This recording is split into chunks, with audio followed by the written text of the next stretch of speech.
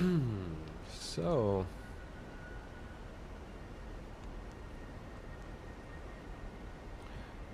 what part is it? Part 24.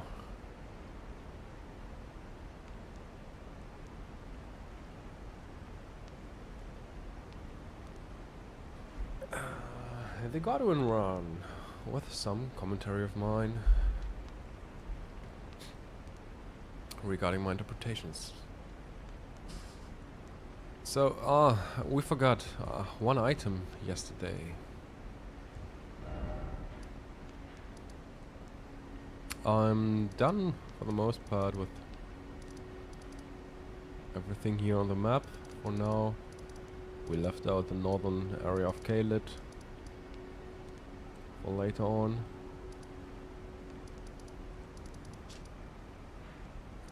We've been at Nokron the last time and the Shofra Aqueduct. And it is here where I think I forgot an item.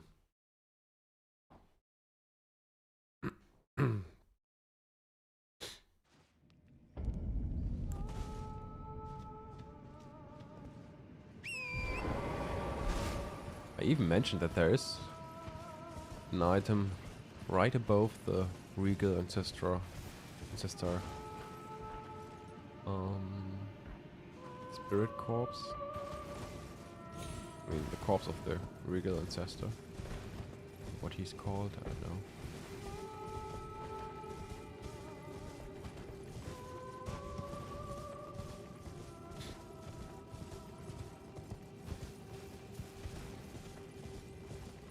Could be right here. Yep.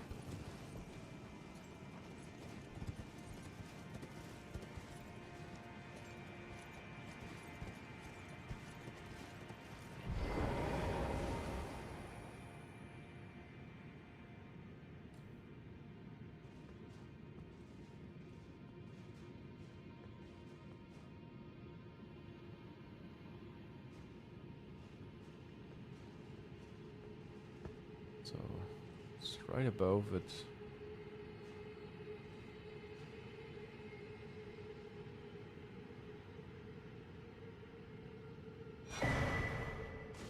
Where the mottled necklace is found. But wait a second. Yo, good morning, Galen. I'm just wondering if this is the mottled necklace +1. I think I might have missed the other one. Wait.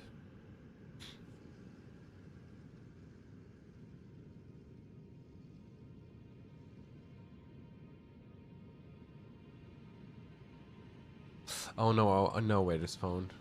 Okay, never mind. I just remembered.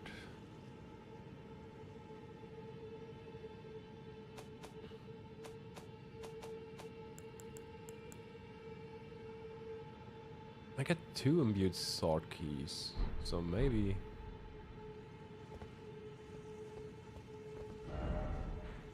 Yeah, I think I will check out the 4 belfries first.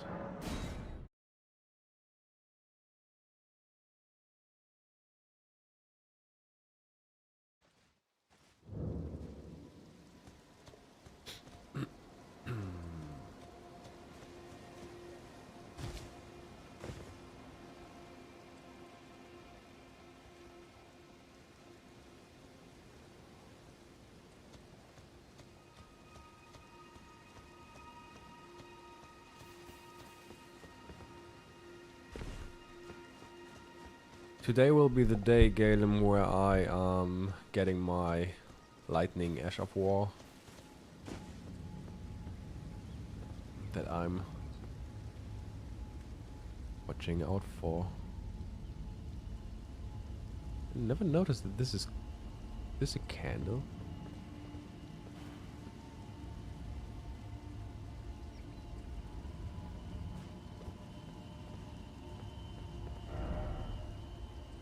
Crazy pies.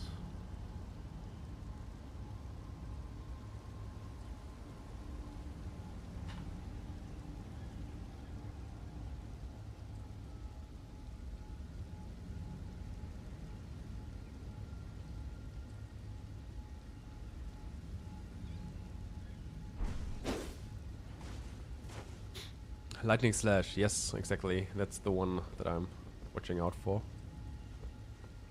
It's placed in Altos, and I think we will reach the place today. Crazy Pies of Anticipation is kind of interesting wording.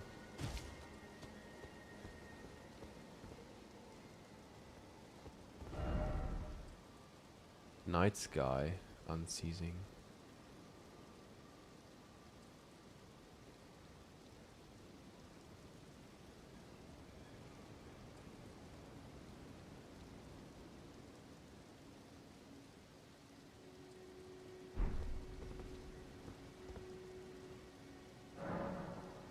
It's been so long, I should probably play again. What do you mean by it's been so long? Or why do you think that you should play again? Because of watching others play?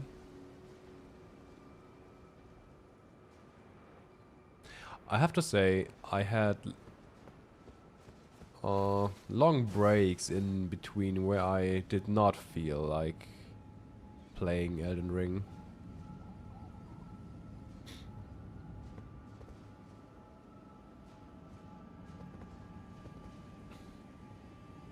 Yeah, I have to say I had several playthroughs and I am... It's like, I think I'm almost daily looking at item placements and... yeah. After 4 years I'm start to remember most of them now, but there are so many items and people were like, yeah, there's no way that you can remember all of them, like in Dark Souls maybe, where the world is not that massive and huge.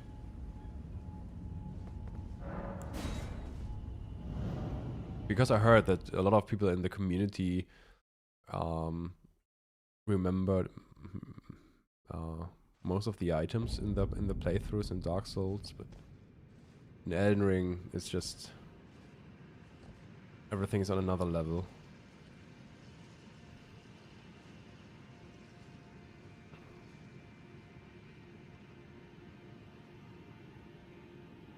Online subscriptions is too expensive for one game. What do you mean by online subscriptions? Night Sky Unceasing.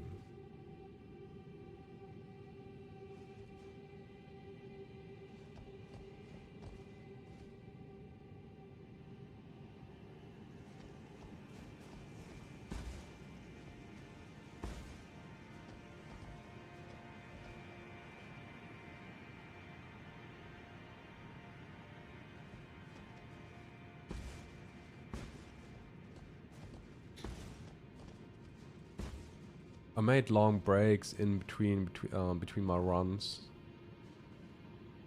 The Elden Ring runs or playthroughs were kinda exhausting at times because one playthrough takes a lot of time.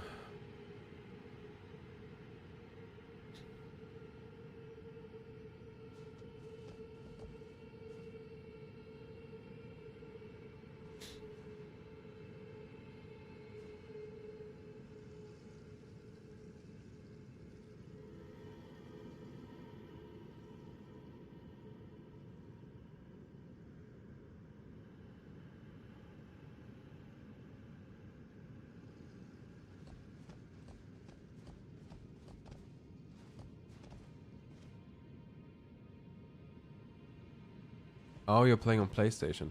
Oh, okay. Oh, and you need to subscribe to the online service, I guess, on PlayStation. Ah, I see. Okay.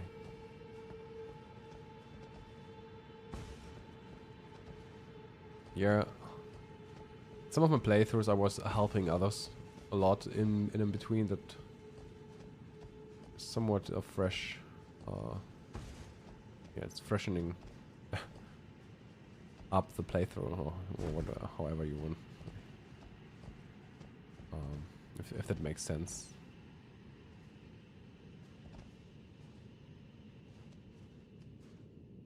I don't know if I missed an item. Is here an item somewhere? I thought there might be one. I'm not sure.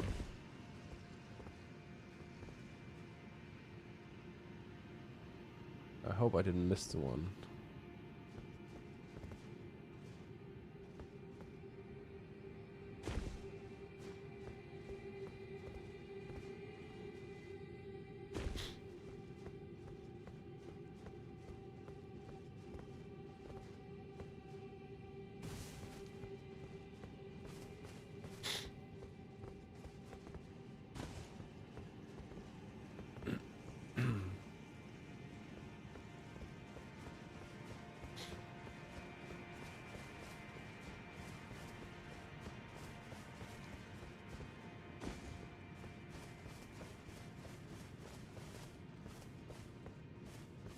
So I picked up the mottled necklace here a few more moments ago, which is placed right above the regal ancestor corpse. And here you get the other one by the Crucible Tree Knight staring at the place where Mikola's corpse is laying. So I wonder...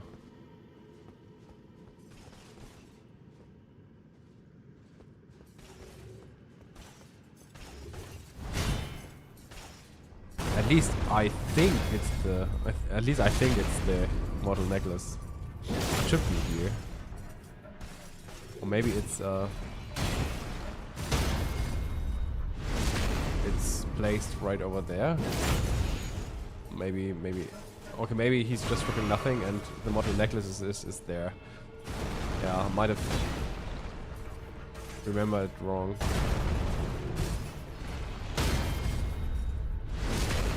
I think you're right, actually. I messed it up, probably.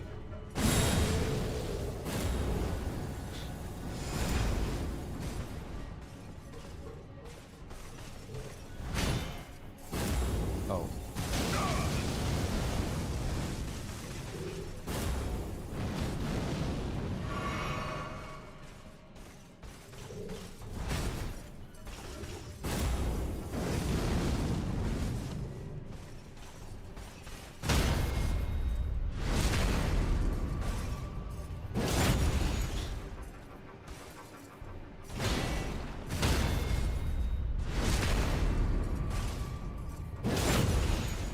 I should probably use an item with a critical hit bonus. A talisman, I mean.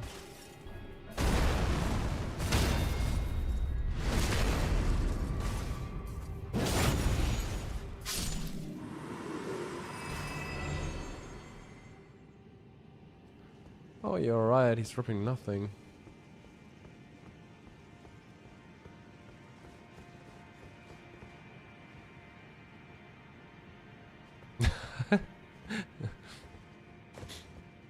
Yeah, that's a strange thing. But he got an interesting incantation that he's using. The fire breath.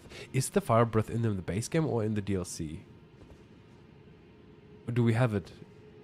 Or don't we have it in the game?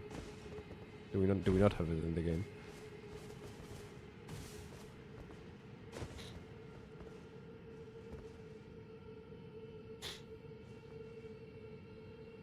He's probably there for lore reasons.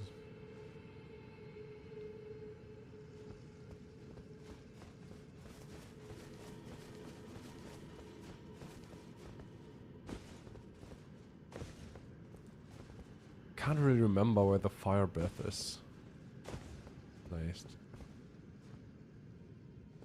But yeah, we should have the fire breath in the base game together with the horn charge and the tail. Night sky unceasing. Yeah, I don't know. So usually I would say the Crucible X Knight that we just saw here might be a reference to Godfrey. I don't know which way this would make sense.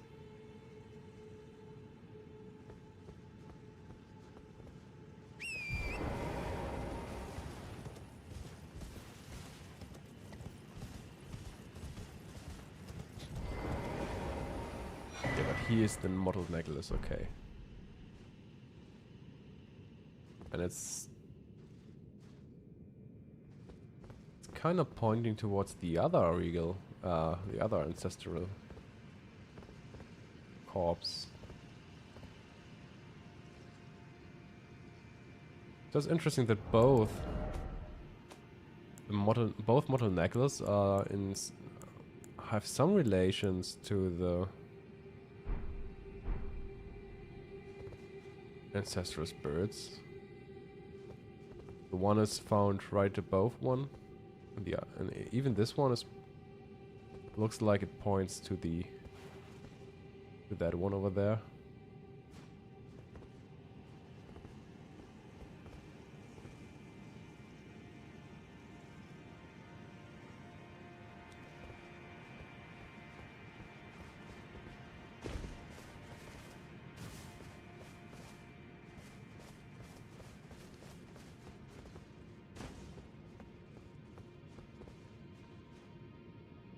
Oh, we have to teleport out of here.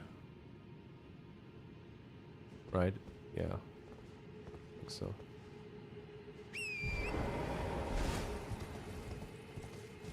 The first time getting to this area, it was kind of disappointing, to be honest.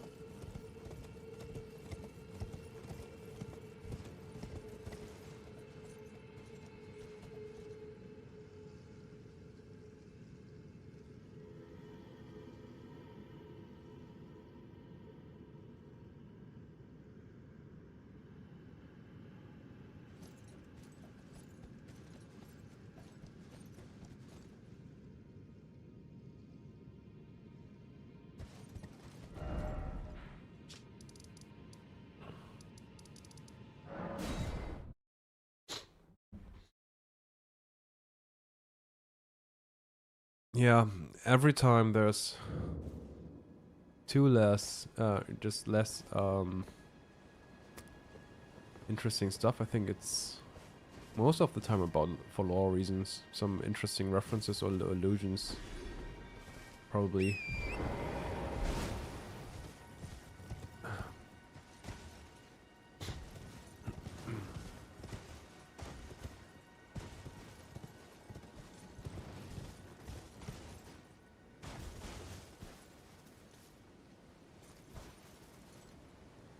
Leaves a bit of a sour taste usually. Depends on what priority the lore has for you. I have to say, I think the lore might even have a bigger priority than gameplay sometimes when it comes to From Software. At least that's my impression.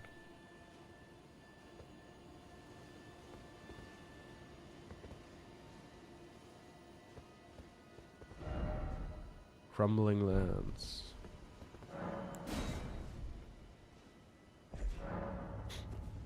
And I have to say, for me, it's the first years were kind of frustrating because I couldn't make sense of most of the stuff.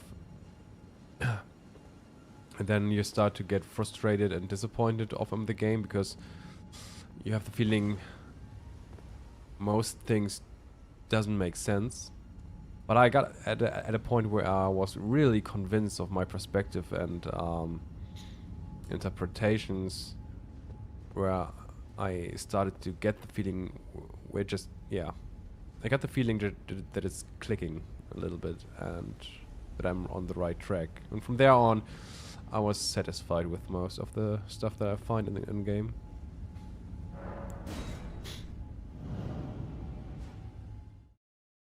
And from there on now, it's just, yeah, The rest is, from now on, it's only hard work.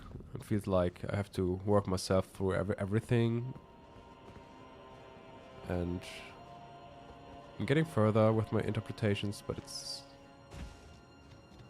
a slow process. Yeah, that's just such an awesome view. Wait, what? Is it the earth tree? Okay.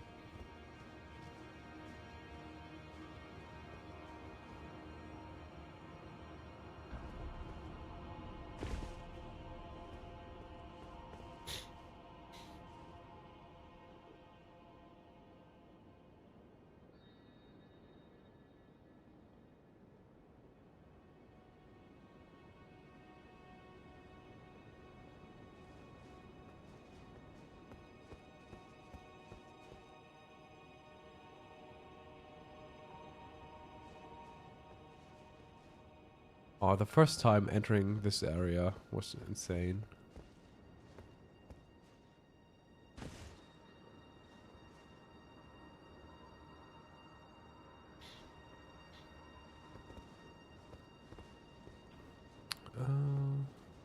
Let's see.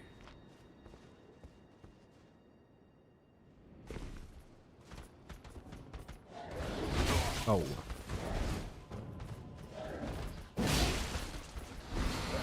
Oh, not doing that much damage.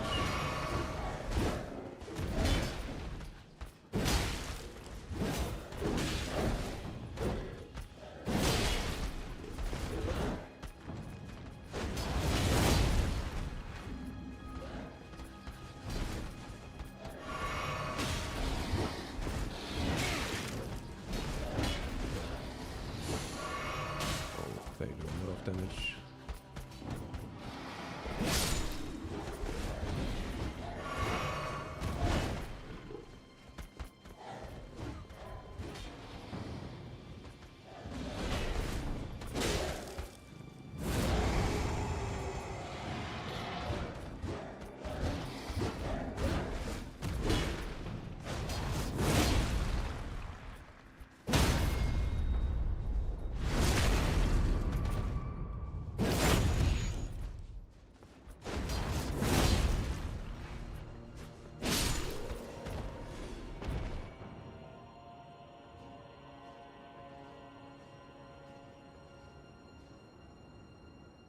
Outnumbering the ancient dragons, yeah.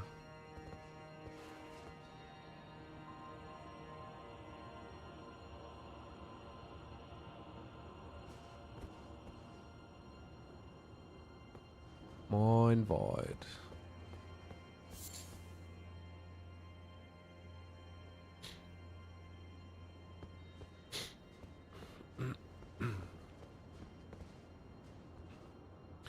It was what I just wondered about a little bit. What the relationships between Drakes and Farmazula are actually.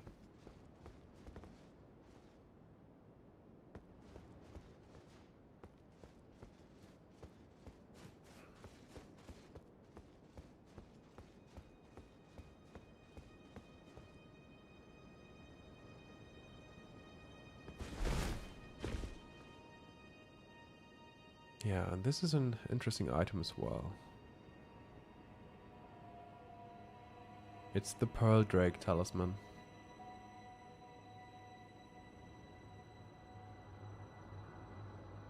Watching directly at the Earth Tree.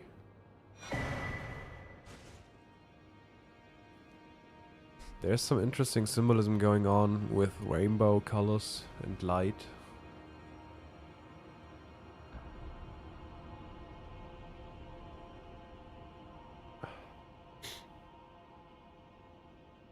I do acknowledge the DLC. It's just that I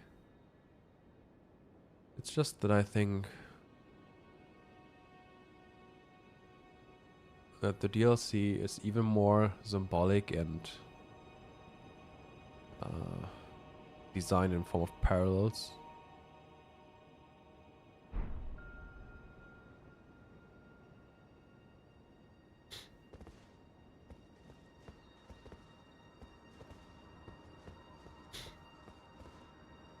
It's just that I'm really questioning everything that happens in the DLC, because in my opinion, in the DLC, I mean the Lands of Shadow are, in my opinion, like a dream world of America.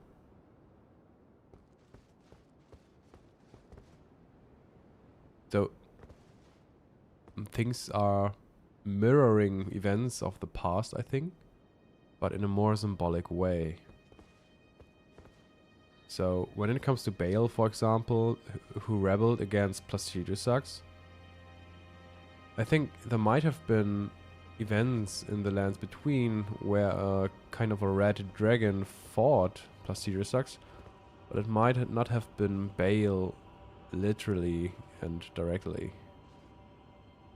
I think it's more about Radigan actually. Yeah, but these are kind of abstract. It's an abstract perspective that do not really much people share. I mean, there's a reason why I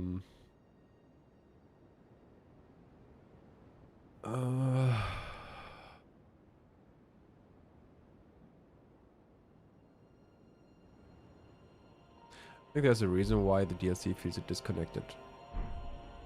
A lot of the DLC, a lot of From Software DLCs feels disconnected to the base game, because they are in a way.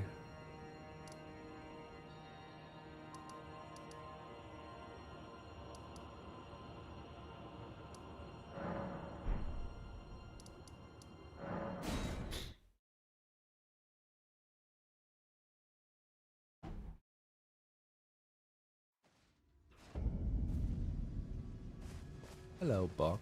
Bock the seamster at your service, master. Ready to make adjustments to your garments. Oh, going so soon? Please do be safe on your journeys.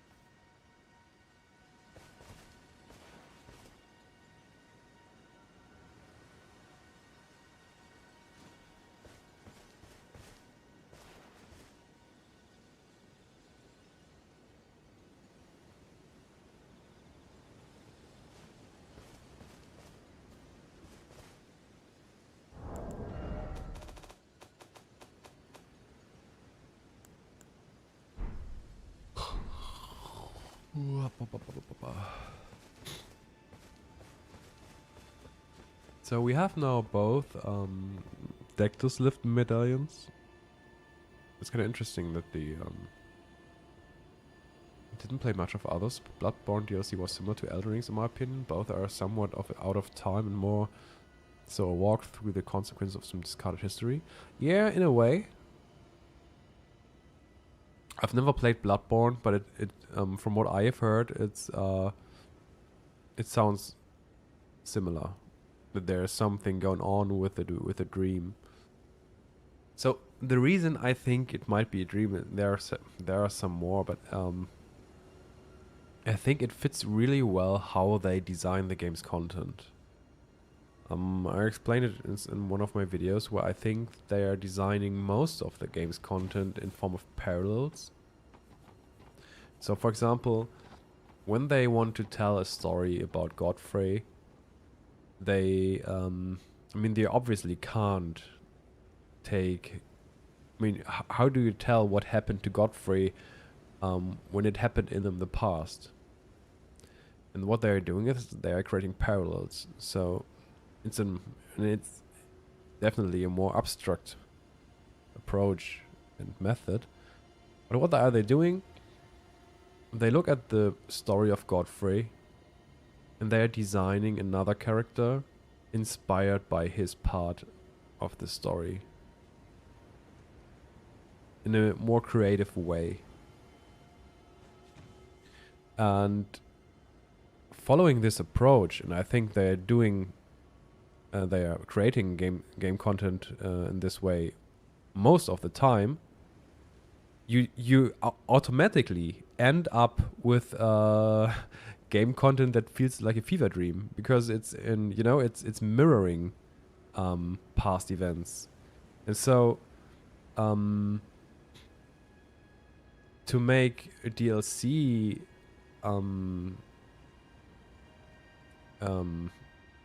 like creating a DLC in kind of a dream world absolutely makes sense and would incredibly fit well with that approach, because they kind of automatically end up with some kind of fever dream content anyway, and there also lies the ambiguity, in my opinion, where they are creating things inspired by past events that mirror those, but at the same time, at the end of the creative process, they try to give them their own lore in a way where it can stand on their own and can be taken literally. And then you have something that you can both interpret literally and like it would stand on their own and have their own lore, but at the same time, on a more abstract level, you have this kind of parallel where it is mirroring parts of the story of main characters. You, please, I can read them. Your fingers, please, your fingers. Oh, bless you. Bless you. You, the one who holds both half-crescents. Take the path to the grand lift ahead. For you are the one who will be Lord. Bear witness, one and all. The Lord is returned. The Elden Lord is come again.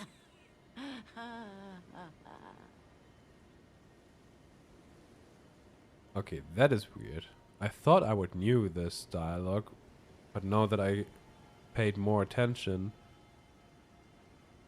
isn't it weird that she's saying that the Elden Lord is returning?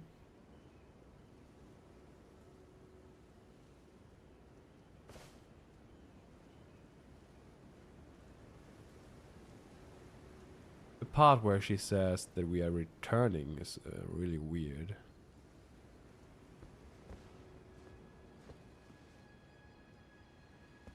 I haven't noticed that before.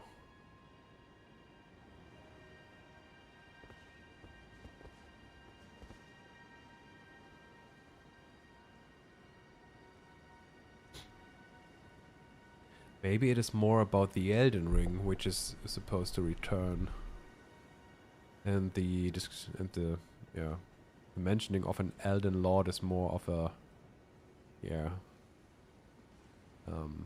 speaking around it, like the Elden Lord automatically ends up being some kind of vessel and puppet of the Elden Ring, so it would make more sense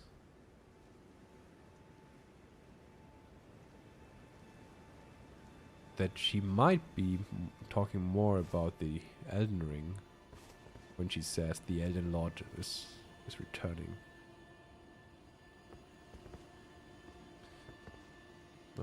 These finger crones are a bunch of little bitches anyway.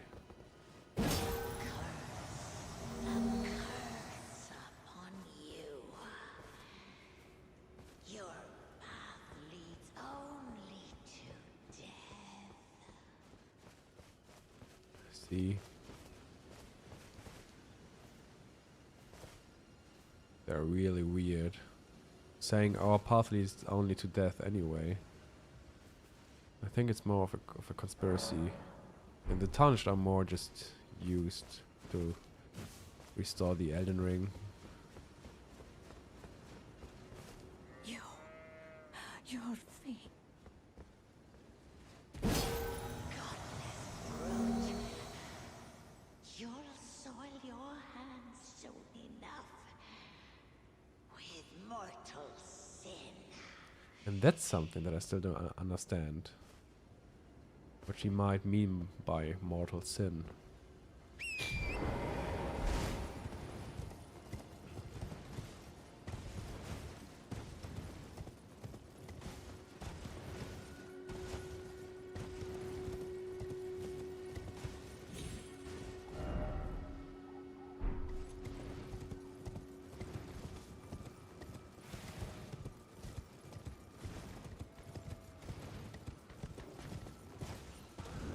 So, I will try to enter Altus Plateau through the lift.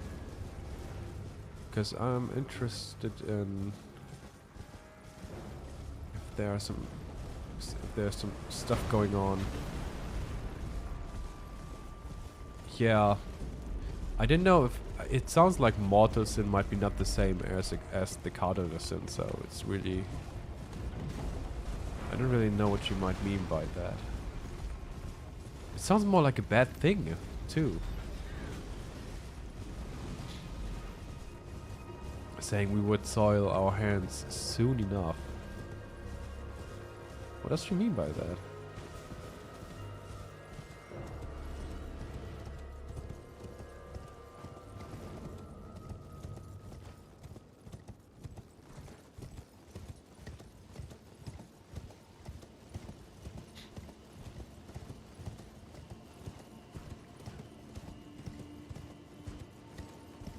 Okay, guys. Grand lift of Dectus.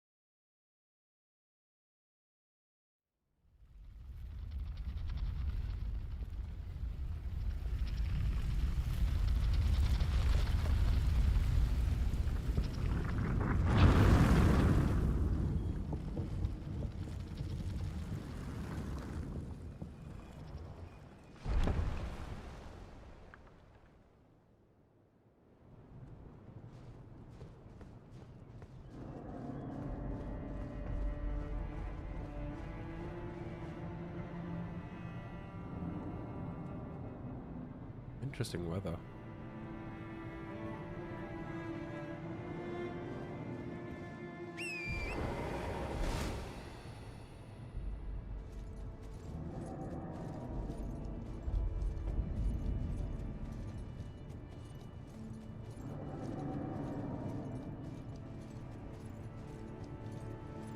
And the coolest when you enter the Altus Plateau through the lift, these guardians are not attacking you.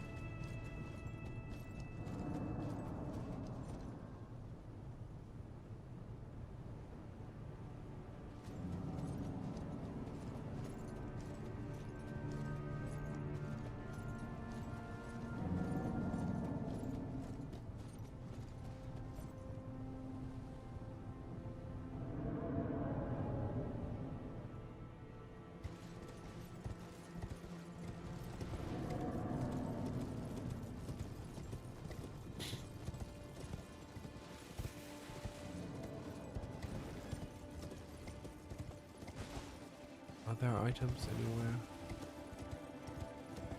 Nope, nope, nope, nope, nope.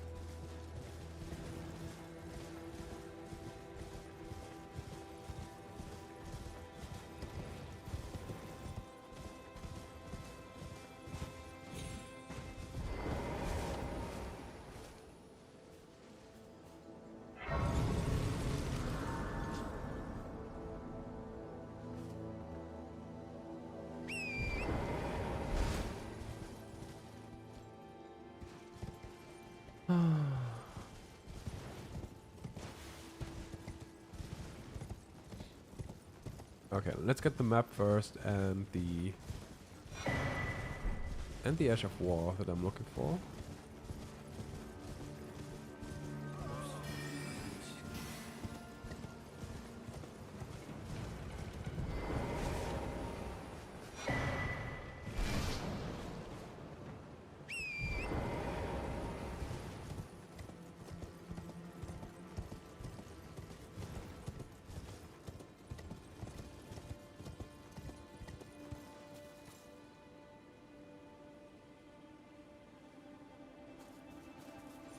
You can even see the hero's grave from here.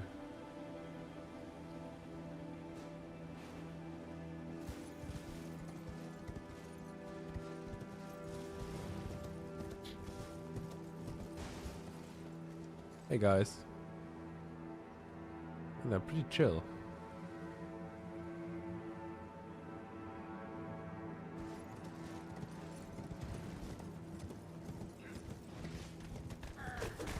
These are not.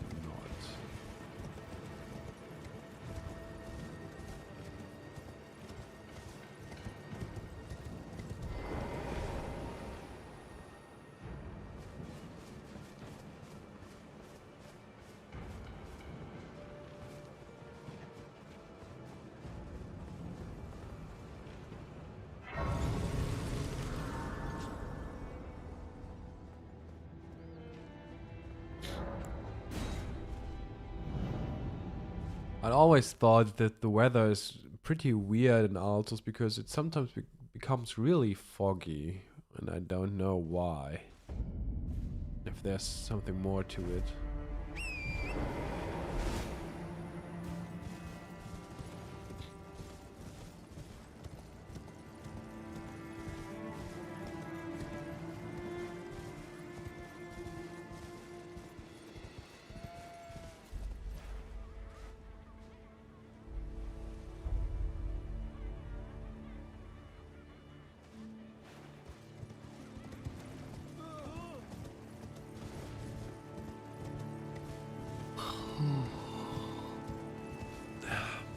I don't know if it's deliberately placed, but the Ash of War Lightning Strike is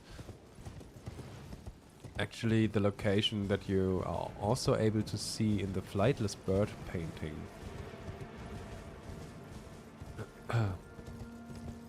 Which I consider being about Godwyn and us as well.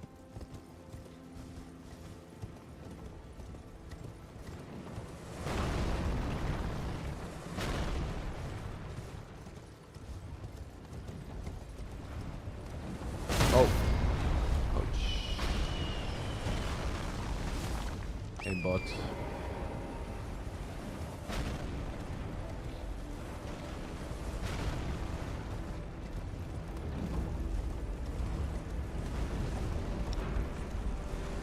I should take out these guys first.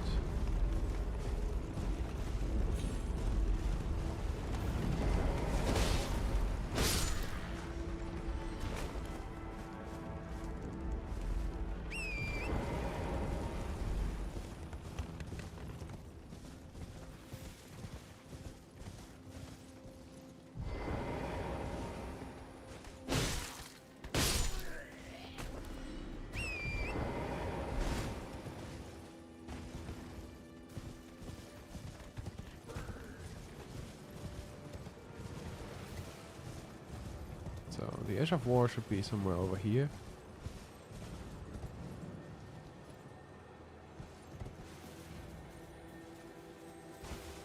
It's the beetle. Oh, it's there. Oh, it's right in the middle of the camp.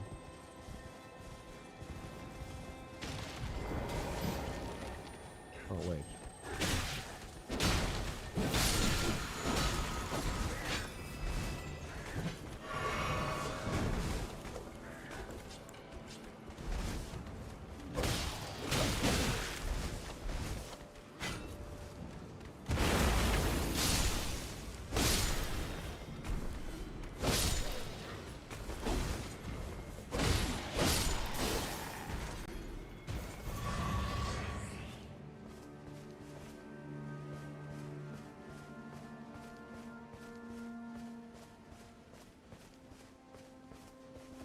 There are other interesting stuff in here.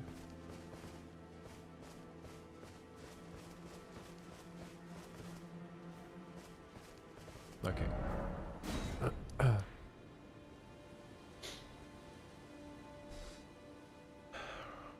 So now after I got my Edge of War, I think I will enter the Aldous Plateau again through the tunnel.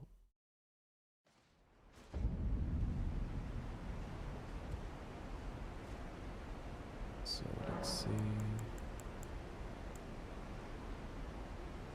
Edge of War.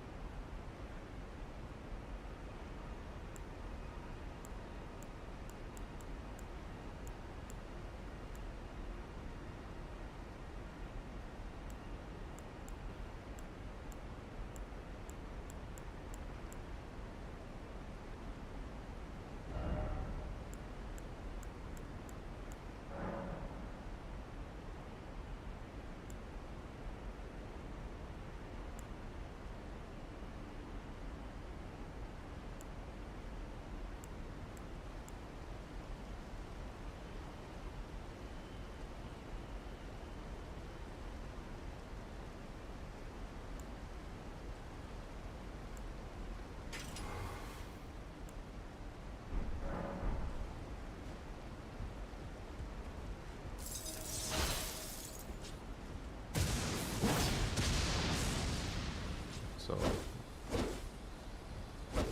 I like the mix of fire and of lightning and ice actually.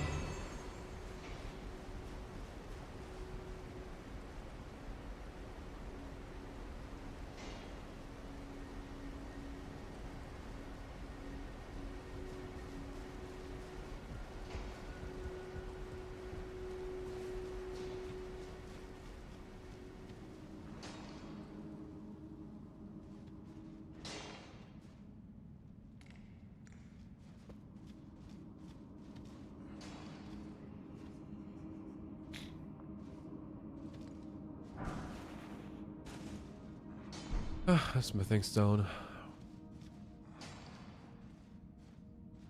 I think these are also considered glintstones.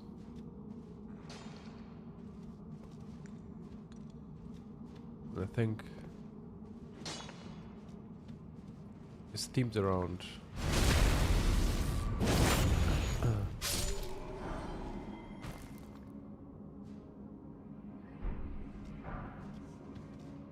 some old history of the lands between, probably.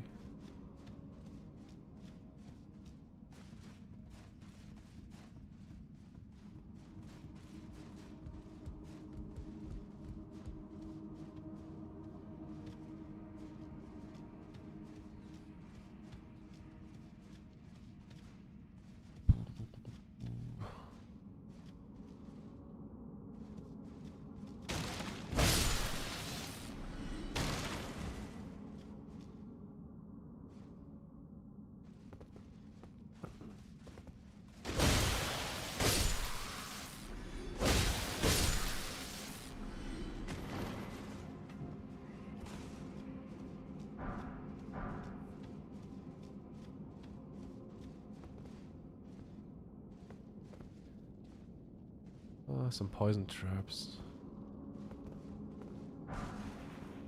Methane stone 3.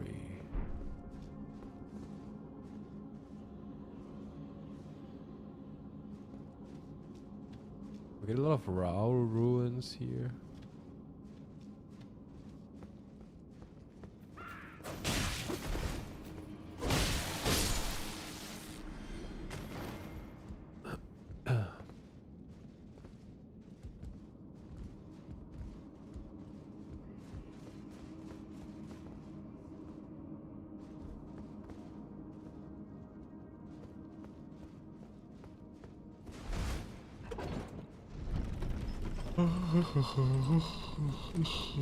Oh, there's an item.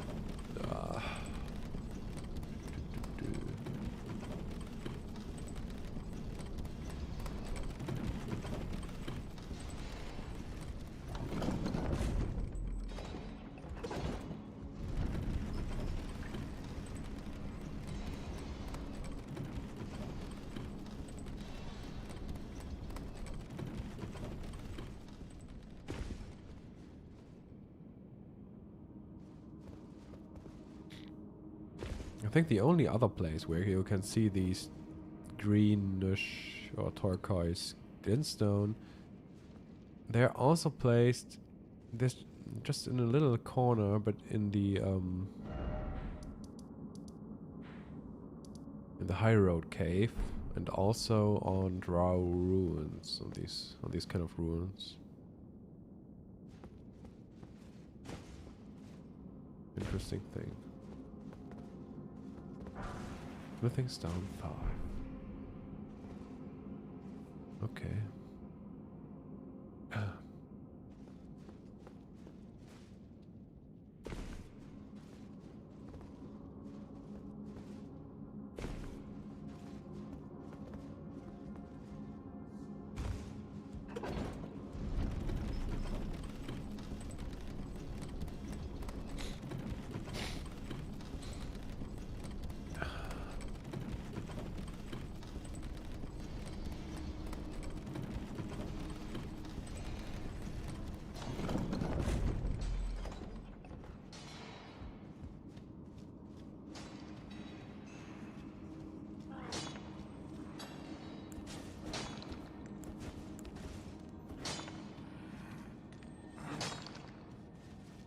Oh, I fucked up.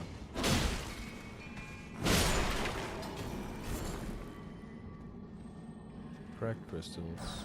Golden rune 5.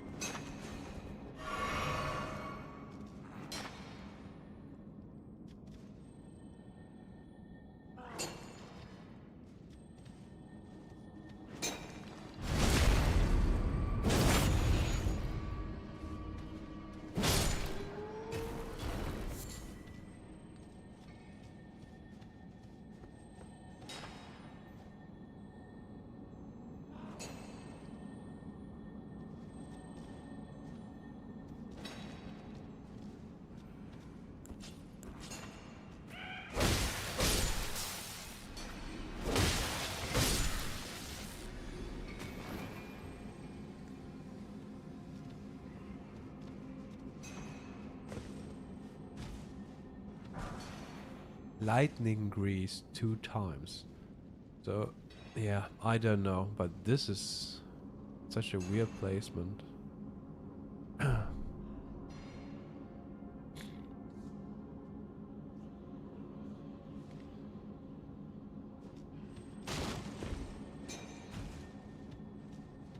Lightning grease 2 times, I don't know.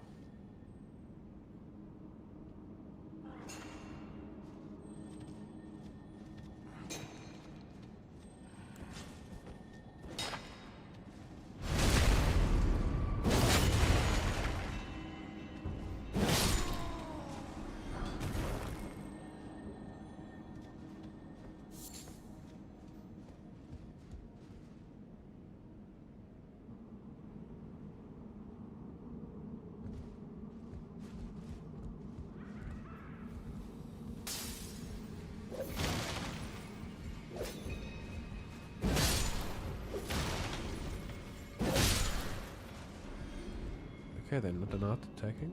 Are they not? And I'll probably only start to attack when I'm going to pick this one up here. I was thinking a lot about the farn, or what it's called in English, about this plant here. It feels so deliberately placed for some reason.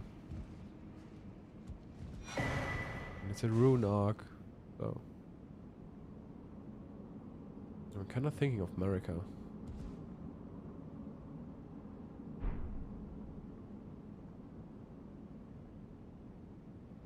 Yeah. But who knows?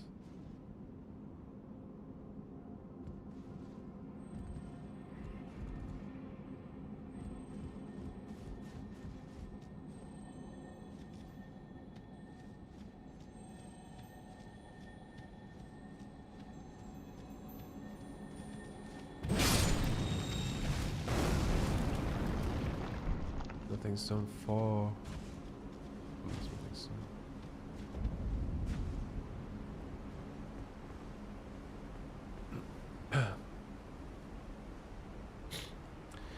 This is an interesting one. It got a weapon with it, and it's actually a dagger. It's just they just increased the model size of the dagger. That's why it looks more like a sword, but it's actually the model of the dagger.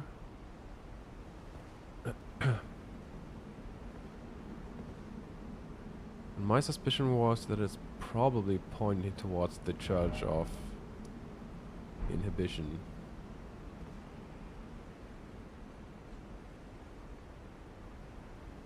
At least that's what I thought. A soft cotton.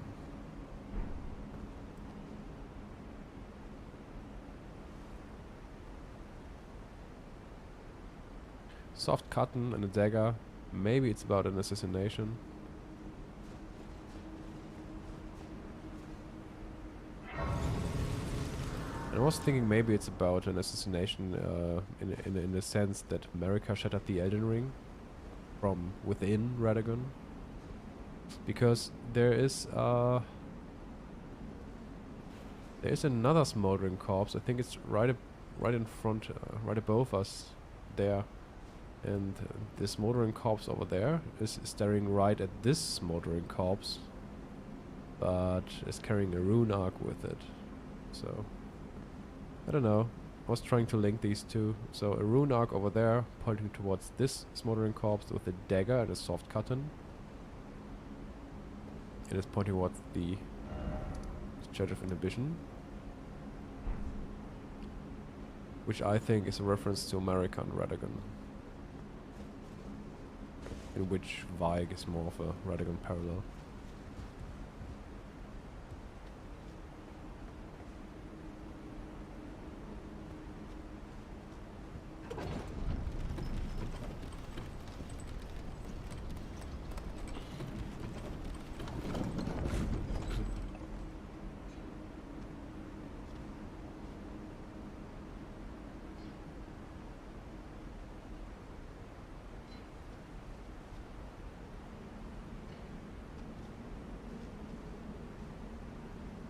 By the way, are these Earth Tree roots? Just somehow they look a little bit different.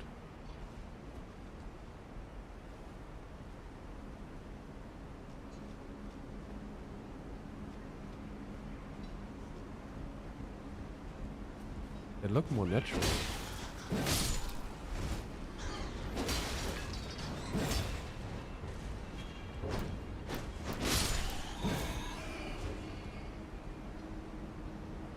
Doesn't they? Like, they got natural green leaves, for example.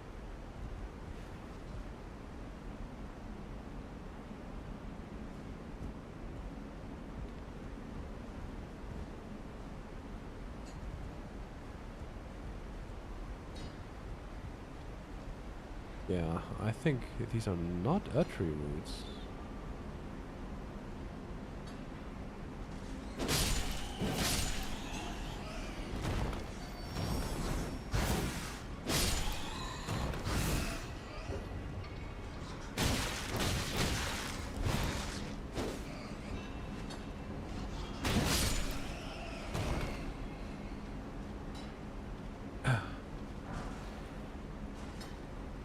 Okay, we got a Godwyn Run 4.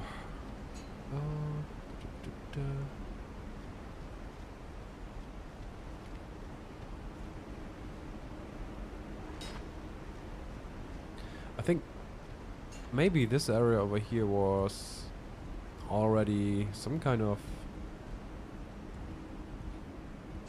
or was pointing towards an ancient dynasty with a more natural environment, similar to the raw environment in the DLC.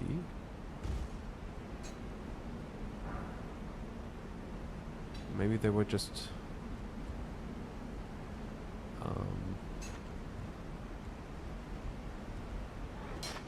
yeah, emphasizing this theme.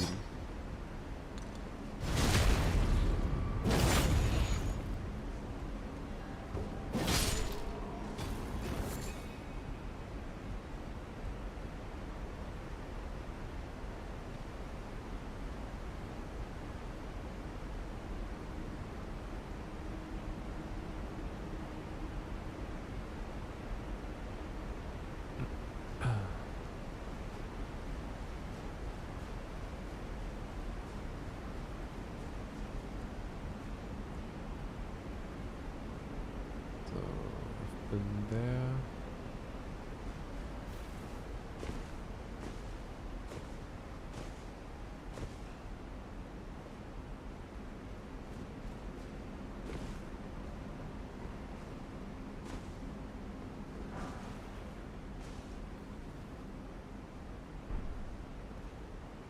Nothing stone 3.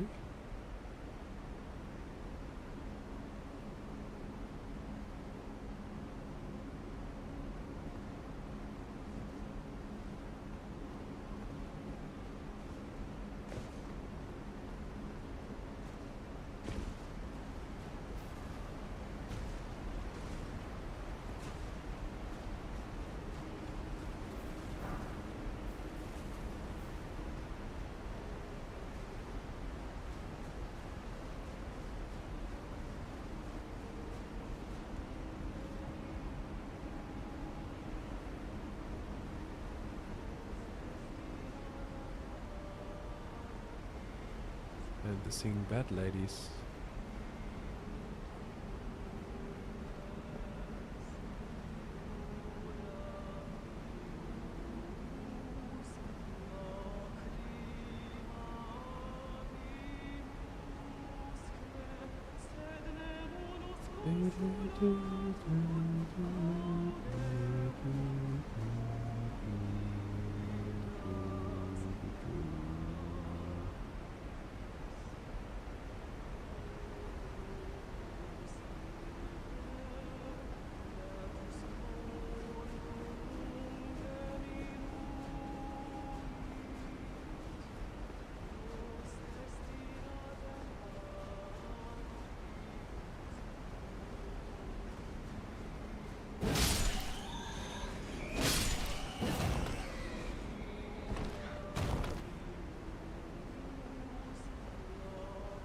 You love and hate this area.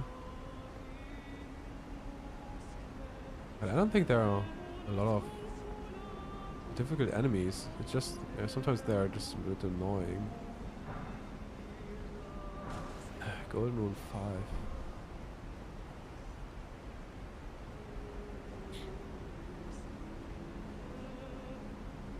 5. What exactly are you struggling with? I mean, I can understand it at times. I'm just curious.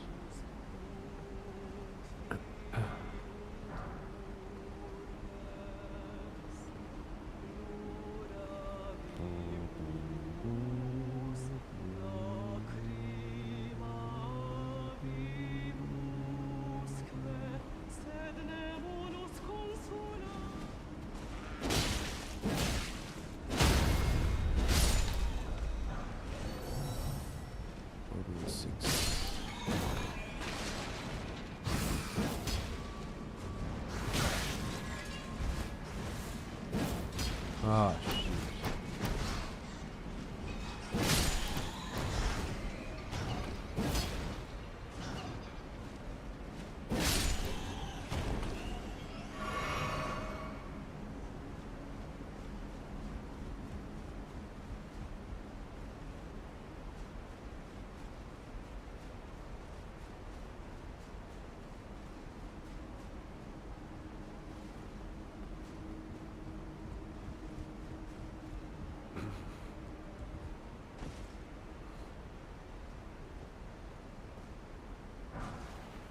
Another Godwyn Run 5?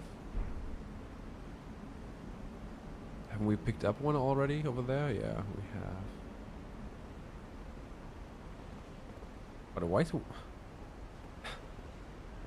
I don't... Why?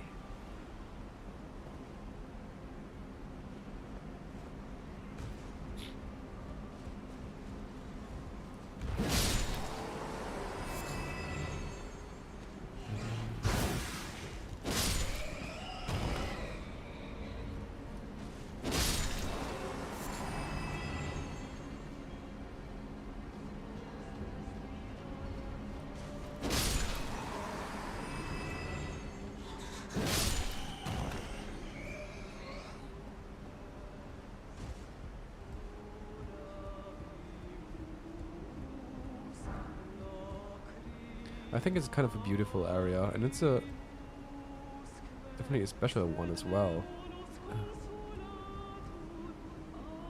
Especially because of the weird green glintstone.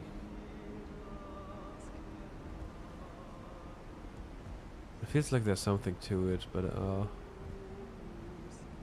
still thinking about it. But everything definitely feels old.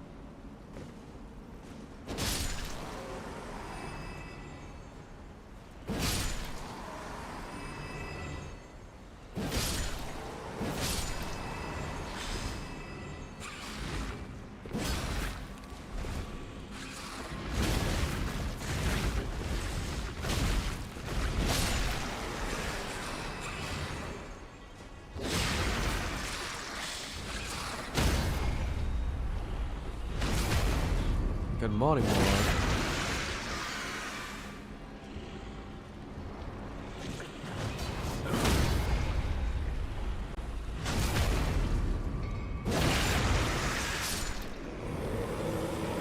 Mountain Street? What do you mean by Mountain Street?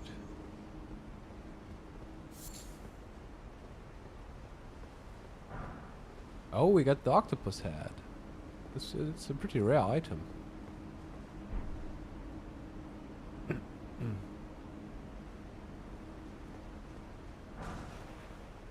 Nothing stone 3.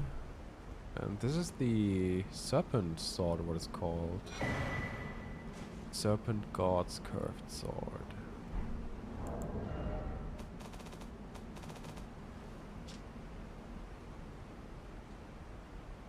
Curved sword fashioned in the image of an ancient serpent deity and tool of a forgotten religion practiced on Mount Galmir.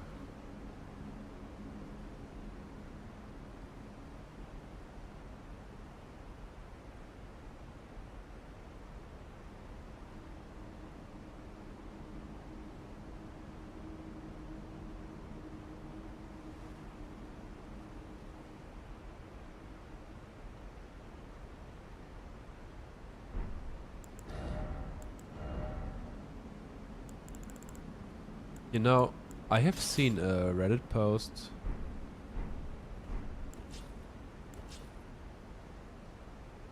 which I think is really, really interesting, but I don't know if I'm fully on board with it, but it feels so cool, the idea. I mean,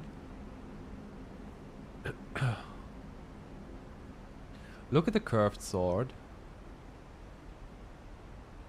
Oh, I haven't. I have not the map yet. I have seen a Reddit post where the map of Mount Galmir actually looks like the curved serpent's god curved sword. It's really interesting. the whole area here looks like the curved sword here, around here. This whole area, like this curve here. And here you got the serpent's head and mouth. It's really interesting.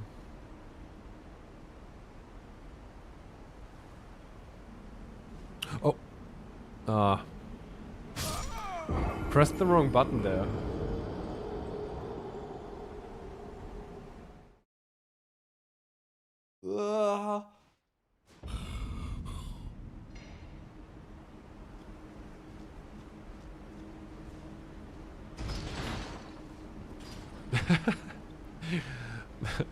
The bloodstain must be hilarious that I just left.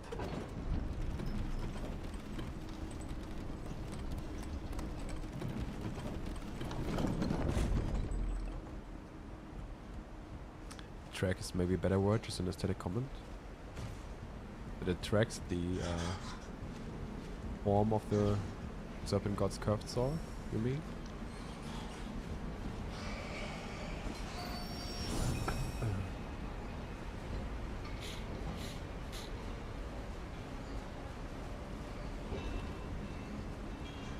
To me it seems a little bit like that the serpent's god curved sword might also be about yeah, absorbing or consuming other beings, because it's mentioning an offering beings.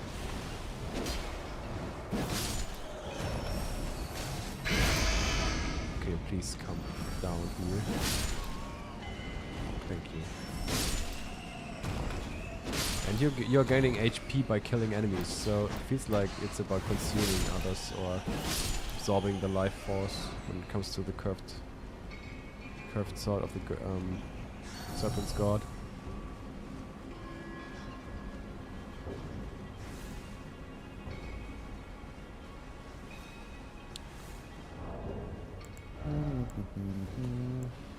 I don't have something to heal the poison of. Fuck.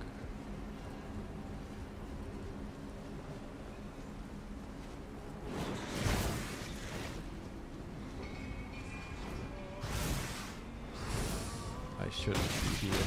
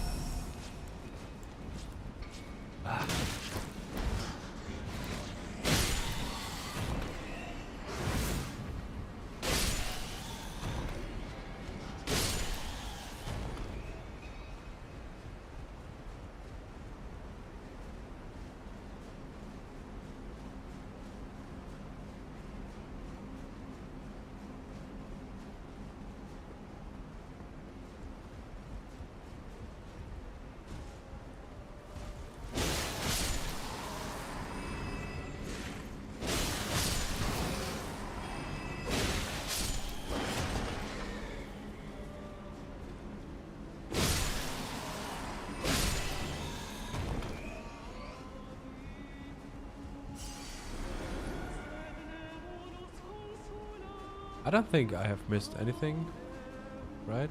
I mean, in this direction over there.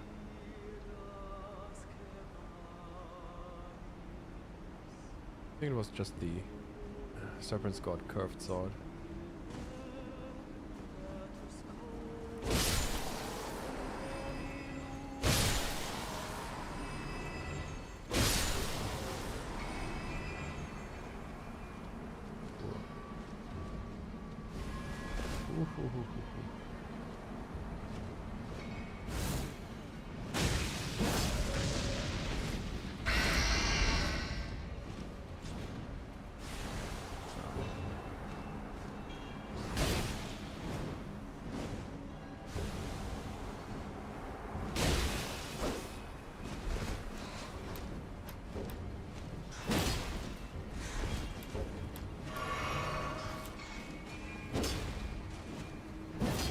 What?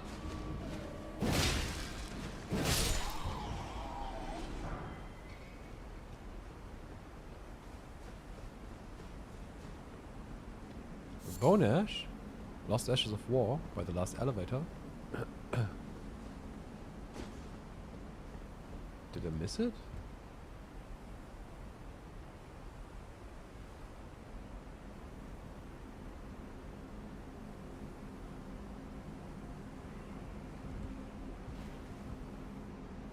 Green down there?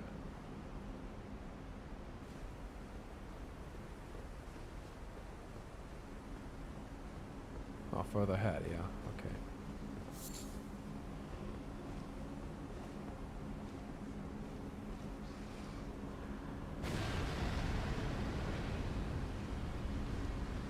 The ascents there are also really interesting because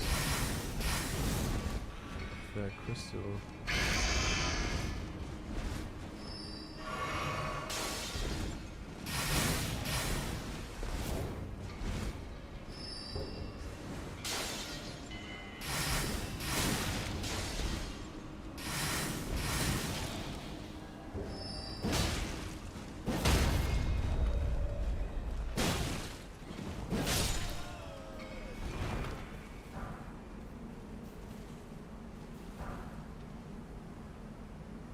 Huh.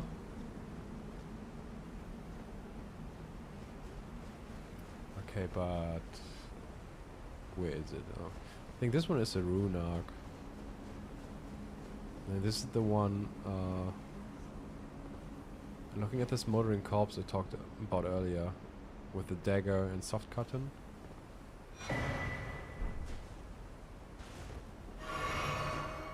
So that's why I thought it might be about Marika.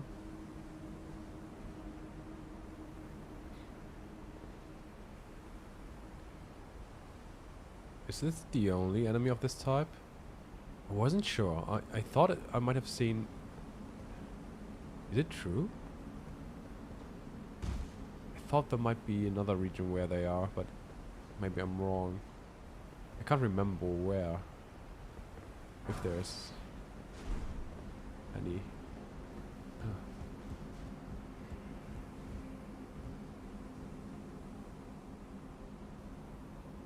If this is the only one of its type, then it's really interesting. Oh, here's the one. Yeah, that's really easily missed. That's true. I missed this one my first few runs. Lost Ashes of War.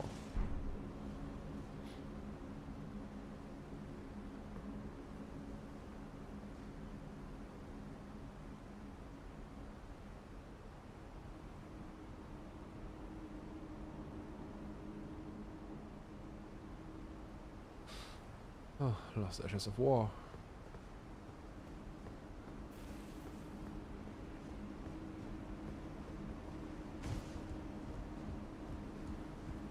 Some forgotten events of the past, probably. That's what I usually think is this item referencing.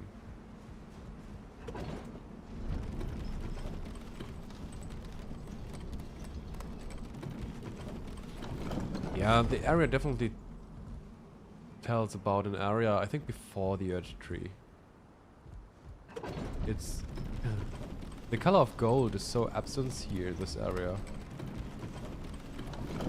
No, you get like green, green leaves and more green and natural looking roots.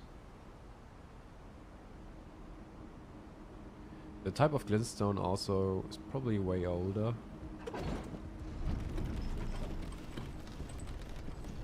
And in connection to the ruins, it fits really well, I would say.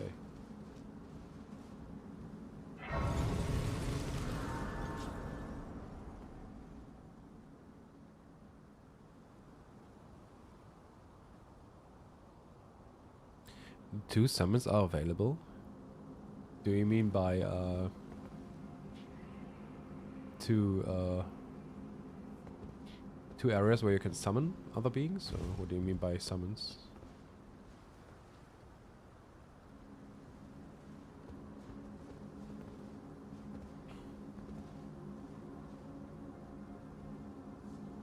Or do you mean like by summoning others?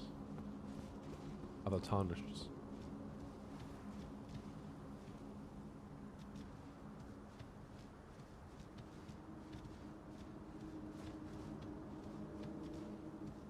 Yeah, that's true. You can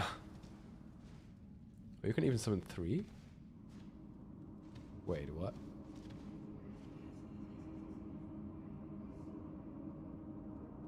Oh, I didn't know you can summon even 3 of them.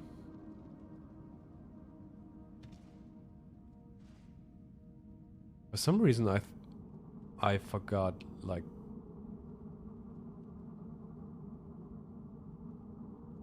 Marx is 2? Oh, that's kind of sad. Why can't I summon all of them? You know what's interesting? I think these 3 are like... So, I think Tragoth is a Godfrey parallel. It's a big, strong, bearded guy with a giant crusher hammer. And the horns are some sign of crucible connection, which also fits the Godfrey parallel. The prawn dude is actually like a Godwyn parallel, so playing the role of us. And I think Millicent is probably America parallel, but I'm not exactly sure. So you would have like Godfrey, Godwyn, and probably America here. And you see these as parallels. Yeah. So, oh, it's kind of sad that I only can summon 2 of them.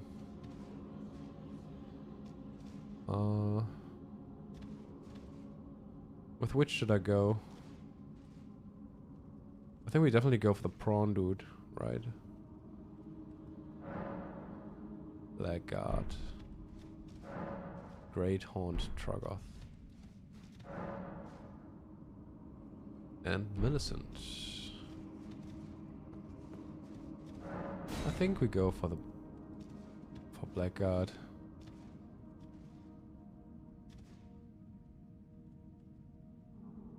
And for Tragoth.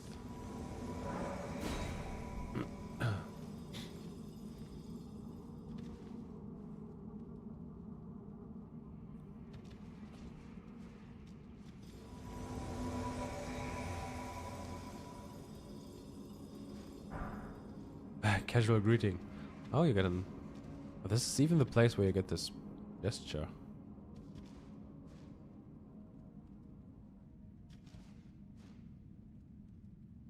Oh, and the crossbow is actually placed in Stormvale. It's even more with the Godfrey parallel.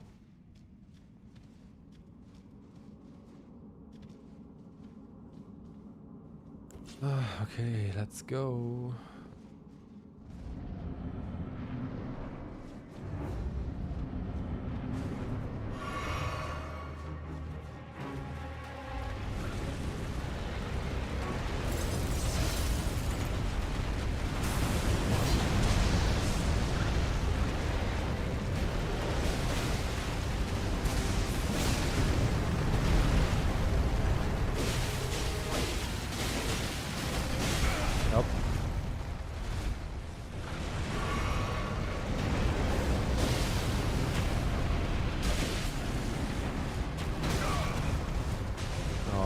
God, I'm doing not good.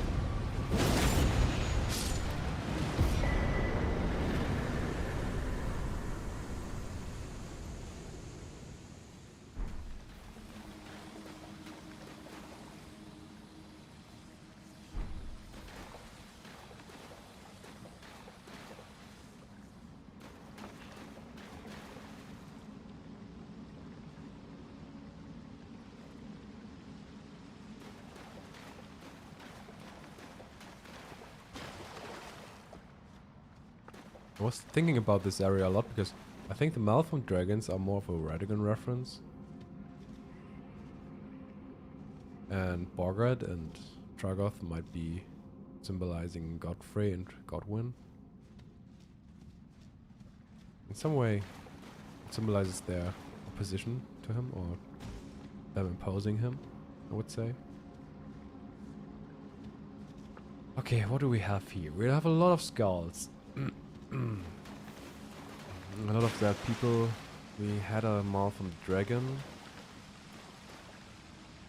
We still have this beautiful green area and a lot of aqueducts. Aqueducts? Aqueducts? Aqueducts?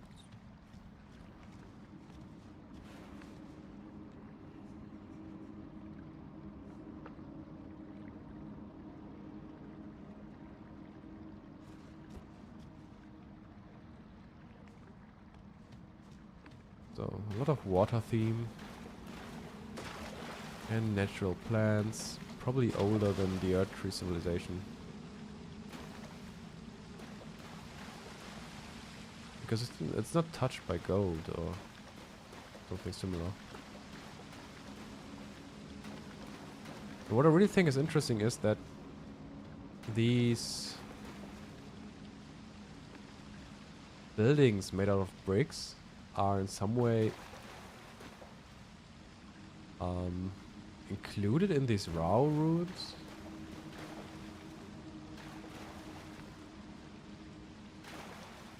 So I was wondering how they are connected to each other.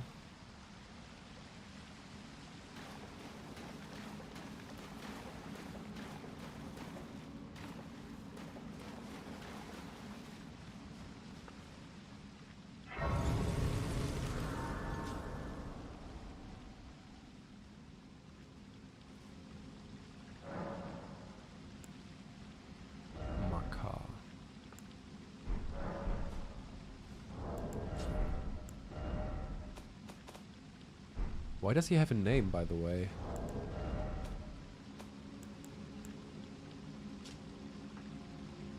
Curved greatsword wielded by magma worms. The shape resembles a dragon's jaw. It is covered in hard scales.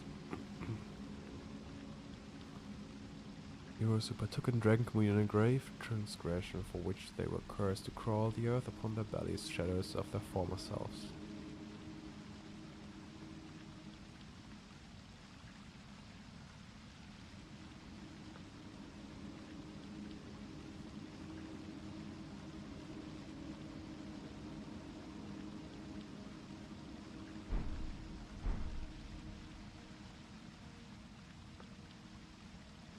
So,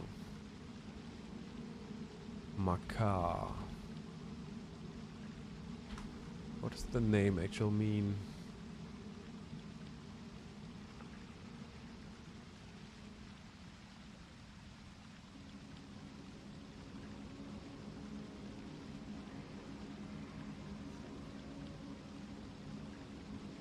So there are two different origins.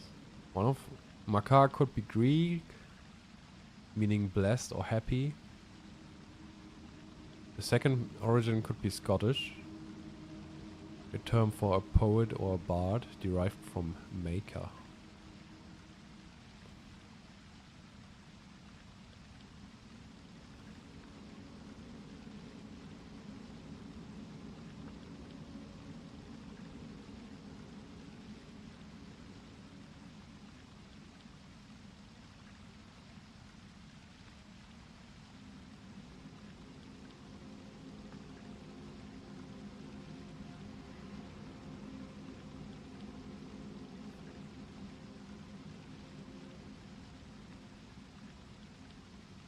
And there's some Sanskrit mythical sea creature, crocodile.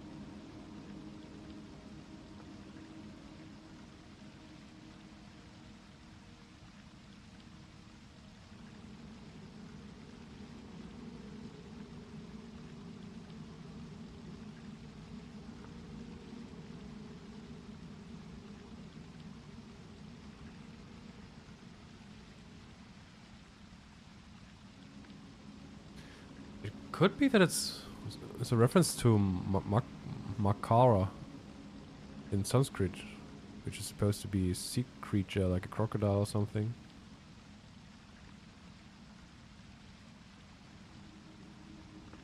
And in some way, in Hindu astrology, it's the equivalent to the zodiac sign of Capricorn. I don't know.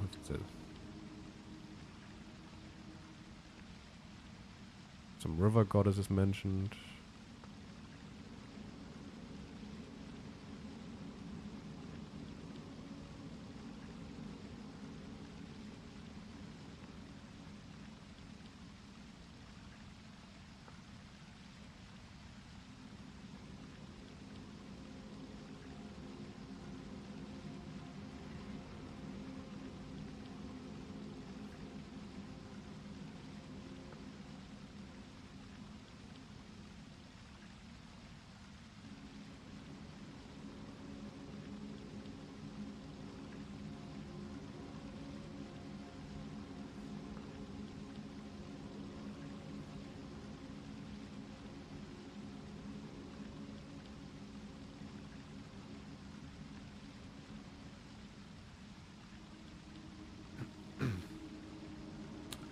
In Sanskrit, Makara means like something like sea animal or crocodile.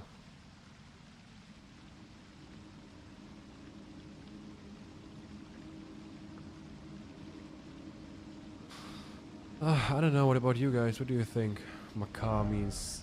It's just because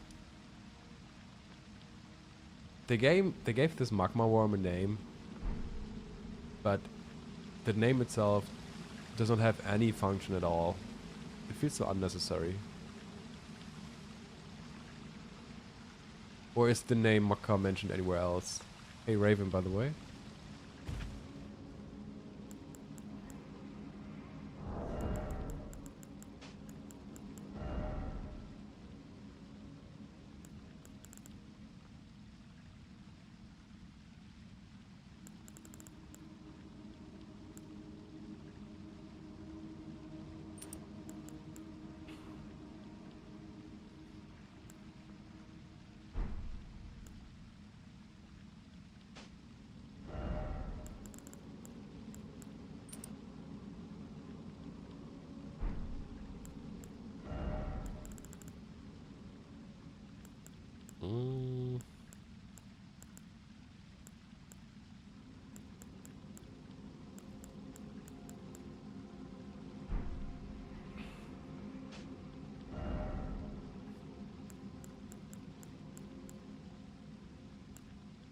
let's go with...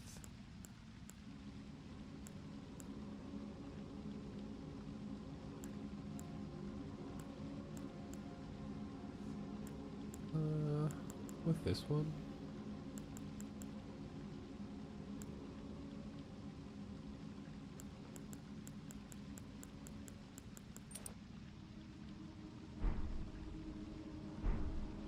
The bull goat armor, no, not yet. You get the bull goat armor only the Volcano Manor questline.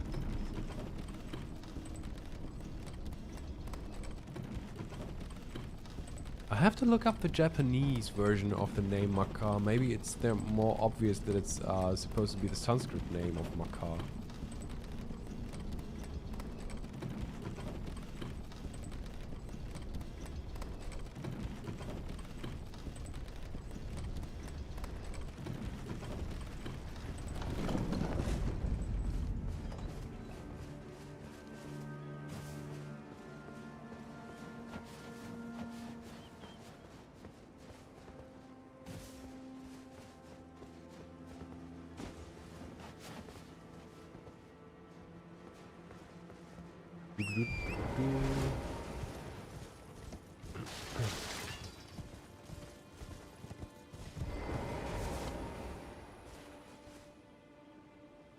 Oh, I just realized that they also have the hood. These omen. No, not yet. We just arrived in on the Altus Plateau. I'm really at the very start of the Altus Plateau.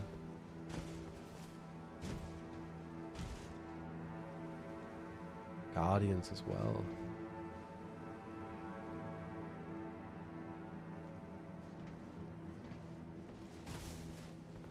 Don't worry.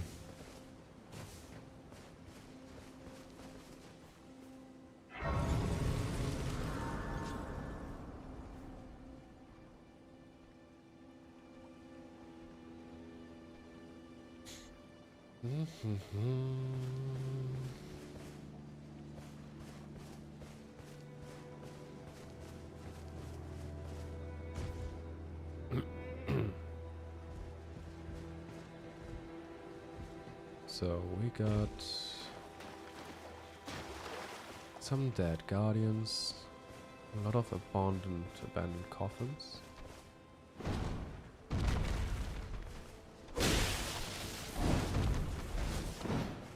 Oh, I got the heavy roll.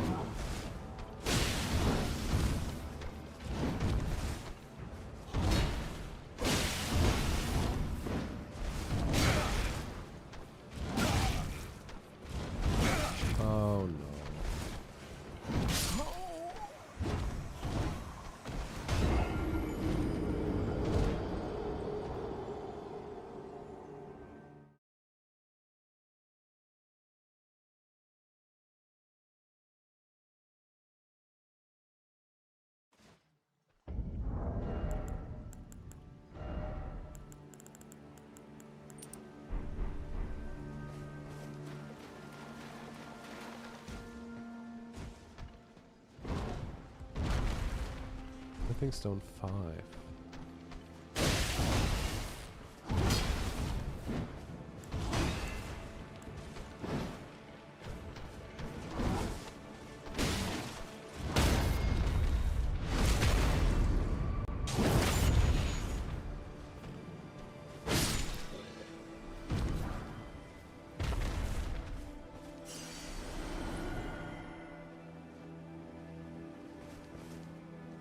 I was theorizing that the hooded omens might have been followers of America as the woman in the black hood, actually.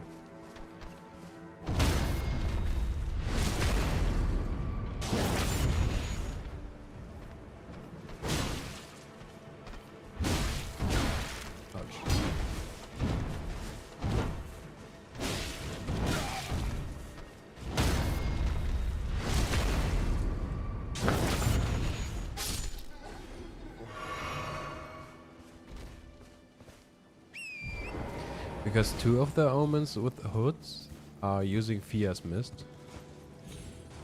And therefore I was theorizing that there might have been followers of America as the woman in the Black Hood. Like they are in some way followers of fear. Yes, the parallel.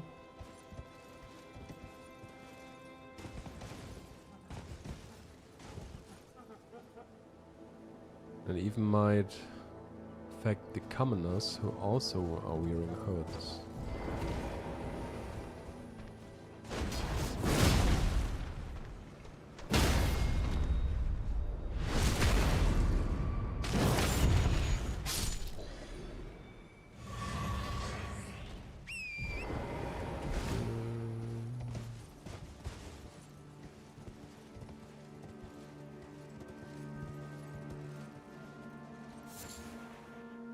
Five Fulgur Bloom.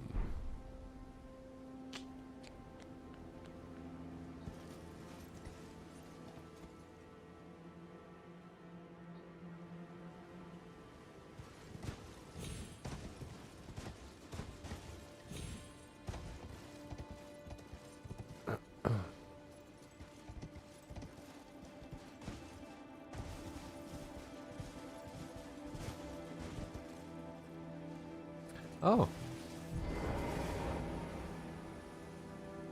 Maybe they placed the Statue of America here deliberately, because I think this set might relate to her.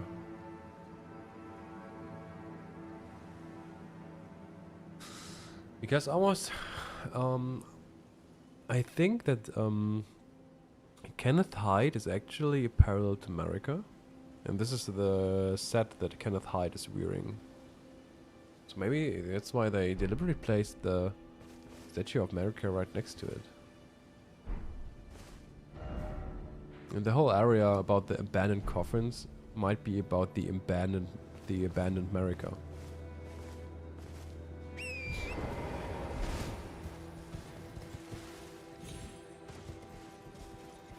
It might also fit the omens with hoods as followers of America as the hooded woman.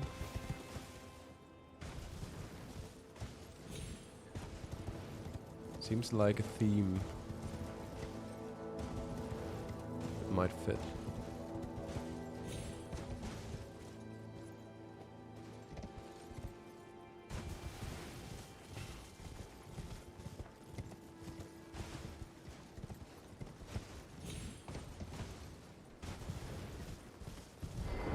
These ones are not wearing hoods, though.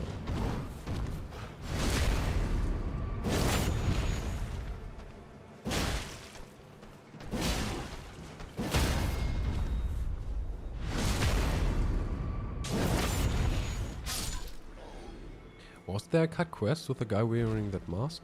Oh, I don't know. I know of a lot of cut quest lines, but I don't know if there was an NPC wearing that mask. Which cut quest line would it have been? Do you know that?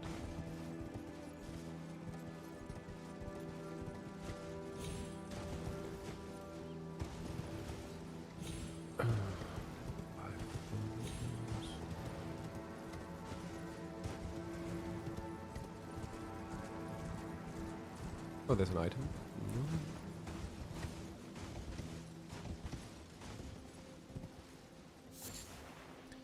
And a nascent butterfly.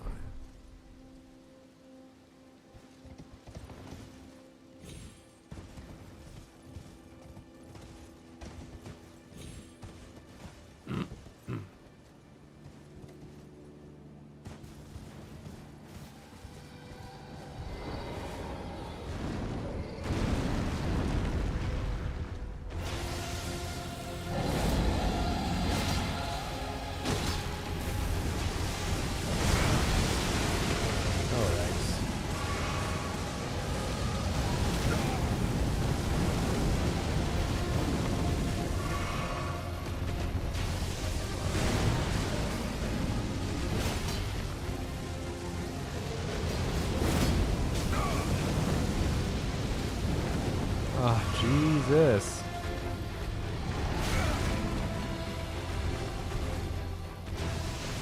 not doing well.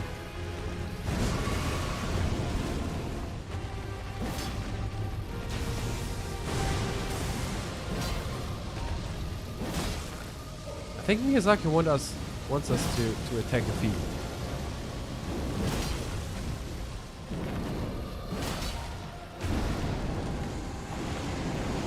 Maybe it's all about feet. Oh, he's already disappearing. Okay, never mind.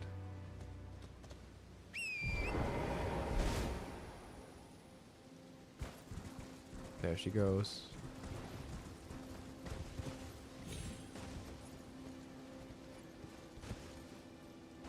And even Lanceax might be... I think even she is somewhat, in some way, a reference to America. The name Lanceax might even be a reference to a dagger. I think the word or the term might derive from a word for a specific dagger.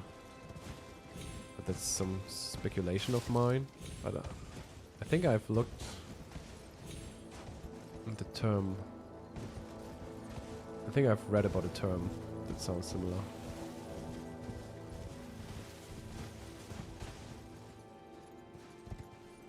Into Sacramental Bard.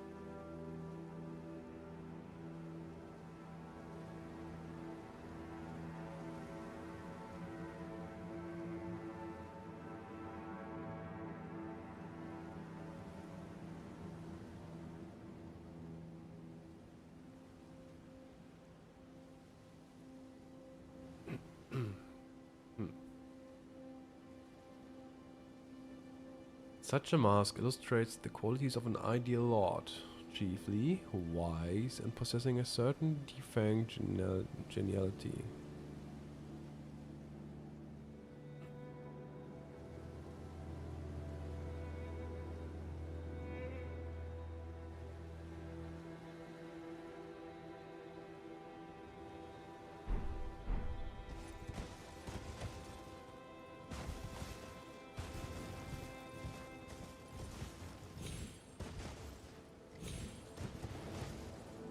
We even have a lot of wolves here.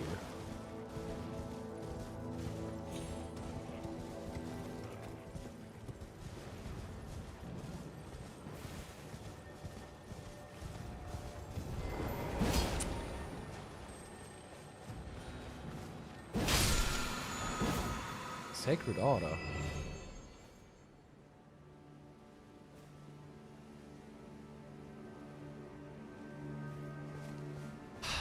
Sacred Order?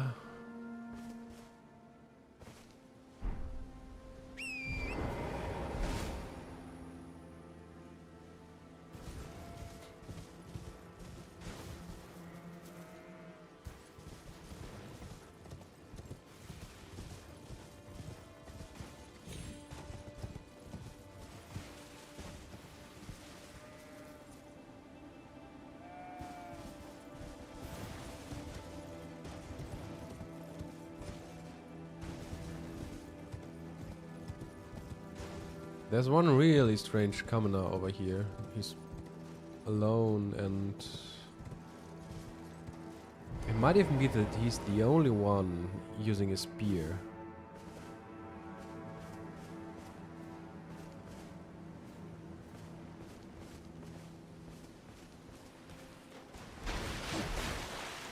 A strange dude.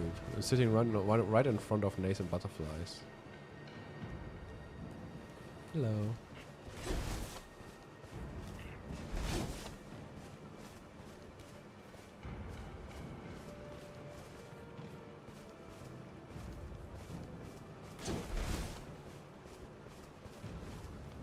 Been doing anything interesting?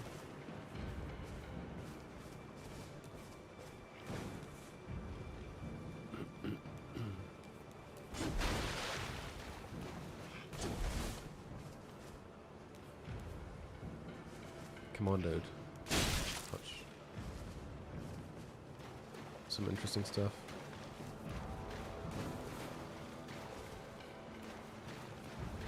Ah, does not seem like it.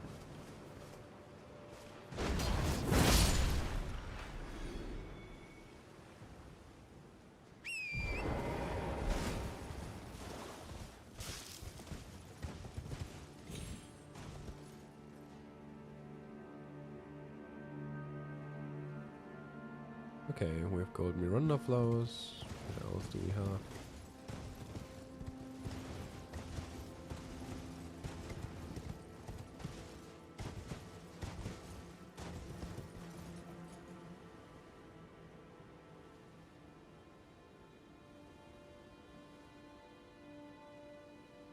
This game extraordinary. Extraordinary.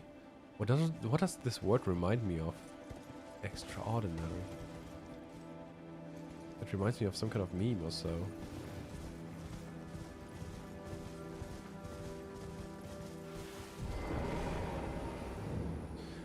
Well, maybe if this area here is more Golden Order coded because of the Sacred Order, maybe a Commoner too.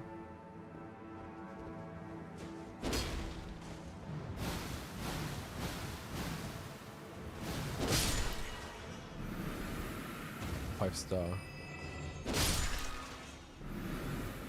Definitely. It's the goat of all games. The goat. Okay. Premier flowers. And budding cave moss. 4 times.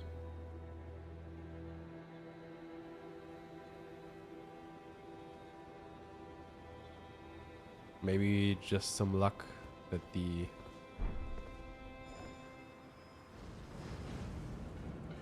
Urge tree exists in a way. I don't know. Luck for the Urge tree.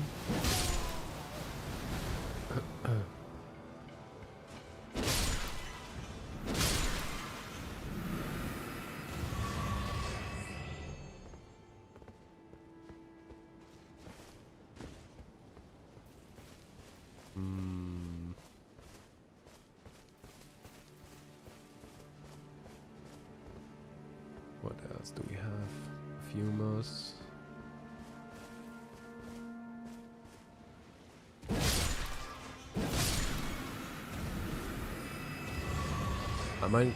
I interpreted one of the Omen Killers already as a Radagon reference. Maybe it's supposed to be one, be two.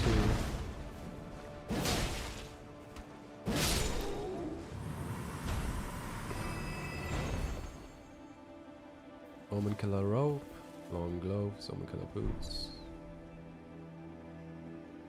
Good morning, Aaron. Good morning, chat. Good morning, Zed. Stiff leather boots worn by the Omen Killers. Long stiff leather gloves worn by the Omen Killer.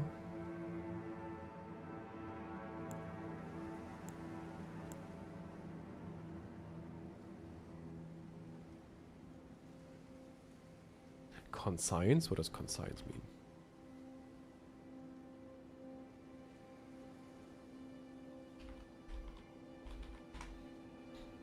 Oh, okay.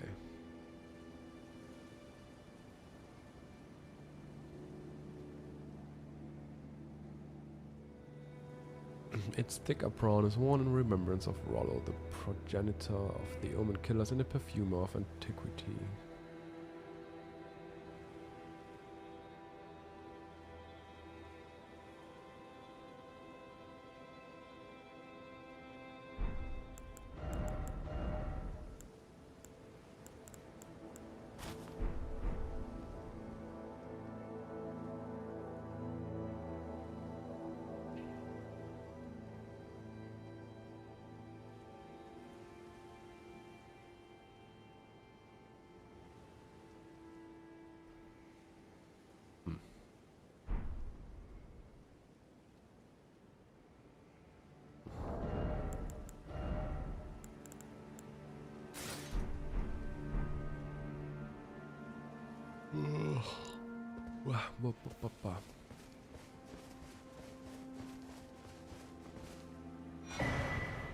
Perfume bottles.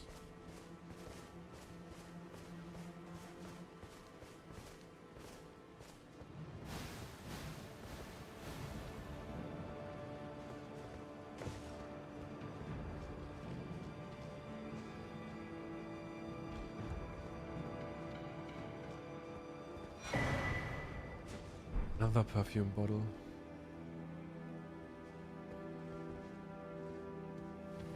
Oh, hello.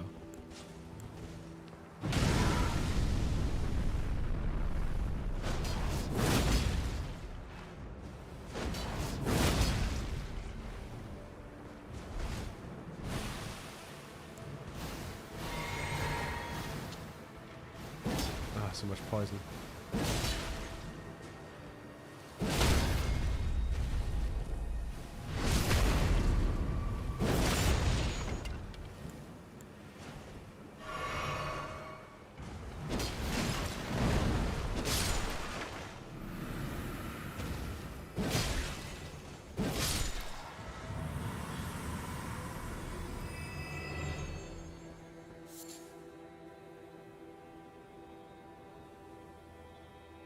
Miranda powder.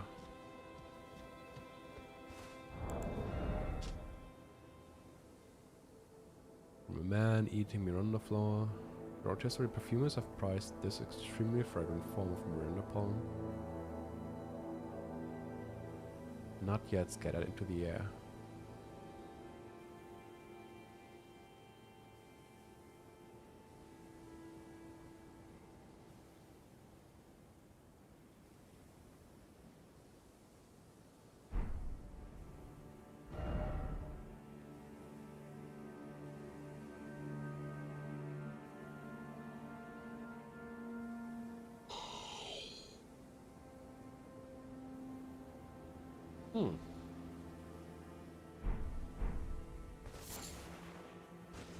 A nascent butterfly locked away or hidden away behind a big Miranda flower.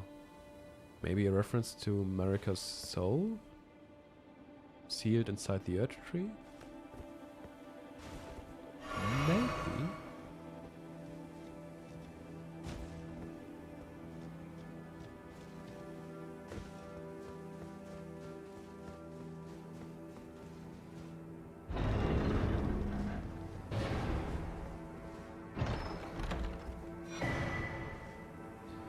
Perfumer's talisman. Oh, that's also an interesting one. Talisman depicting a set of perfume bottles. Raises potency of arts employing perfume. There are gardens known only to the perfumers, whether hidden on the fringes of the highlands or obscured by shadow inside caves. The flowers blossom in secret, waiting to impart their scent.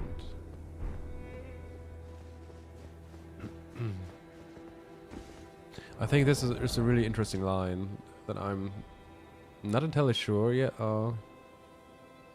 Still not entirely sure what it actually means. But it seems like the fringes of the highlands might be a reference to Godfrey.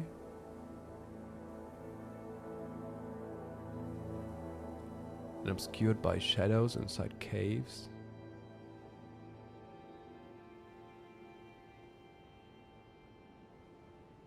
Yeah.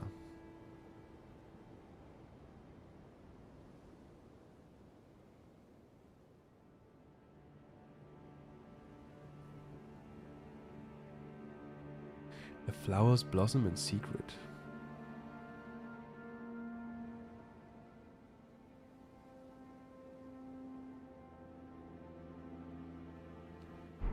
Waiting to impart their scent.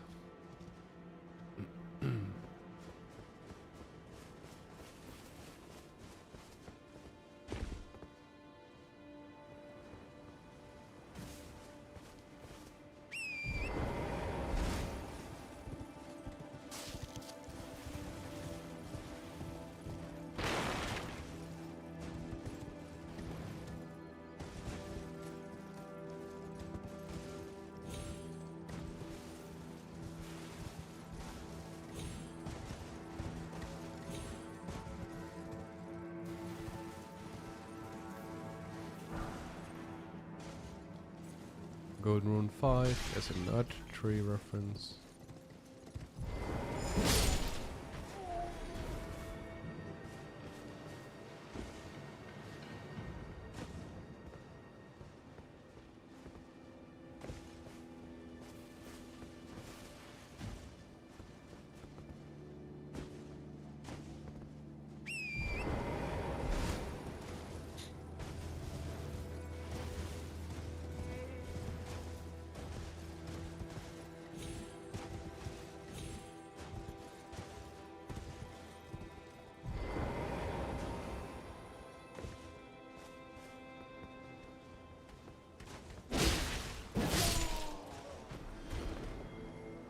And this one is, yeah, watching over a lot of Mikkelos lilies.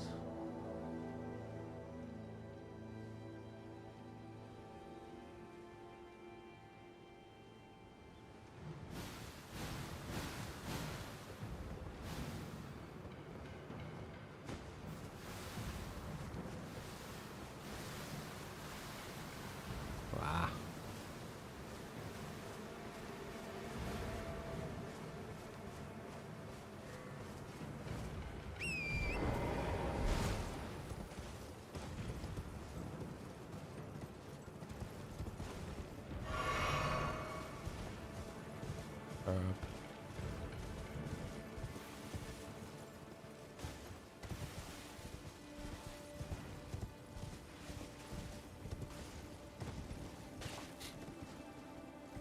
Hmm.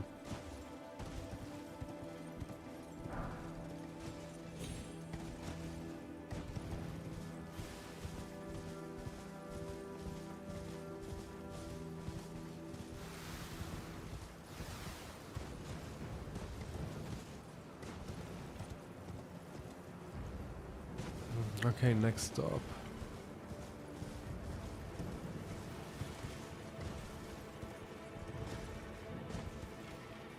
Oh, we got an Altaria leaf over here.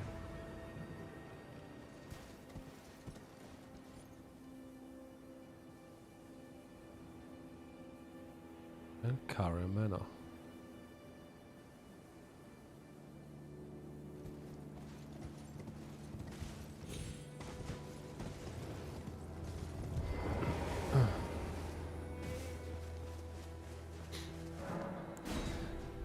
Guys, we are entering another catacomb.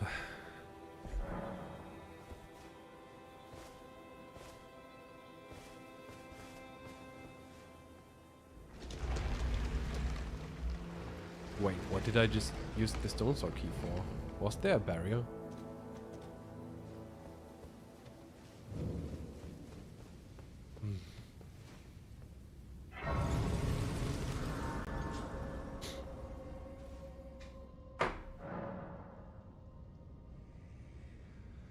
Okay, guys, I'll be right back in a minute.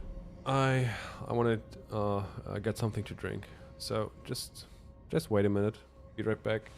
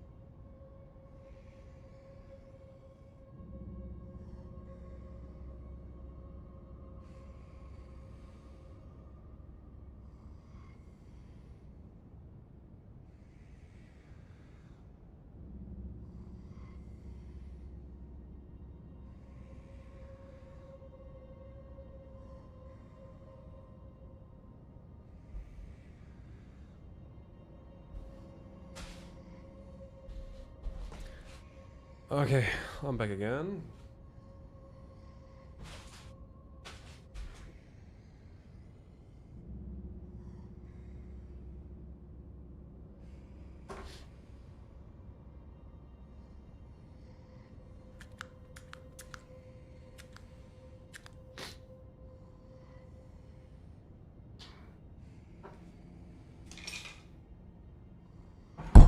Oh.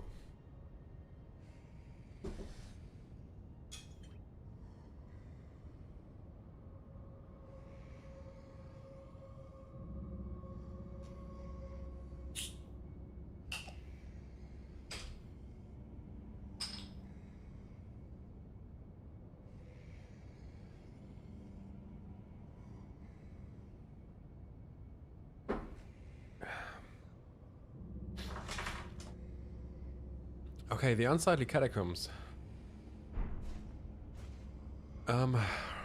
Yeah. I mean,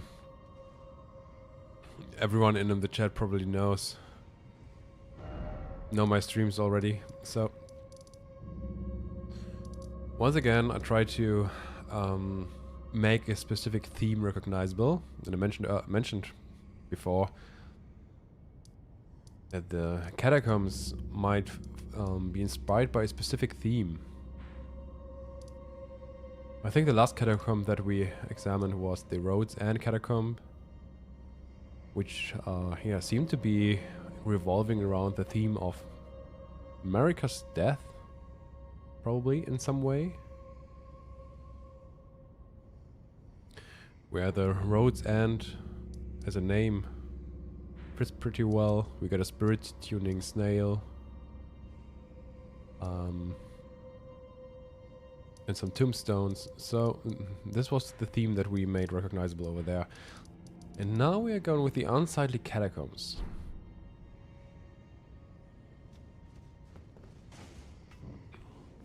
And it even starts with the name unsightly. It obviously refers to the misbegotten placed in this catacomb, which are seen as impure in a way, and therefore unsightly. But what's really intriguing is that this catacomb is also similar to the Rhodes End catacomb. This one also contains a room with 4 chairs. And it's right, yeah. Zed already saw them. So we get this. The first room is the one with the 4 chairs once again. So 1, 2, 3, and 4.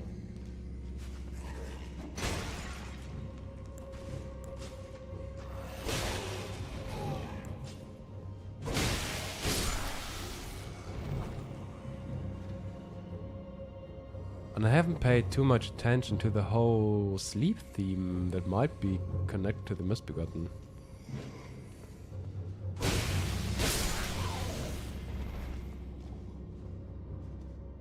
So, and I said it before, but I think when it comes to the chairs, it seems like that these chairs are not only coding this one single room, but the whole catacomb. So the whole catacomb and its theme belong to the 4 chair category.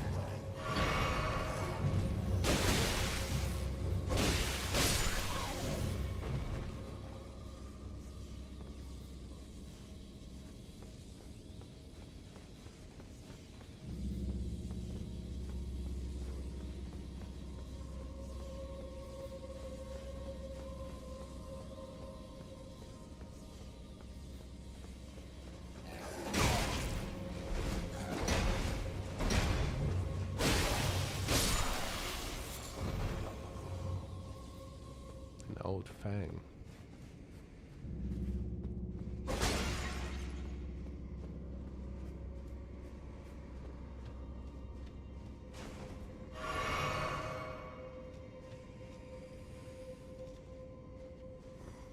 Now we got a stray and a misbegotten. Is this one peaceful, by the way? No.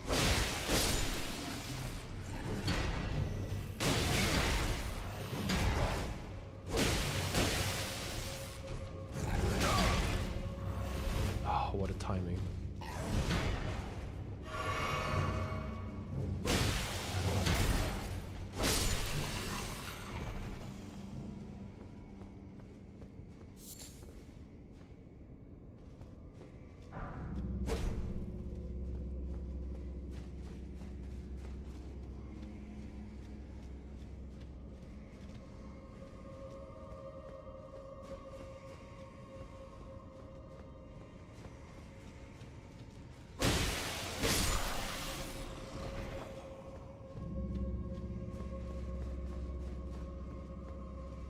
I just realized that we do not have much.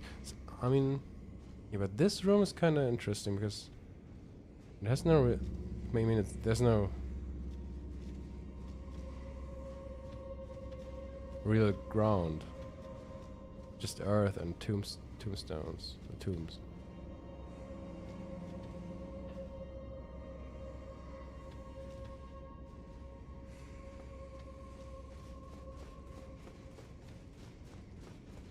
I will come to that later. So, but it seems like the whole catacomb is revolving around the theme of misbegotten, which can be described as unsightful, and therefore the name Unsightful Catacombs. And a lot of them are sleeping. There were 2 sleeping, or at least 1 in the first room. And most of them are sleeping in this area as well. But yeah, most of them are dying too. I think there are a few that are sleeping.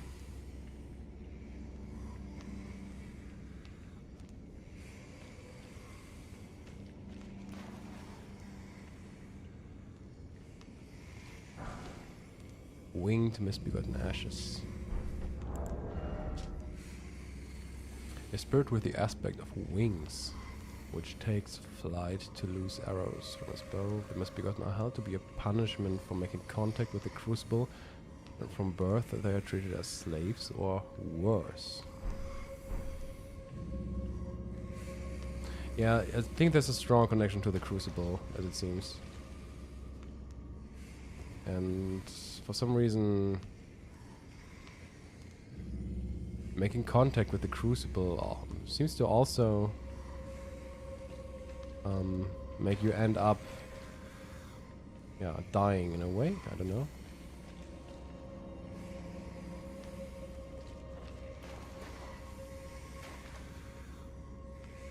Yeah, there's one sleeping.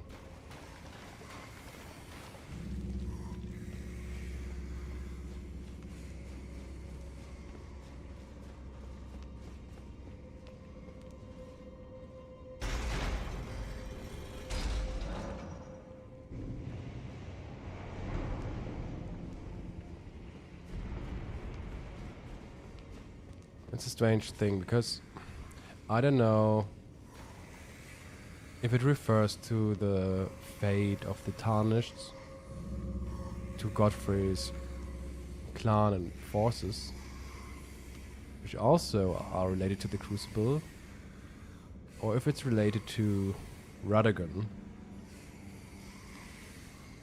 which I think is also, I mean, heavily linked and related to the Crucible.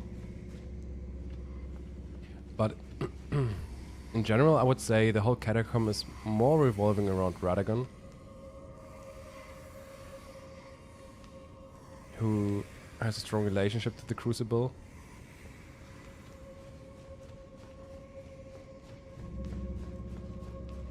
And the boss fight is a strong hint to that.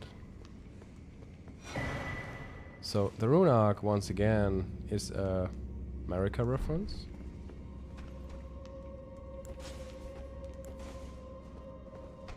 Oh, let me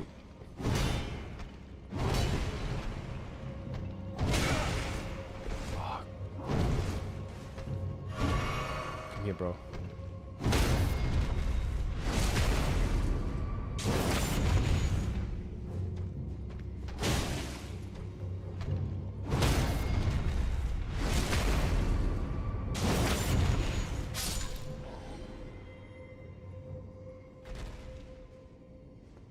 Okay, so we got the rune arc. And this one over here is a prattling pate. It's the prattling pate apologies.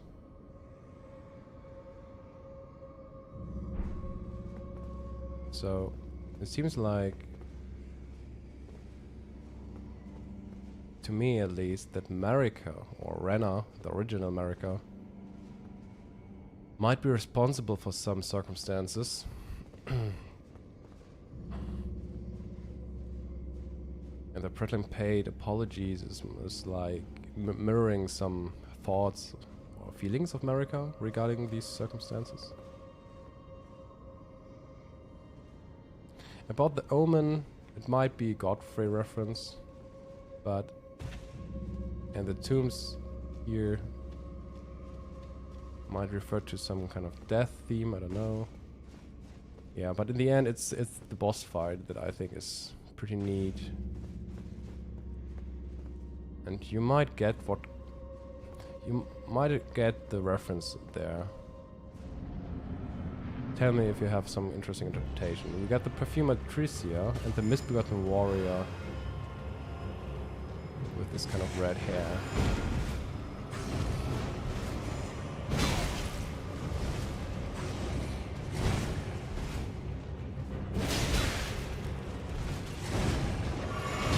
And keep the prattling pate apologies in mind in the rune arc.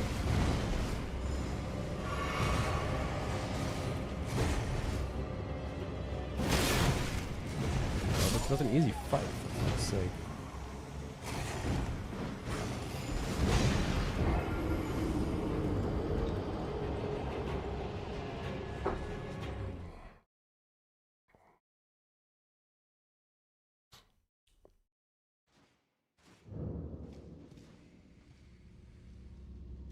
Wait, is there no Marika's stake?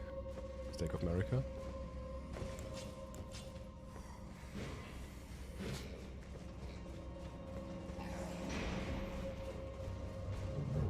Oh, oh no. Oh, okay. Works.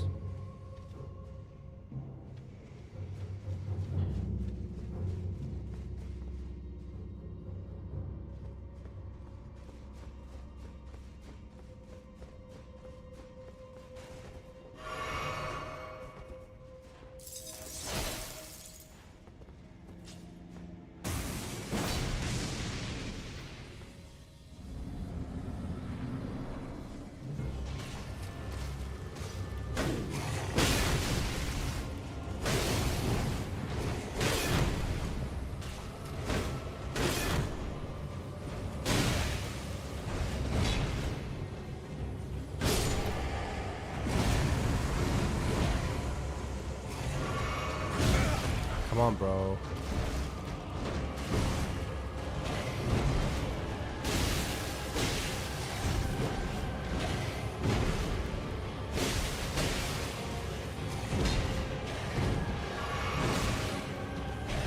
Oh no. Timing.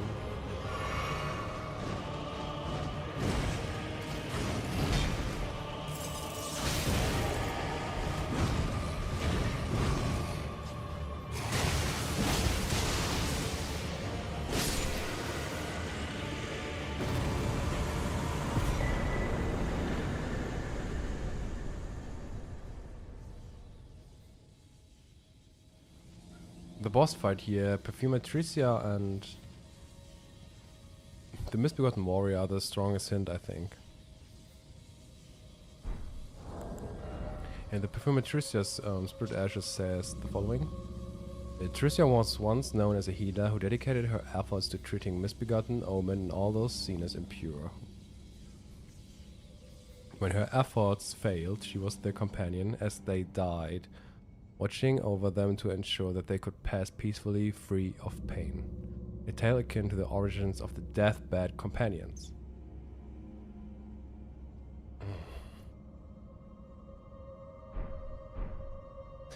I think, that this boss fight is a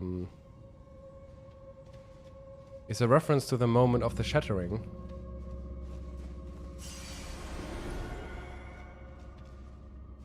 And Radagon, who is in my opinion probably one of the real Marika's children, which is why she's kind of in some way responsible for what Radagon did to the entire lands between. And in the end, her soul returned to him, and similar to as it is described in the Spirit Ashes, watching over them to ensure that they could pass peacefully free of pain.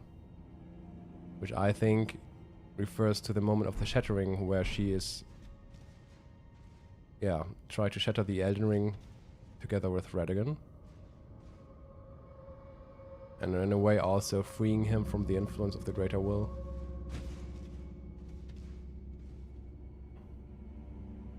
And the theme of Deathbed Companion also fits what we had in mind with Fia as the Deathbed Companion, and as a parallel to Marika, who is trying to resurrect Godwyn.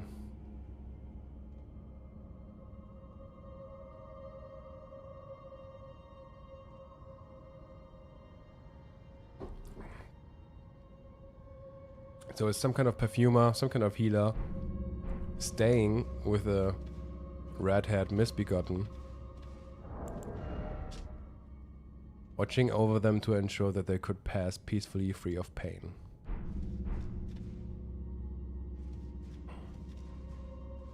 And the name Tricia even fits, I don't know, it might be a reference to a tree, or even a reference to Marika staying in contact with Santrina as well. As I told the story in the We Are Godwyn's theory.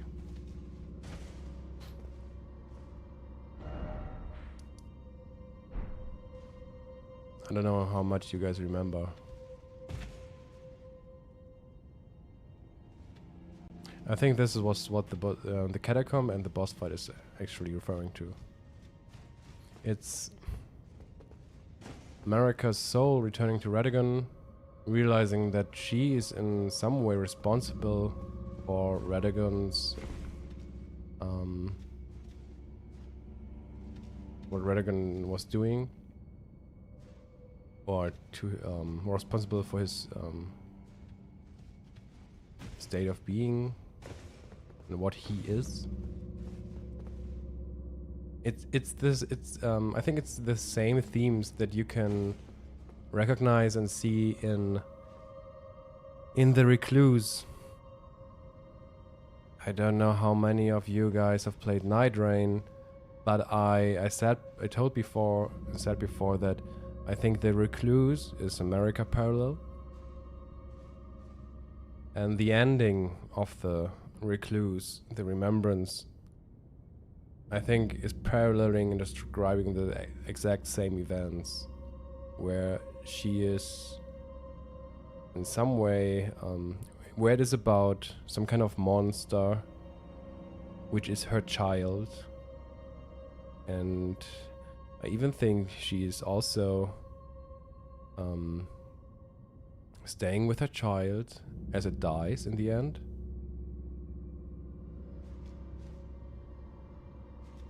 I do not remember every detail, but I think the recluse is also staying with his child, with her child, which is described as a monster. But yeah, where she's staying with it until the very end, until it dies. And I think this catacomb refers to the same circumstances. We got the prattling paid apologies. We got a perfumer staying with a red-haired misbegotten. And the perfumer is famous for, or known for, watching over impure beings and watching over them to ensure that they could pass peacefully, free of pain.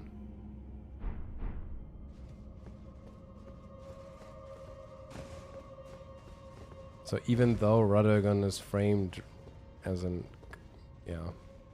bad guy and an antagonist, his story goes even deeper, where even Radagon's story is kind of tragic in the end. And it's part of the 4-chair category because the circumstances are one of those which actually leads to our resurrection, or the resurrection of Godwyn, because it is the moment of the shattering, right? Which leads to our resurrection in the end. And although it's for the most part about Radagon, it's also about the shattering, you know, where America is watching over Radagon and just tries to let him pass peacefully, free of pain. Maybe that's why we got this room with this destroyed room with tombs in it. Maybe because it fits the theme of the shattering or death in general.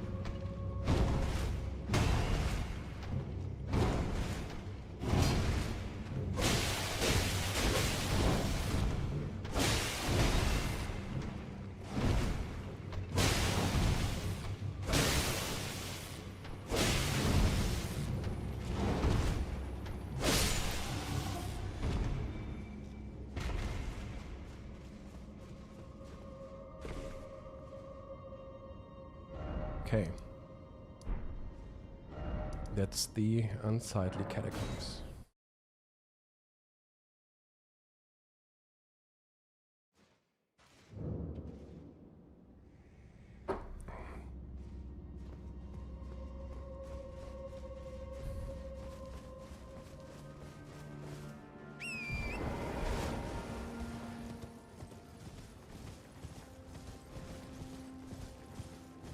The 600 plus hours in Night Rain. I do not have that much, I think. It's a hell of a fun? No, it makes a lot of fun, but I'm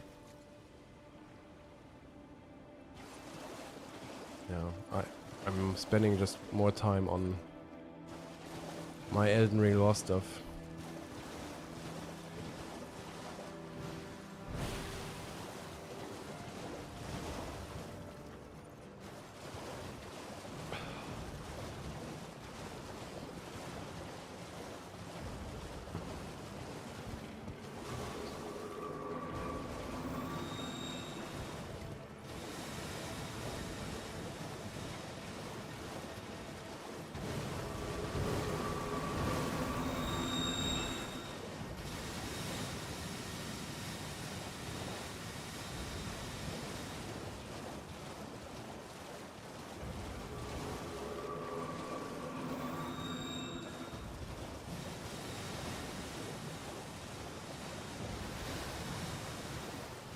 Are that turtles?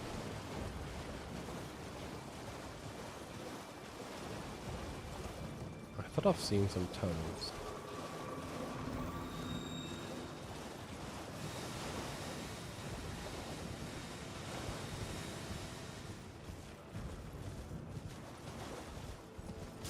Oh yeah, there's one over there.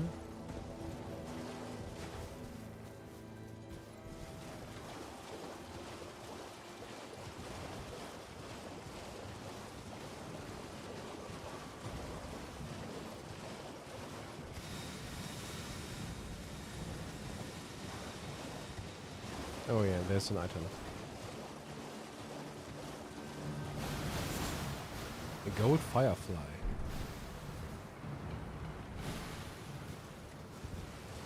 A single gold firefly, what the hell? Yeah, the fireflies are also something that I'm not sure of what they are meant to symbolize.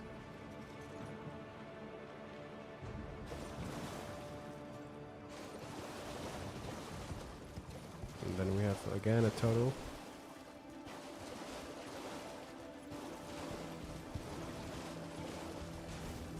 What are fireflies known for in real life?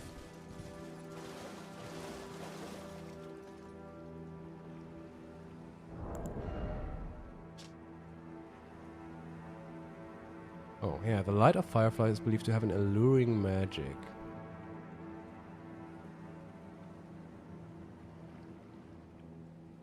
Maybe it's about, like, luring someone. Luring someone?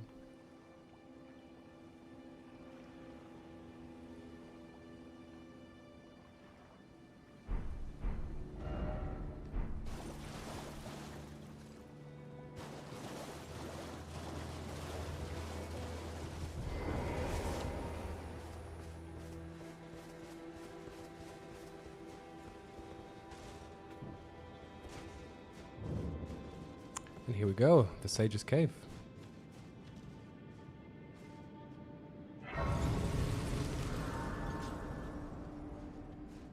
Can you guys still remember what the items in the Sage's Cave symbolize?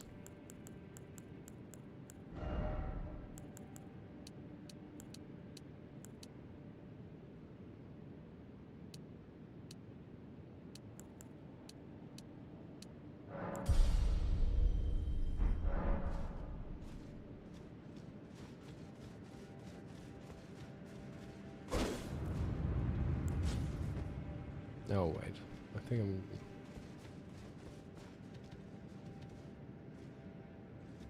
It is an ingredient for the gold pickled fowl food. Oh yes, you're right.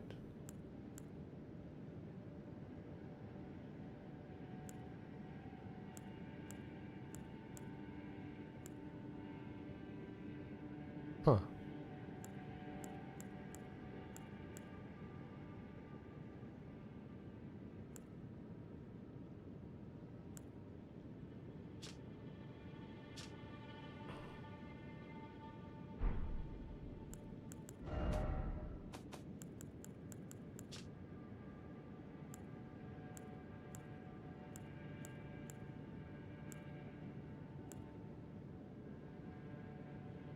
The silver fireflies are also associated with cold water and untouched by sunlight. Kind of makes sense, right? Like being tarnished maybe? Or silver beings?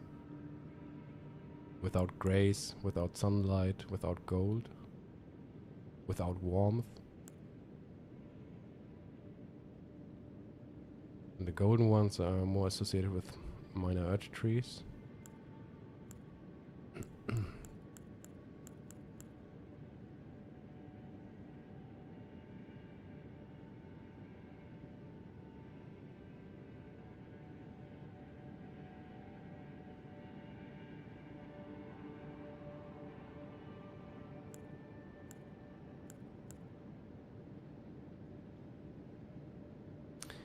And the glintstone firefly last. Now that its tail is glintstone, can no longer beguile potential mates. I think there's something to the line, but I don't know what.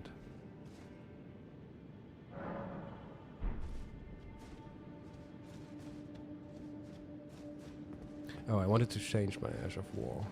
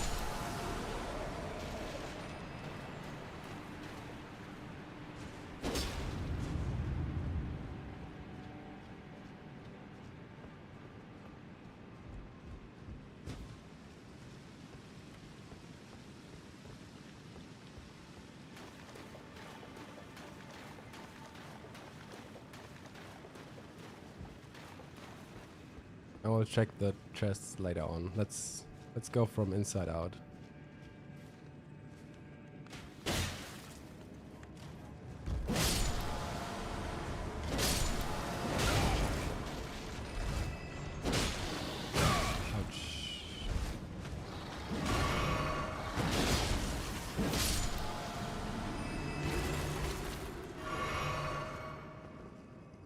So interesting that this one is staring at the illusory wall.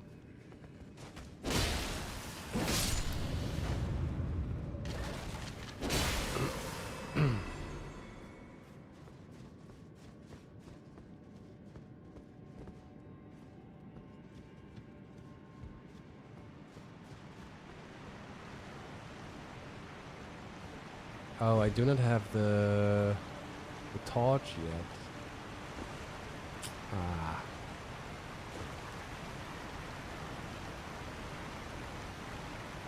Do you think I can do it anyway? Oh, let's see.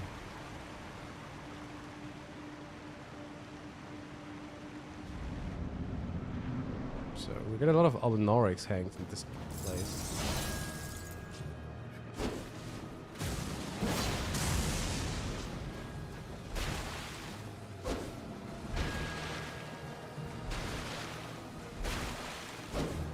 I'm so fucked.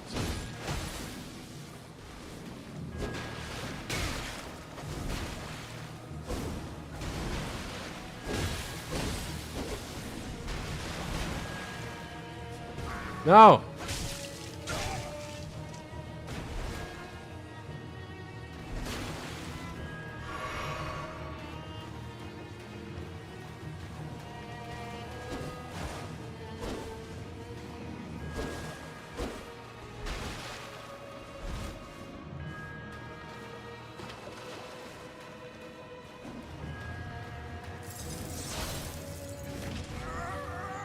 Come on.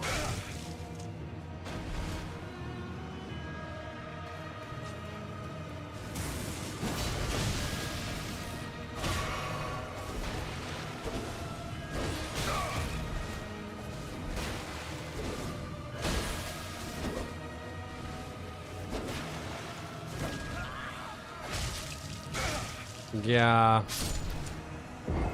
Ah, it's so bad.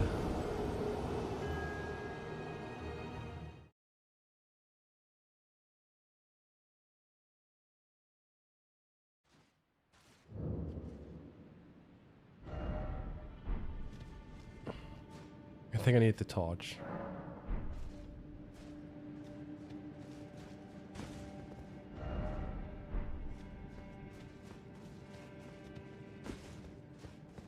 Let's come back later.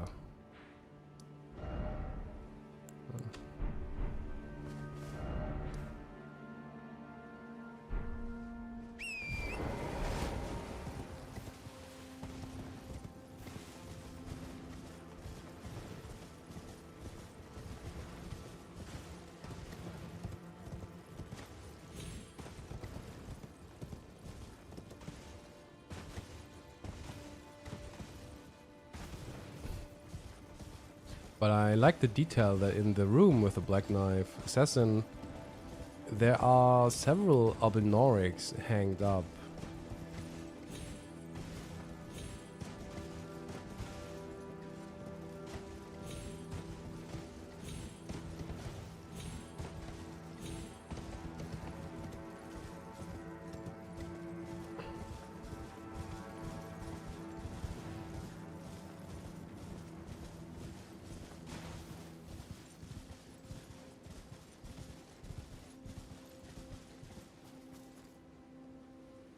And I realized that there are several guardians laid down here as well, together with the coffins. I don't know if these are related. Were they abandoned at the same time together?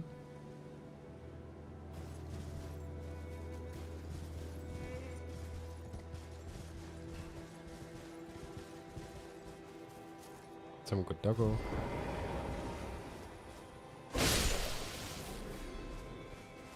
I am sorry.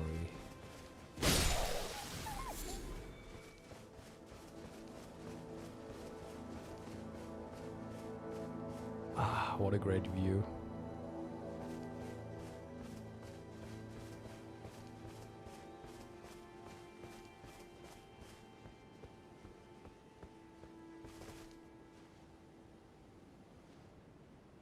Ah, we meet again. In truth, it's been smooth sailing for me. The scarlet rot has stilled since last we met. As such, I've been able to continue my journey. Though rather vexingly, I realized that if I still had my sword arm, I could have aided you in battle.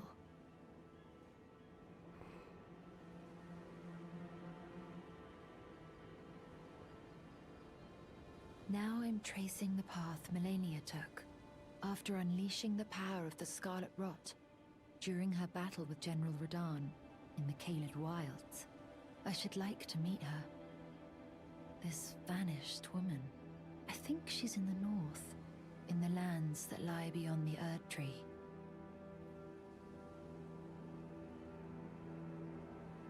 Now, she's passed into the lands that lie beyond.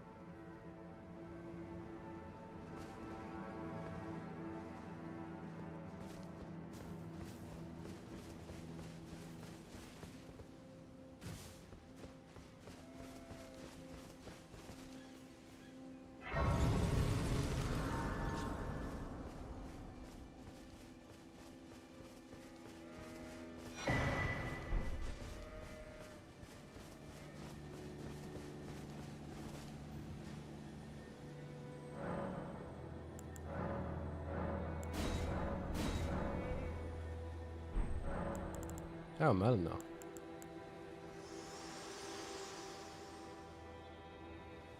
The Erd Tree is close. Only a little further till the foot of the Erd Tree. And the accord is fulfilled. It takes me back. I was born at the foot of the Erd Tree, where Mother gave me my purpose. Though now, everything is lost to me. I have to ascertain for myself the reason for which I live, burned and bodiless.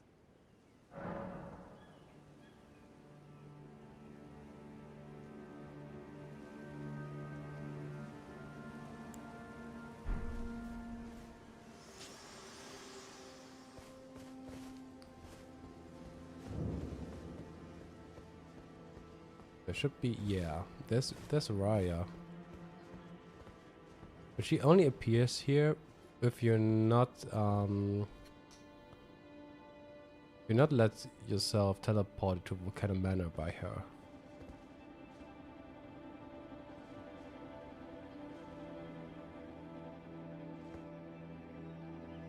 I really like that. I've been waiting for you. I knew you had the stuff of champions. I hereby invite you to the Volcano Manor. Take my hand and have audience with my mistress.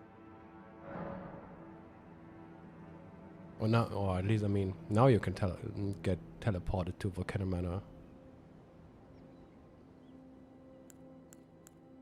Very well. Speak to me again once you are ready. You will find me here. Are you ready then? I hereby invite. Take my hand and have audience with my mistress.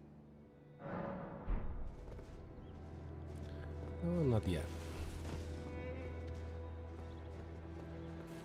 Maybe she's related to the Lux Ruins, because we already are at the Lux Ruins when we entered this place here.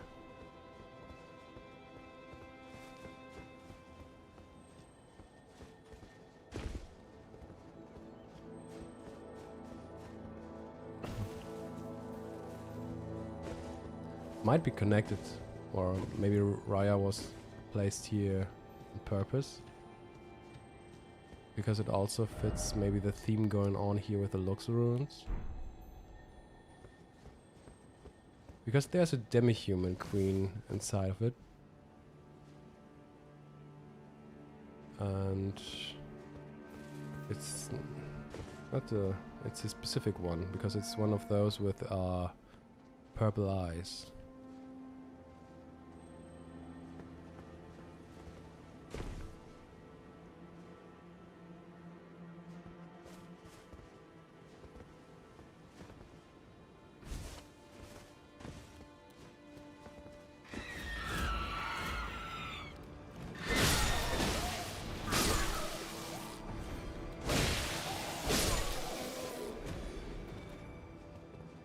dead demi-human. Lightning-proof dried liver.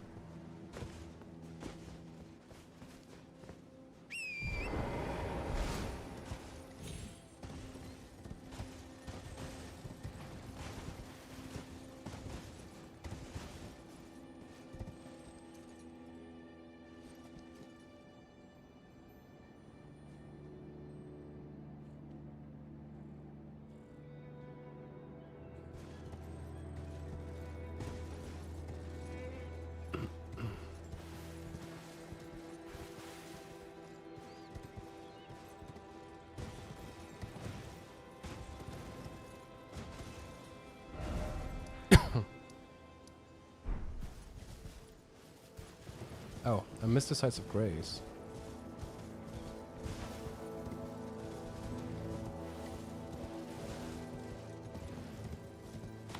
Ah, now I have to fight my way through it. Oh no.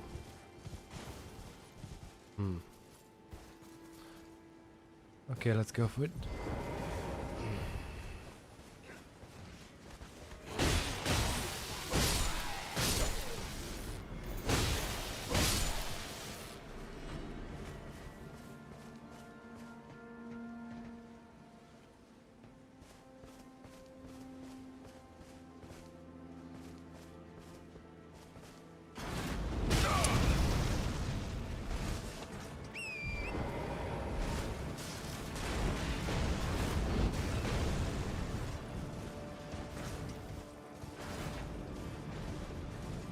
Yeah, no, I'm out of here.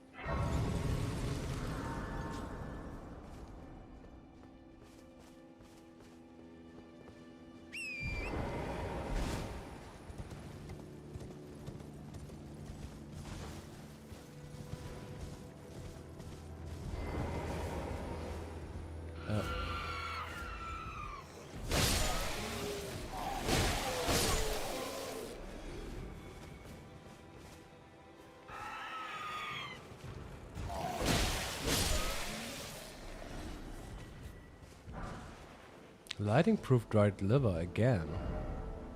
We already found one on the opposing side. Okay, interesting.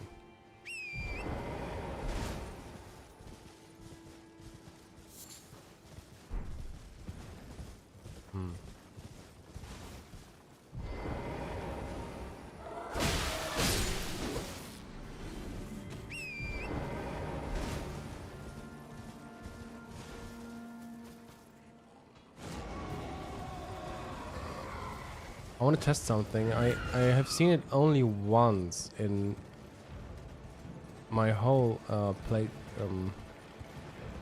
The last 4 years, I only saw it once in my own playthroughs.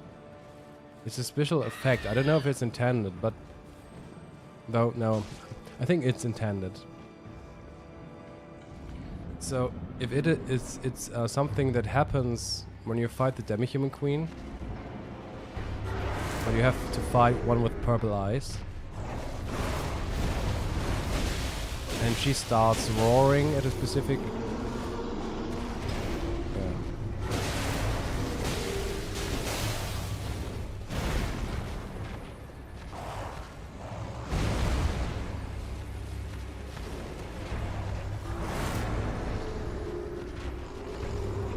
I don't know exactly how it works, but she's giving the other demi-humans but probably only one, a specific buff. You can see the Night Rain. They implemented it. Night Rain more obvious. In Night Rain, the demi-human starts to roar, and all demi-humans around her are starting to have also purple eyes and have a golden aura around them. But it was also included in the base game, but it's just so incredibly rare, and I don't know how to trigger it exactly. But I was able to reproduce it once. So maybe we are able to see it, I don't know.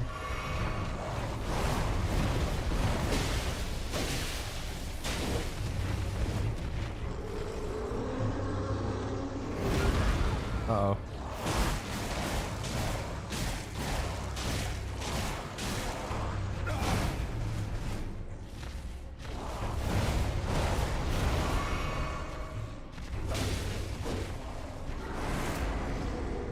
Yeah, and the name Gillica is just a reference to America. Okay.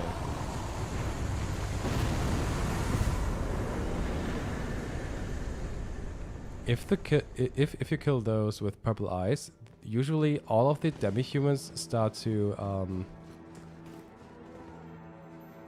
crawl together and and are feared, like this one, for example.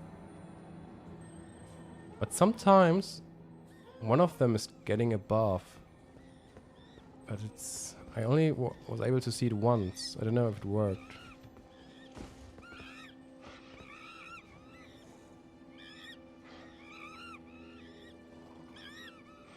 If you see one with purple eyes and a golden aura,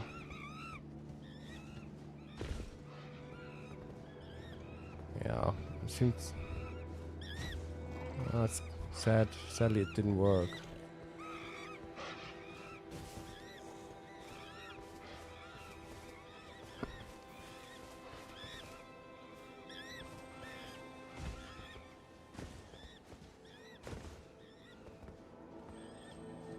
At Night Rain, the demi-human queen is doing this almost every boss fight. There you can see it definitely. But for some strange reason it already worked in the base game. What about him?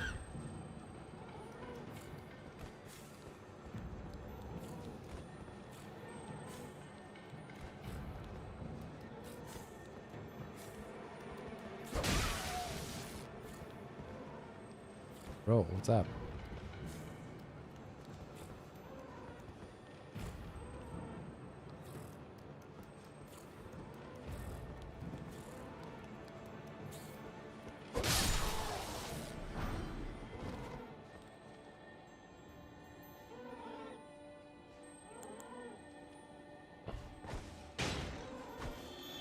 Ah, shit.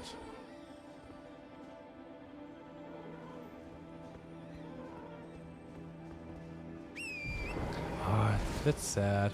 I thought we might be able to see it. Oh, we got tarnished golden sunflowers. No, golden sunflower.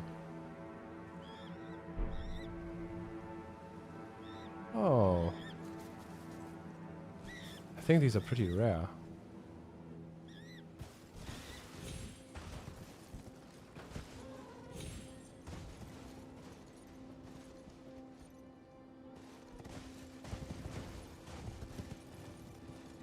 Was it just one?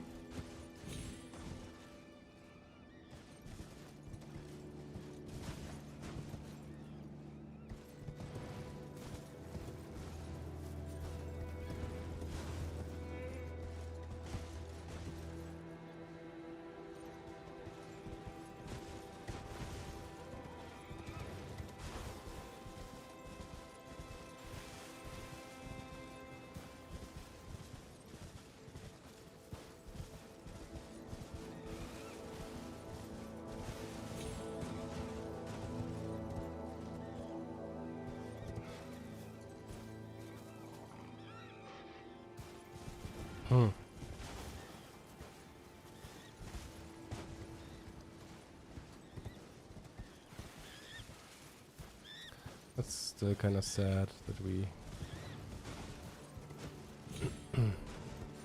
Yeah, you just might want to watch some...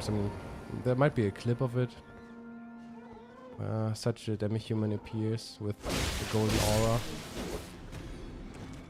and purple eyes.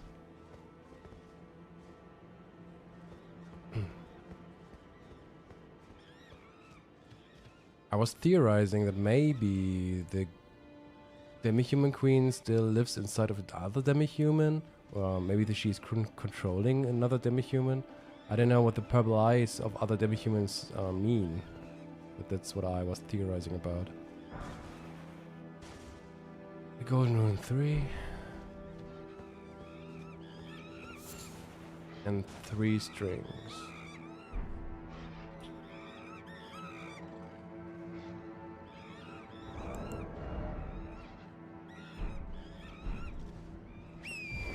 And there should be... Yeah, and down here there should be the ritual sword talisman or so. It's either the ritual sword or ritual shield talisman.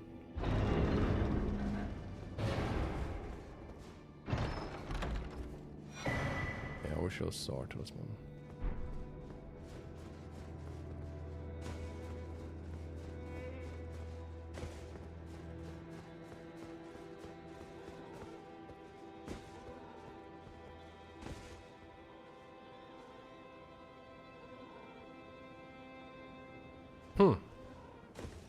Yeah.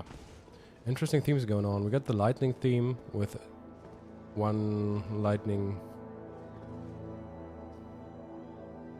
What was it called? 2 of these. Lightning proof dry deliver. We got a golden sunflower. The runes I mean they are called Lux runes. Lux, which is some word for light.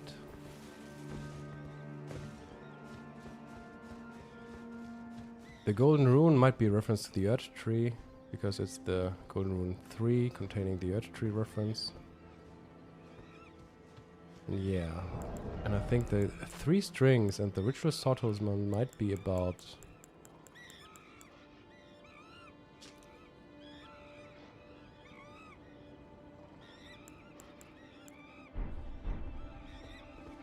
about the death of warriors and them being bound. I think that's what the strings are symbolic for. I think strings are part of the whole metaphorical theme regarding suing and which is actually about binding souls, I think. The whole suing theme and strings in general are just more, I think they're just yeah, part of the metaphorical and symbolic theme where it's what is actually about binding souls, like, I think. To the Elden Ring and the Earth Tree.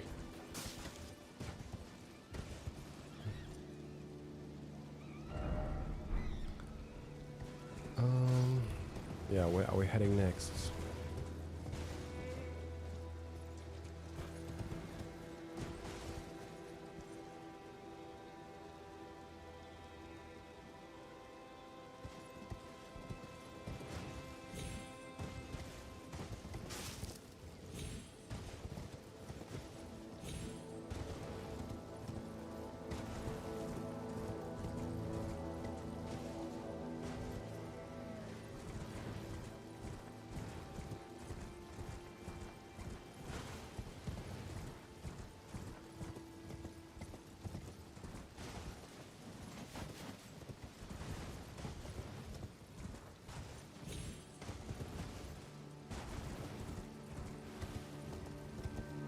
Oh, an item. More demi-human. I don't know if I ever met them in any of my playthroughs.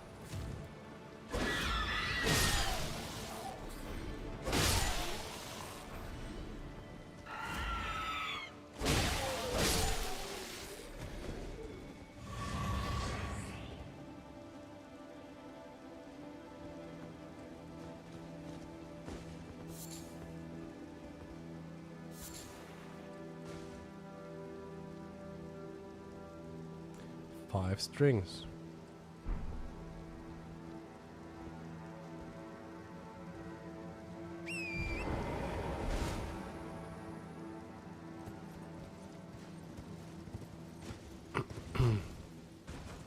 And the demi-humans might be referring to Godfrey's clan.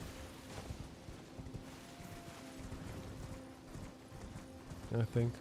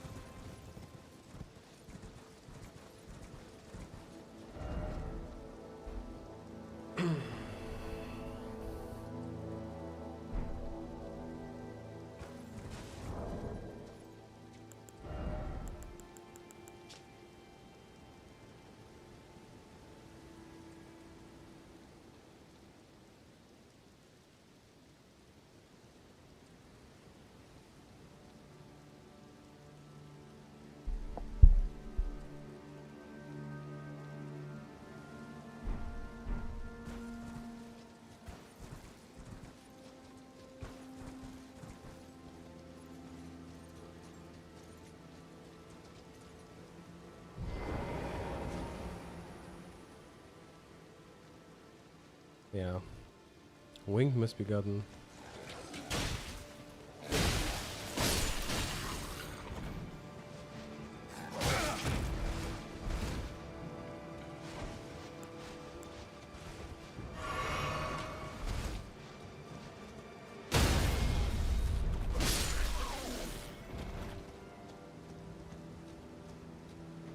For some reason we have a lot of those Banished Knights armor sets on the ground.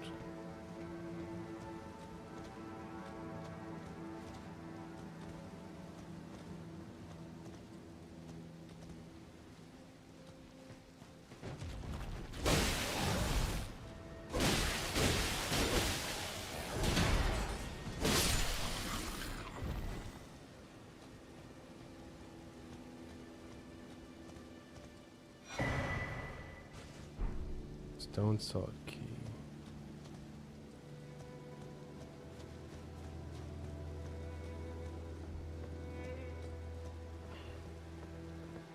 And these are kind of important over there. Because these Misbegotten are praying towards the golden lineage of Ajay.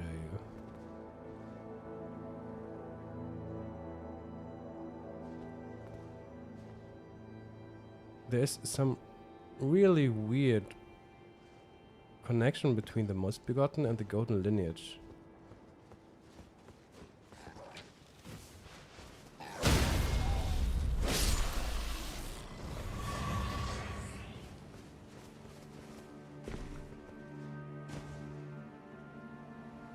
Yeah, I was theorizing about maybe the rolling might just I was theorizing that they made those creatures rolling that might be connected to the Crucible.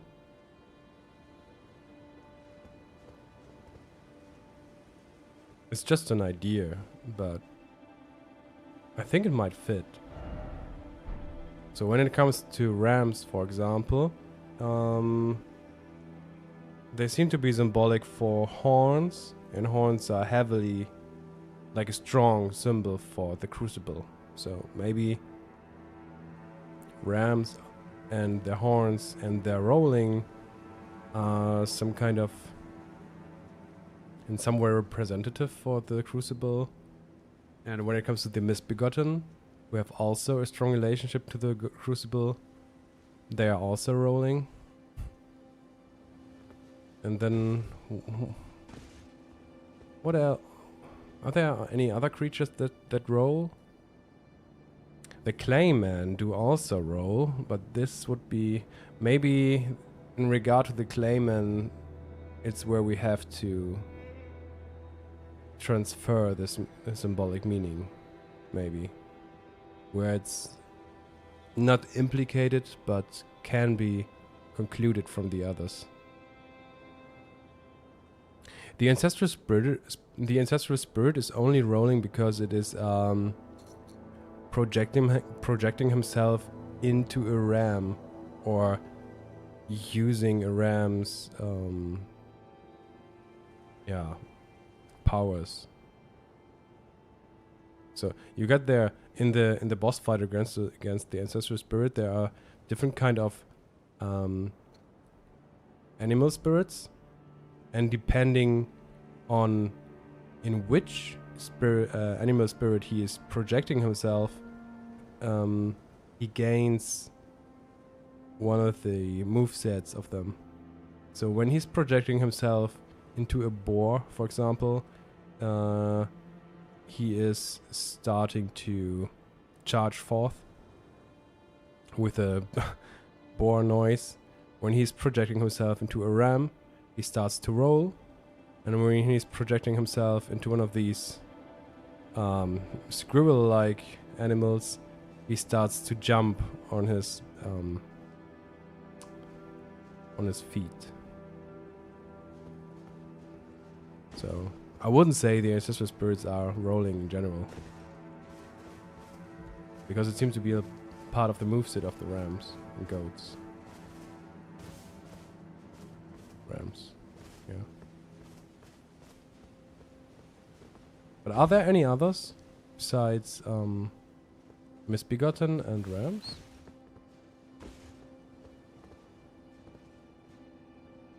And the Clayman?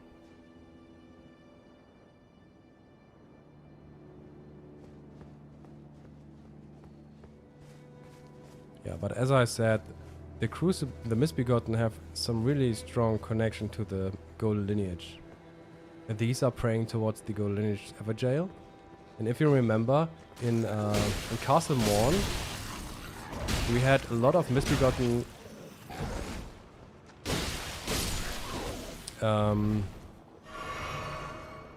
they were kind of desperate standing in front of the Morn grave.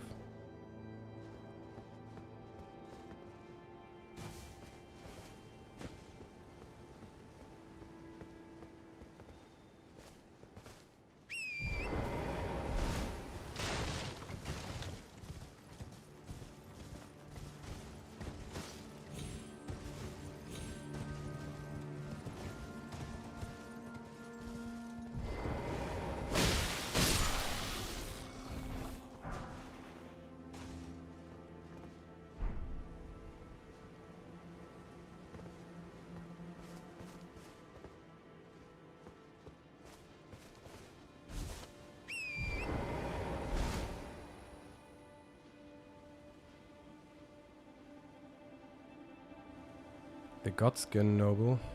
Yeah, it's not the same rolling, right? But it's an interesting thought, nonetheless. Especially because their armor set is compared to the Crucible. It's not the exact same, but seem to have similar traits.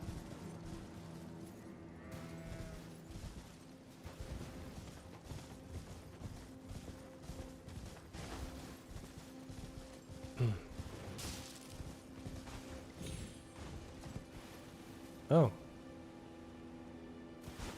Another golden sunflower. I have to mark them on the map.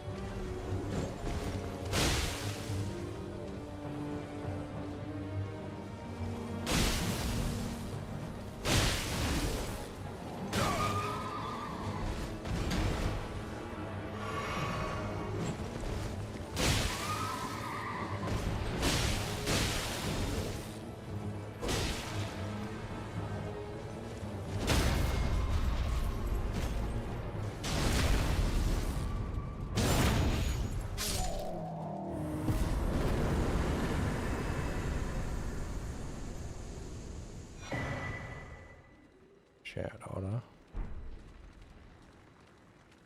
What the fuck?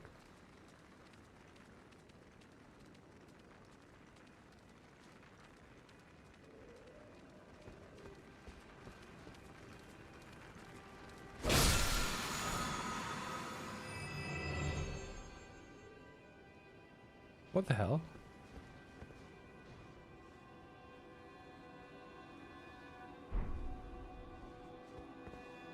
What are we seeking out today? We're just continuing our journey through Altus Plateau.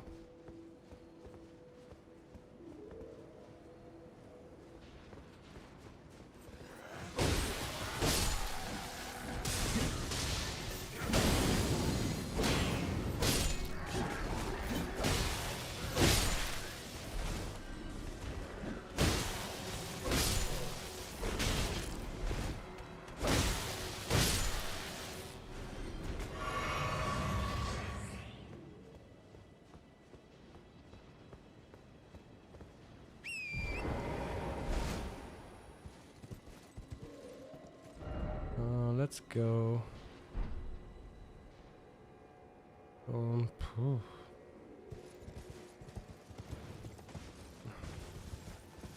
I don't like this area, but let's go for this one over here. We got a mad pumpkin head.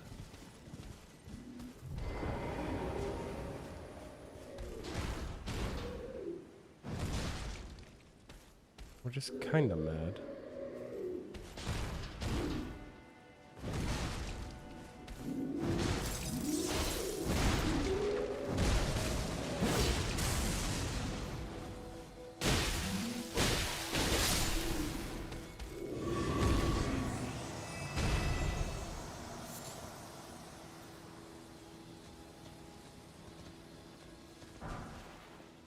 And daggers 5 times.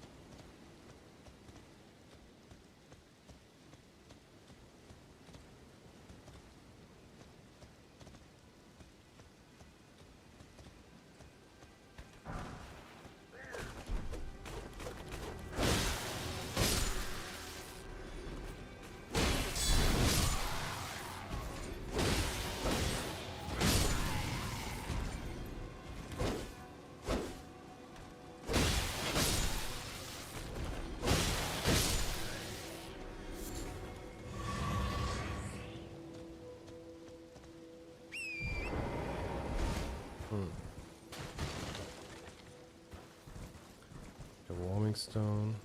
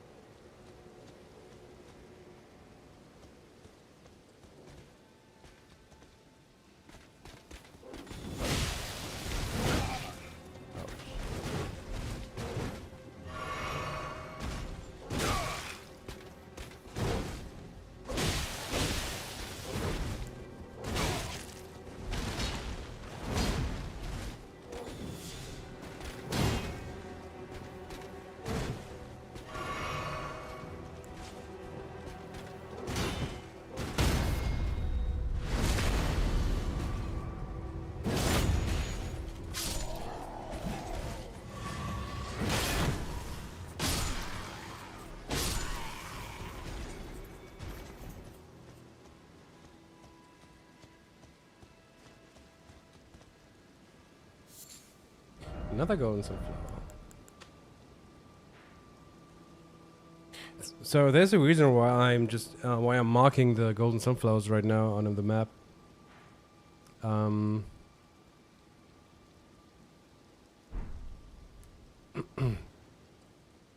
Because at some point I want to argue that on Altus Plateau you usually find golden sunflowers, not the tarnished ones, but the yeah, like the shiny golden sunflowers. And that's why I need the locations of those to be able to argue at the point in my videos that these are more common in this area.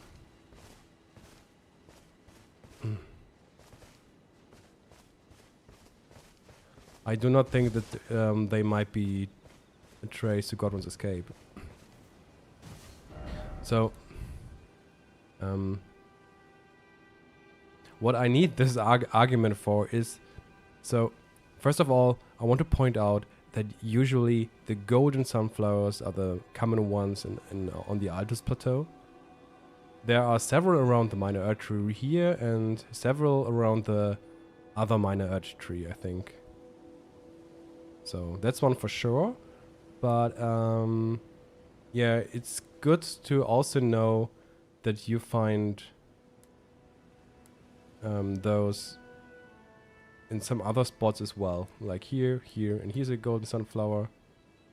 So, and after I pointed out that these are the common ones, then I want to discuss a specific area on the Altus Plateau where are not golden sunflowers, but where From Software decided to place tarnished golden sunflowers, which are not common in the Altus Plateau, and therefore there's something special about them.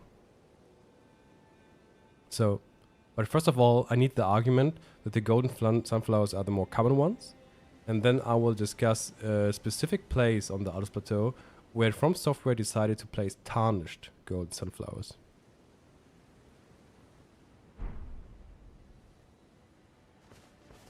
Because there's a specific location where they chose not to place golden sunflowers but tarnished ones instead.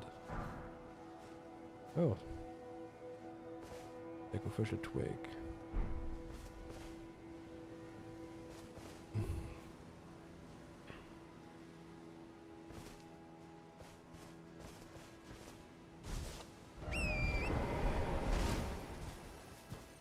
But to make this argument work, I need, first of all, I need to point out that the golden sunflowers are the common ones, yeah.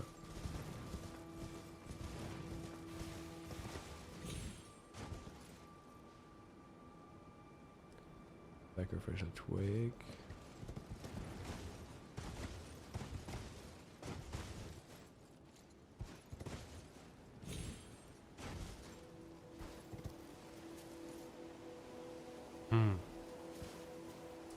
And daggers, a warming stone.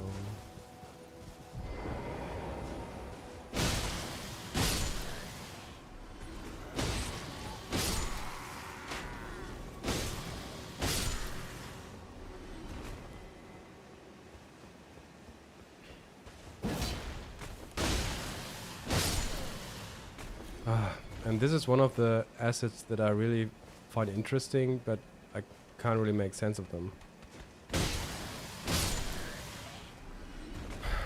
Because they have a specific banner on them. And to me it looks more like that this banner is a banner of those who attacked Leyndell. Because you find this banner right in front of Leyndell, where the war happened.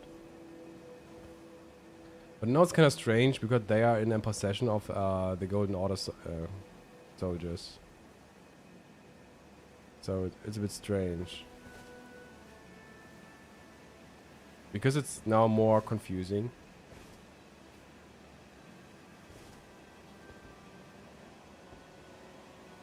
It's just confusing that they're now used by... So I don't know what From Software thought when placing them here.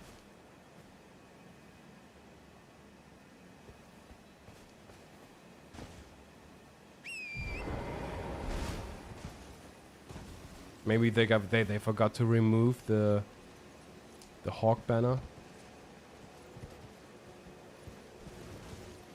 Or we can interpret them as leftovers of the war, which are used by the Golden Order now.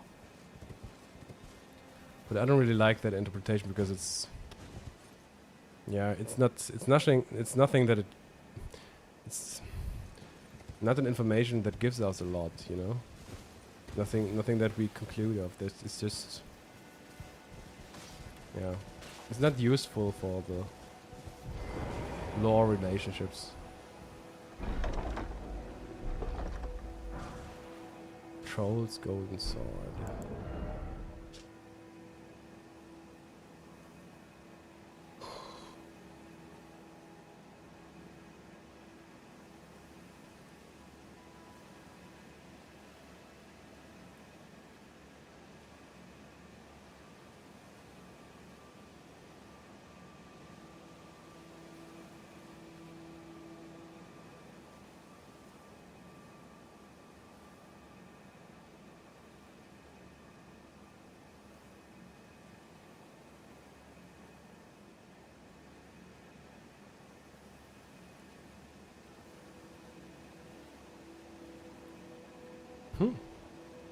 Interesting.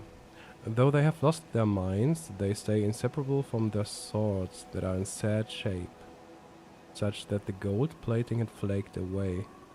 Sounds a little bit like the state of a tarnished, maybe. Stripped of the grace of gold.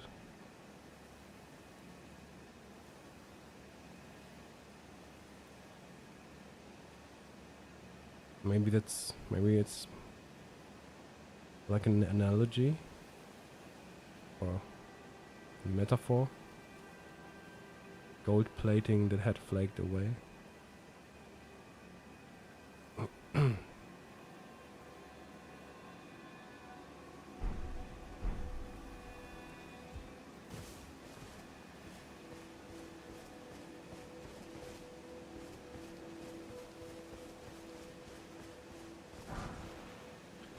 And lightning grease again. Oh, come on.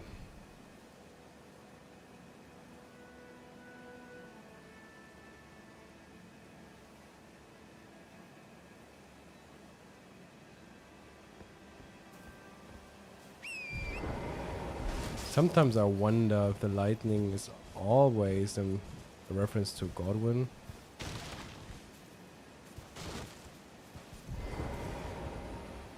Maybe it's sometimes a reference to someone else. Great Shield Talisman. Talisman depicting a knight holding Great Shield. The Knights of Langdale once modeled themselves after the tree.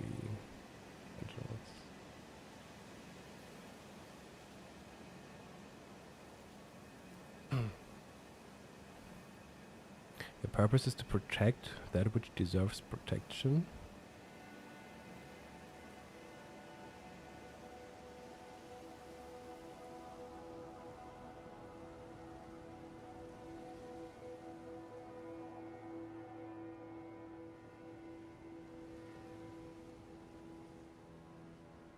And thus the shield always comes before the sword.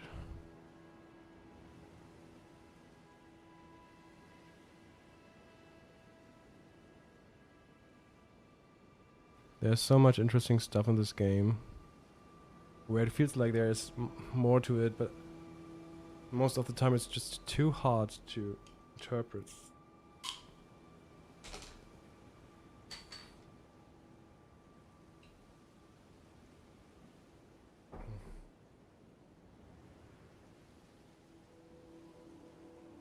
Oh, fuck that.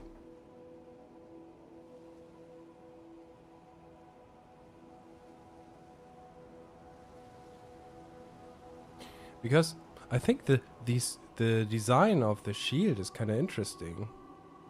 It feels like there is something to the shield, especially that one that is shown there. But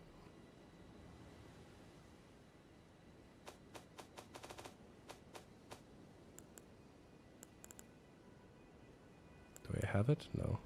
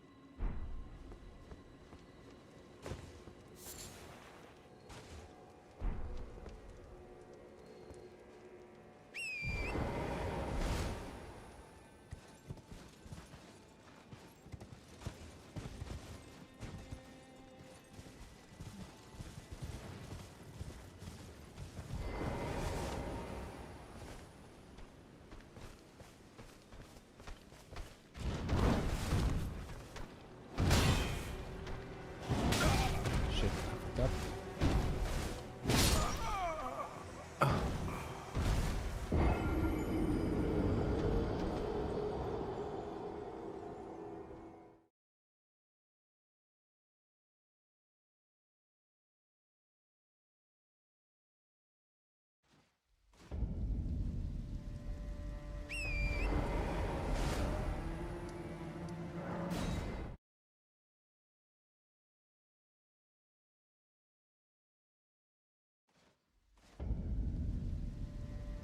Oh, Bok.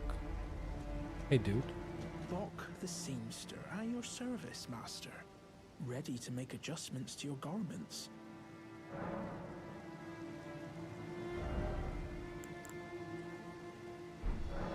Oh, going so soon? Please do be safe on your journeys. Bok the seam, ready to make... Oh.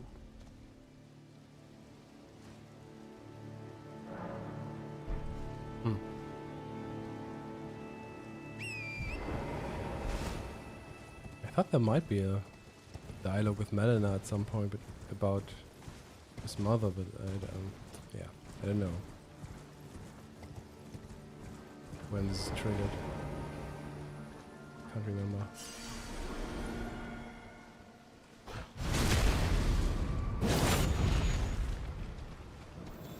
Oh, I got the wrong Ash of War.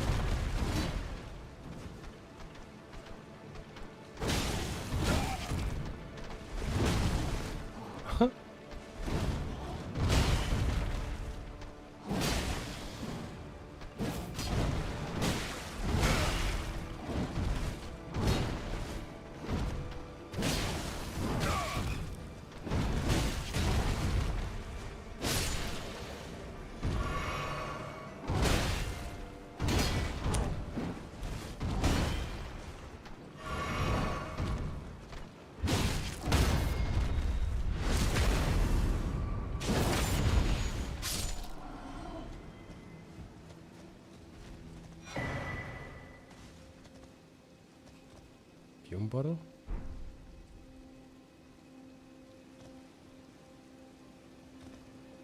Fume bottle with omens.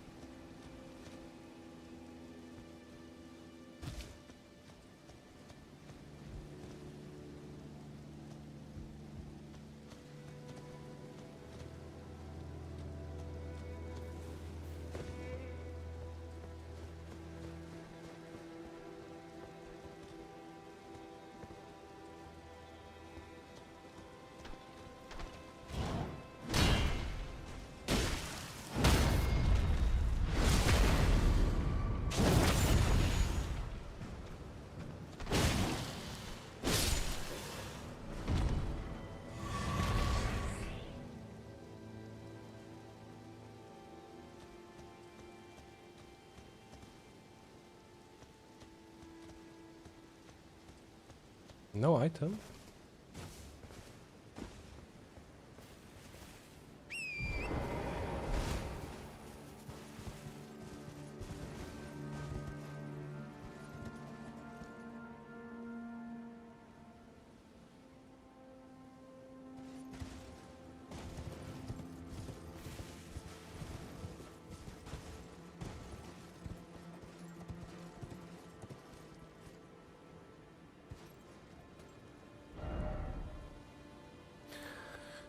At least we're down here. I want to check Corin because once you reach Altus, Corin starts to leave. I have been waiting for your return. I've decided to leave the Round Table Hold. I'm off in search of a noble scholar known as the Gold Mask, to beg his instruction. We may not meet again for some time. If there's any incantations you wish to learn, now's the moment.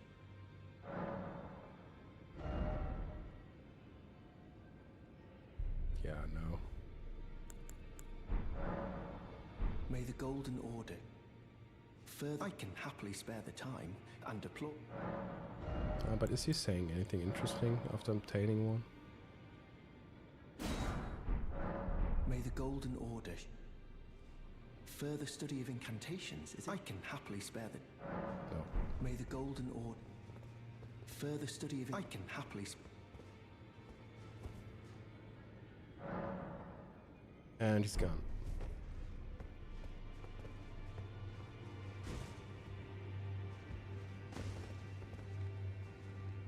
More and more of them are gone now.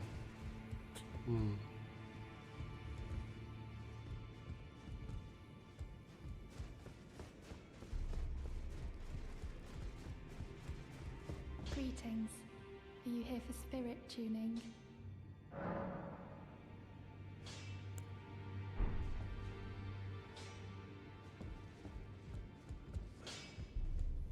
Well, where have you been hiding?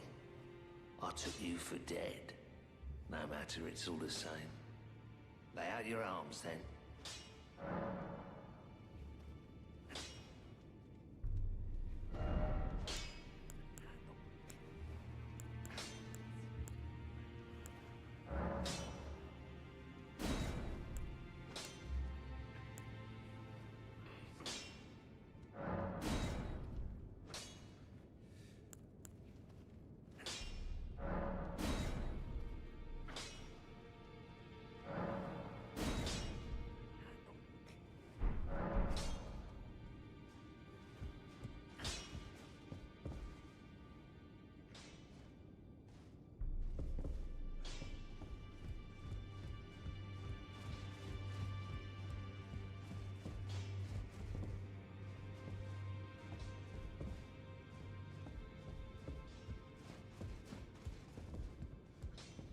So, the perfumer Tricia I mentioned earlier. There are themes of perfume connected to a deathbed companion. And it's kind of interesting that you see the Farns and the same themes are present here with Fia and Fia's room, because you also have these perfumer-related decorations. Right? It's not those plants, like a fawn, for example. It's also this kind of stuff here that is heavily related to perfumers. So when it comes to America, the real America, I think there are themes of a perfumer also going on. Perfumer, deathbed companion.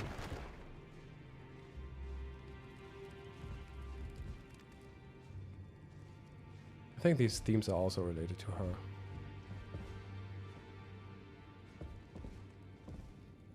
If you have never noticed these gold decorations, which are usually only related to perfumers, they can also be found in the perfumer rooms, and of course in Lane Dell, but it seems like they are heavily related to plants and, yeah, perfumers.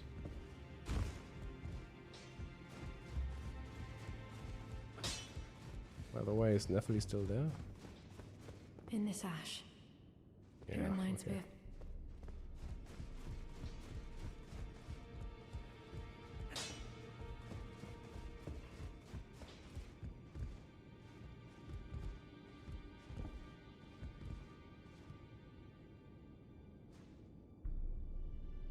Oh god, we get...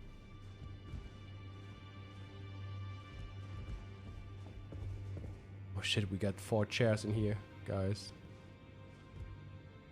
I've never realized that. Oh Jesus.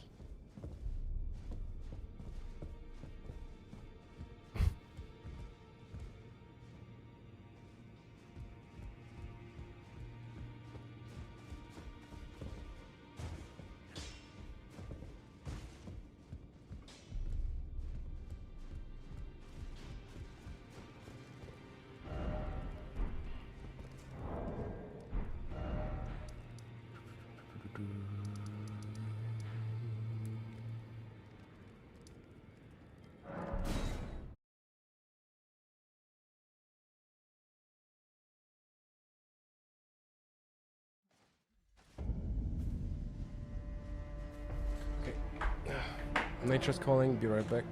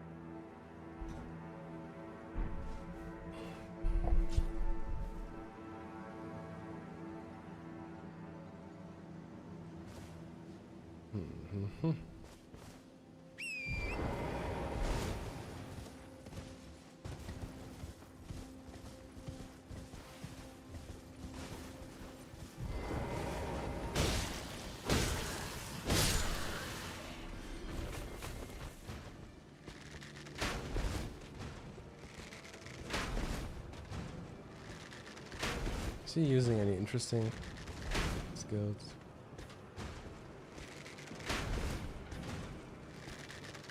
Look how arrows are these.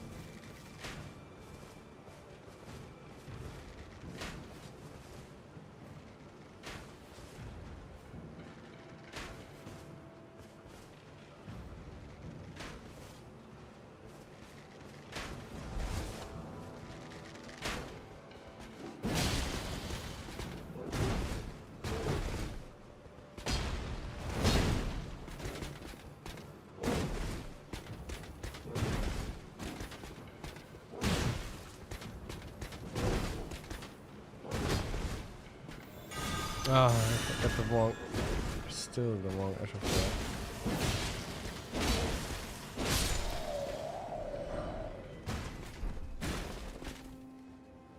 Is that a guaranteed drop here? Great bow?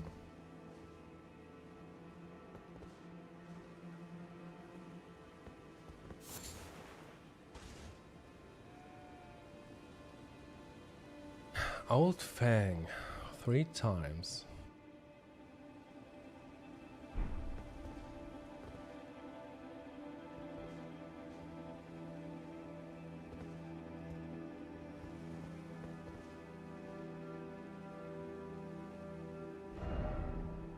This whole area seems to be golden lineage coded for some reason. We got the golden lineage jail over here. We got the skill earth shaker on the streets as well, which is, yeah, could be relating to referring to Godfrey, because he's also using, I mean, the Horaloose earth shaker is a skill that he's using. This is just a lesser version.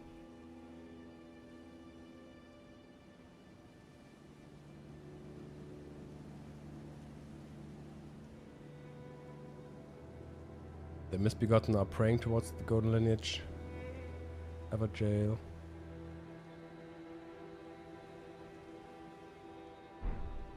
And I'm theorizing about the old fangs that might be. Maybe these are relating to Godfrey. I don't know. Or to Horaloo, maybe.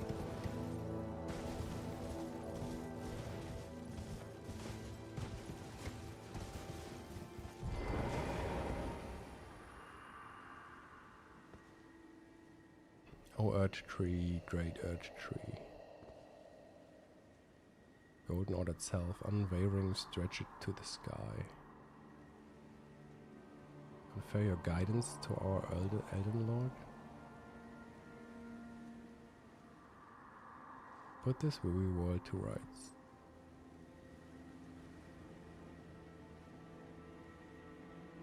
What is strange is that it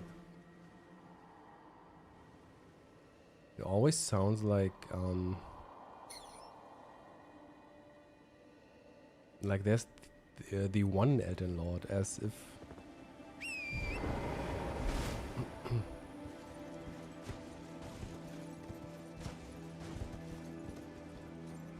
or is it just the way how they speak? That the Elden Lord could be any Elden Lord.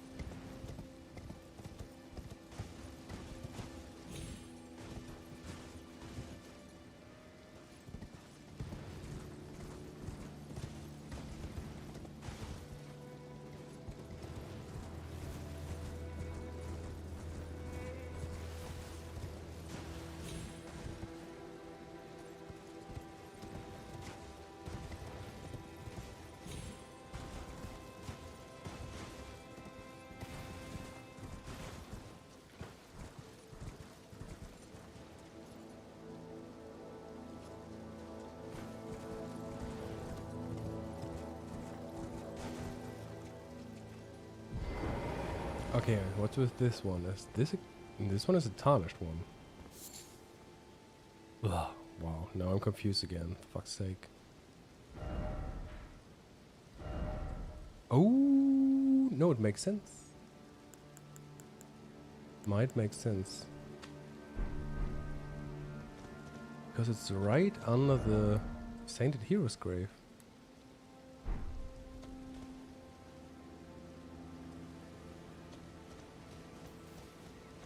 Yeah, nothing else is nearby, so it's probably because of the Sainted Hero's grave. Which is just above us.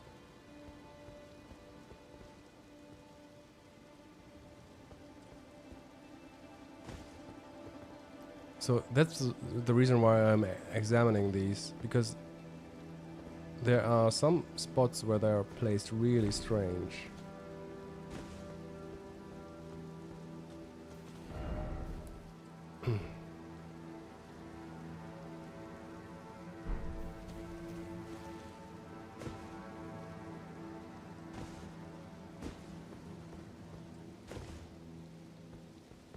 And we get a white wolf and others. Oh, another one.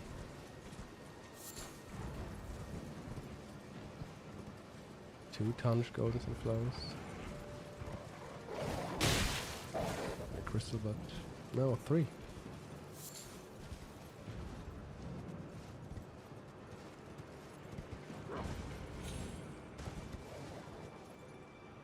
Okay.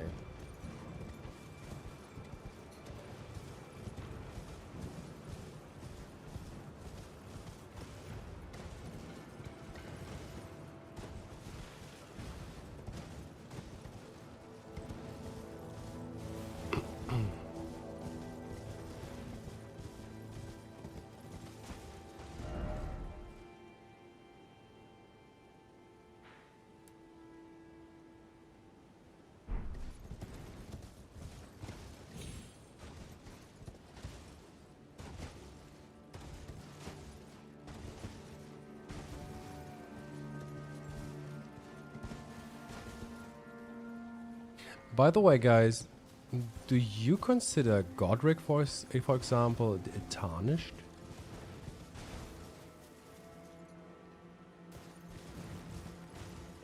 Isn't he stripped of grace as well? In some way? I never thought about that, but somehow it would make sense to me.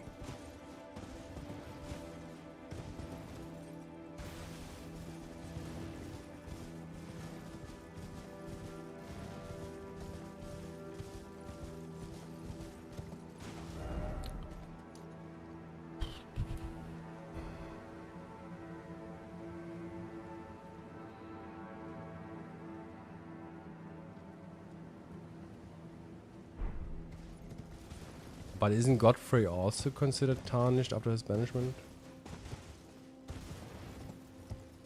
Why not Godric as well?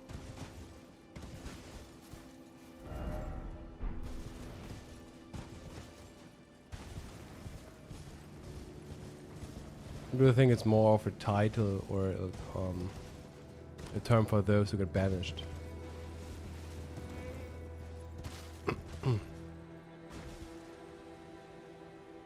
Or maybe it's just something that is never really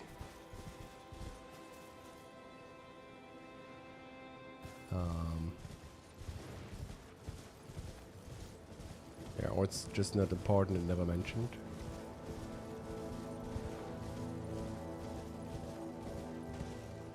But the golden lineage fell from grace.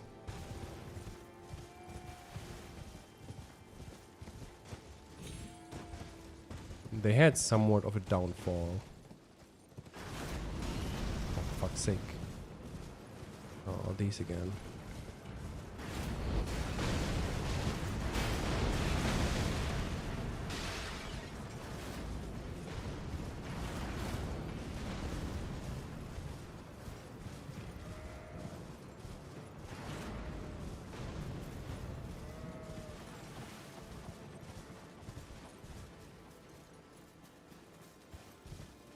Yeah.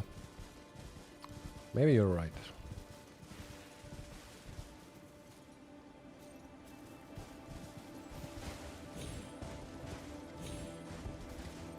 I was just thinking about it right now.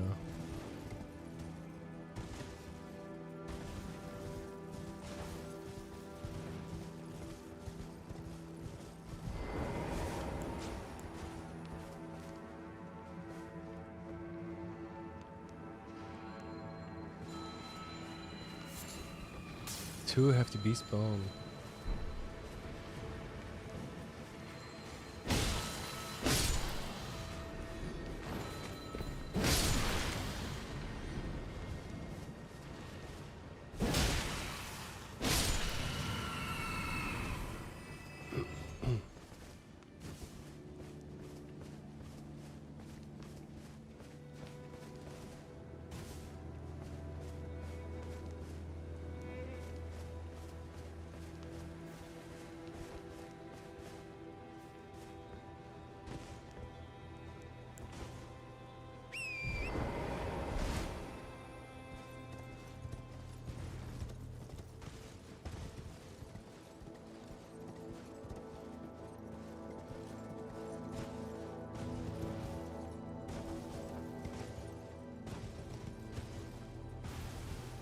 Do we have these flowers anywhere else?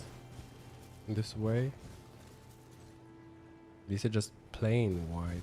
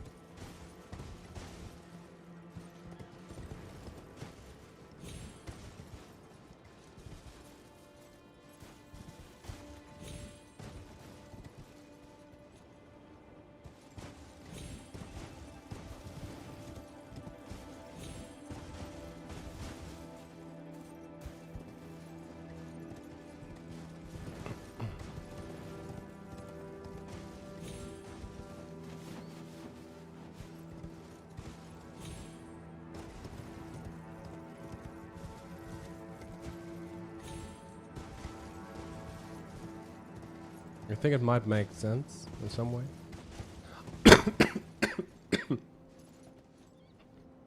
I mean, he's never mentioned or described as tarnished, but oh, a terror relief. He's never mentioned or described as tarnished, but I think the circumstances would fit in it. I think they would fit.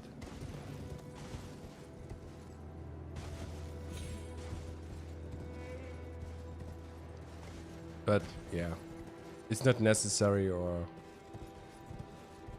there's nothing we would gain from by describing him as tarnished in a way, in such a way.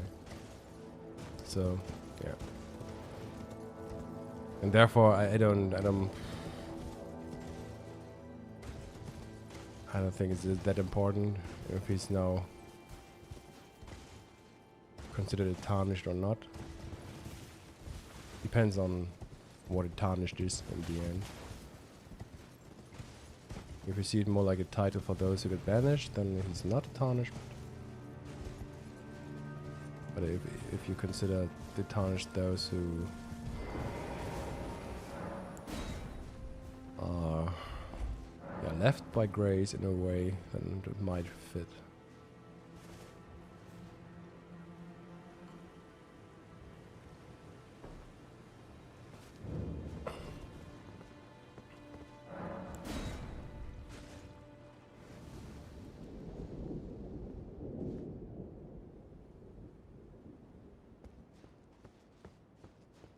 I still have the wrong Ash of War.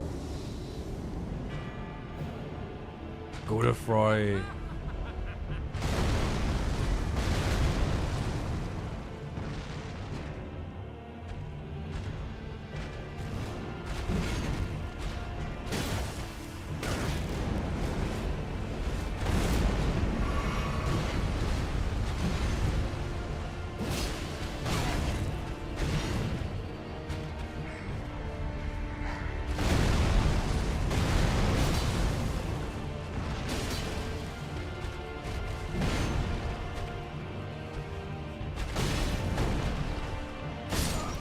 Oh fuck.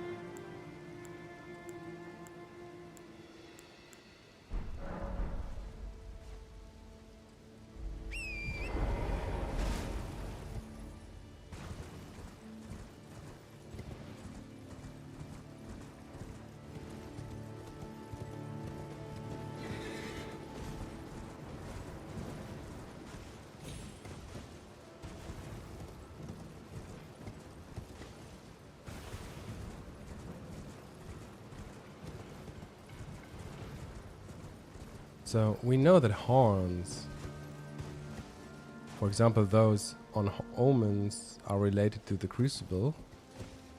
We know that these animal features on the Mistbegotten are also a sign of the Crucible. And I think it's about containing powers and the vitality of other beings. And therefore even grafting might fit to this concept. Like grafting and consuming others' vitality or powers might also fit to the Crucible when it comes to this concept. And it's really interesting because I think they try to emphasize this connection in Night Rain, where these Godric or Godfrey boss models, there they have a special additional boss move where they get some strange golden, is it a tail or another limb? And it looks like horns. But not... but yeah. I think they emphasized the connection between grafting and the Crucible as well there.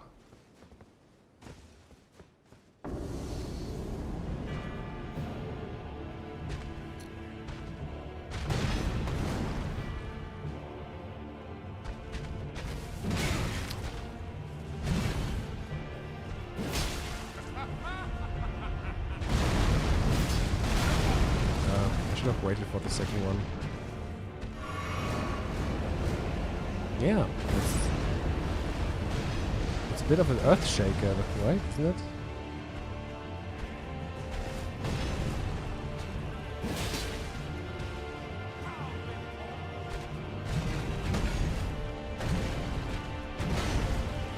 Oh, fuck. Oh. Why is it so...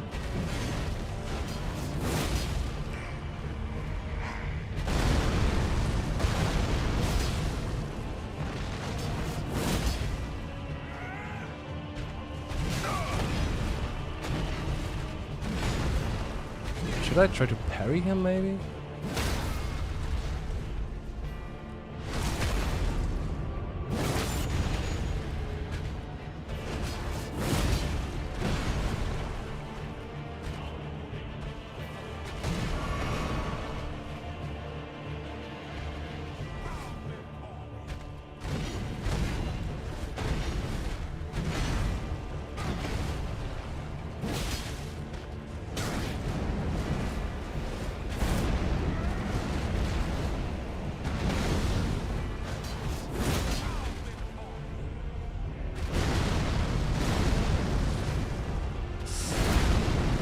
Wow, how did I survive this?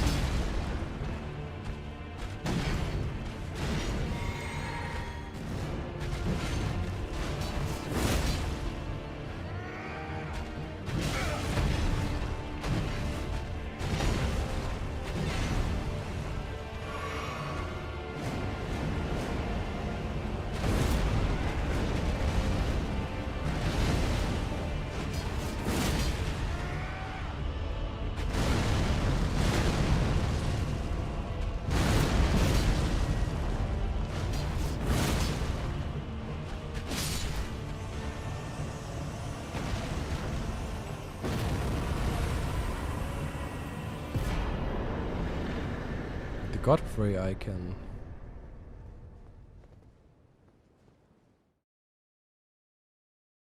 This area is Godfrey coded a little bit.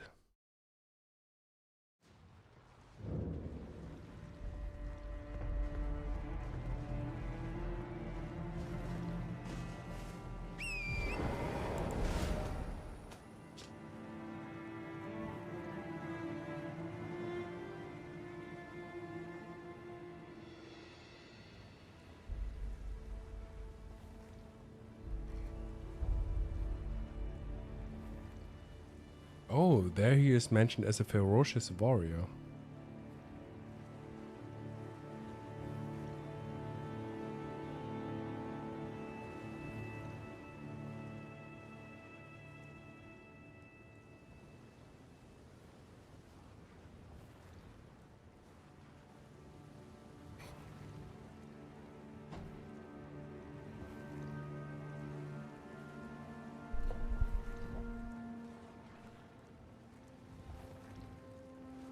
He's more talkative during the fight than I remember. Was he talking a lot?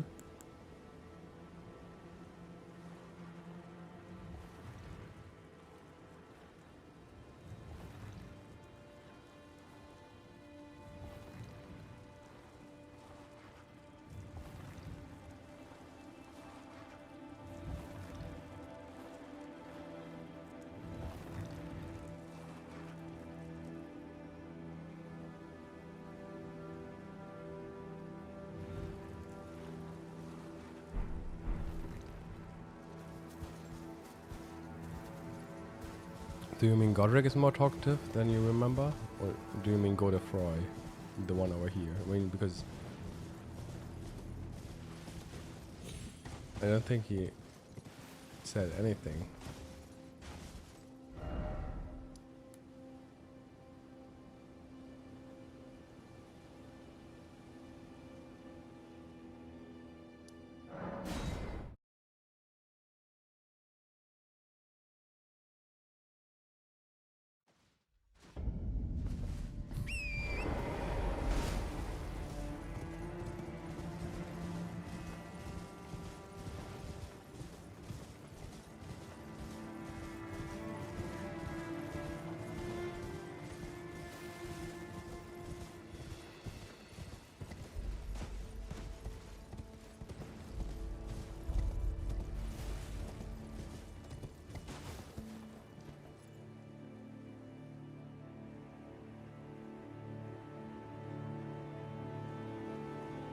But did Godefroy do this as well? I mean, Godric might have done this, but didn't pay too much attention. I think.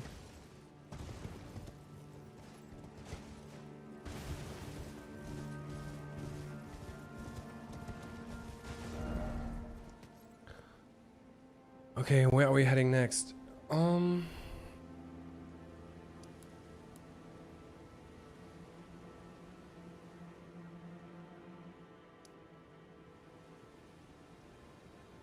Maybe we should go with the Shaded Castle because there's a prosthetic for Millicent.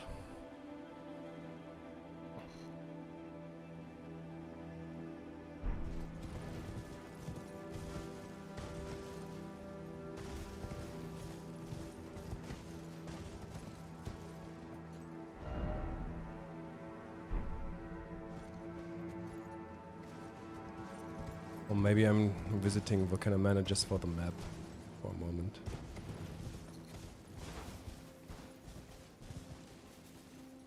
Oh. There are already some bloody strays.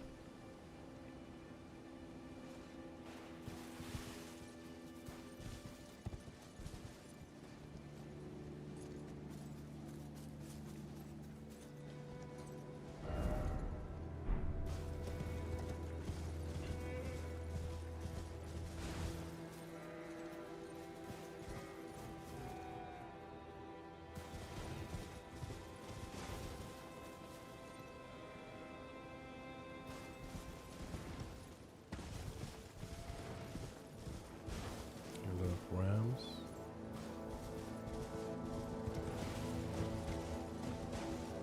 Lily.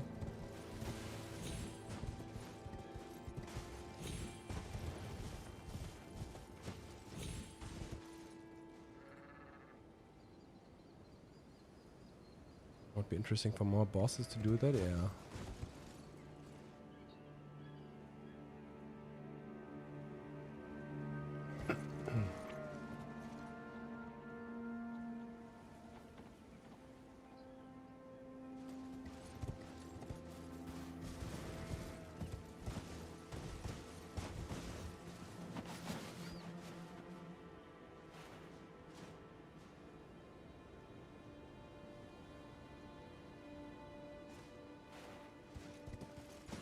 Usually once you look at the Sorcerer's Rise over there, it starts to vanish at some point, but I don't know.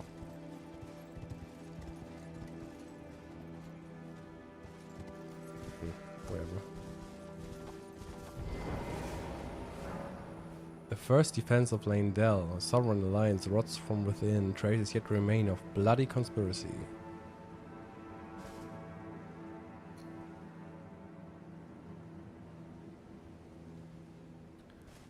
Bloody conspiracy.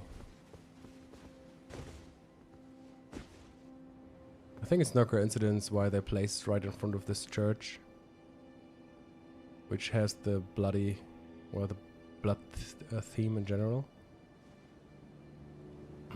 That's why we found these bloody strays over here too.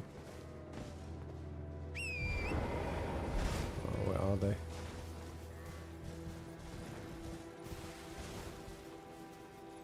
Weren't they here?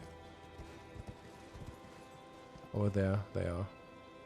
They're probably placed bloody strays over here to yeah, to point out that the whole blood theme is connected to this area as well. So it's deliberately chosen the term bloody conspiracy, I think, because it also relates to this church. It's in some way connected, I think, the references.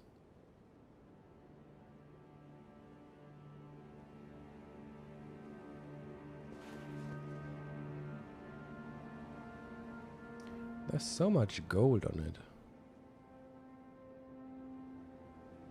And the flowers match too, like these purple flowers over here and over there.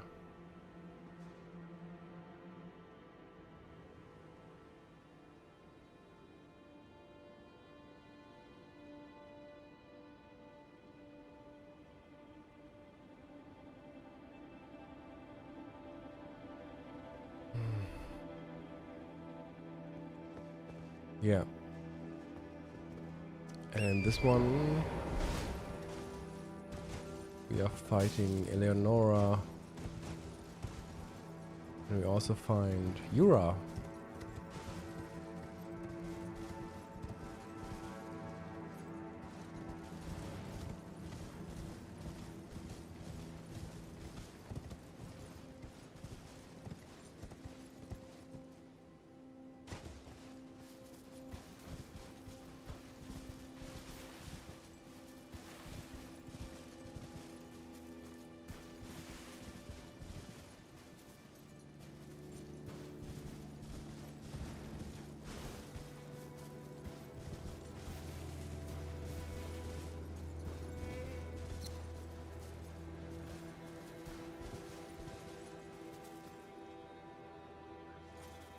We also have a lot of tombstones.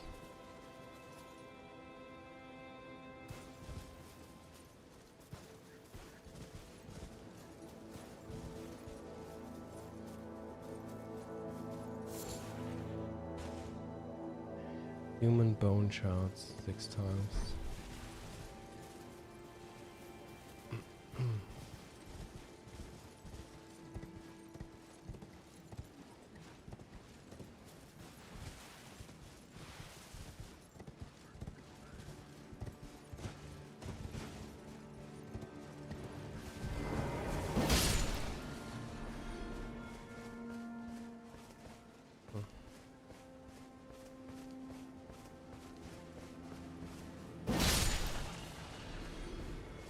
When it comes to this church, the Second Church of America, I think it's referring to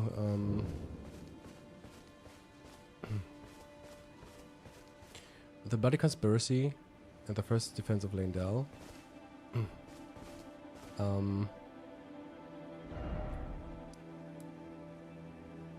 It seems to be connected to the Gold lineage, I think. And it's also connected to Volcano Manor for some reason. The forces of those forces entered Leyndell from this side over here. That's why you'll find all those armor sets on the ground over here in this area. So they came from here, from this side. I think and the hideout of the Bloody Conspiracy was more or less Volcano Manor, where Godfrey, Marika as the woman in the black hood, and the other demigods allied in some way. It all resulted in the shattering at the end. And this is what is paralleled right here. So the relationship between Eleonora and Yura is a reference to the shattering, in which Radagon got shattered.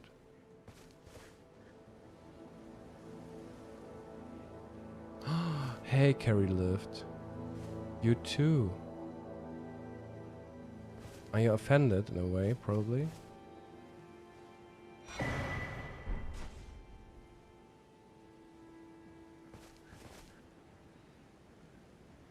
We don't need guys like you know that?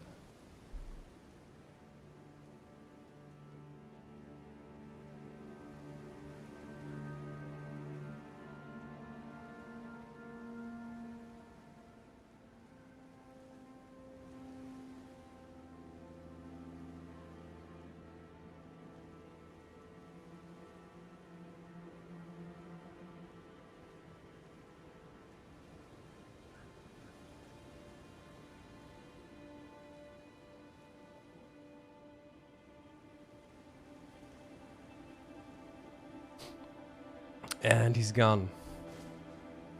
Yeah. I mean, haters are gonna... Haters will join the longer I will stream. Probably also because of the theory that is offending a lot of people.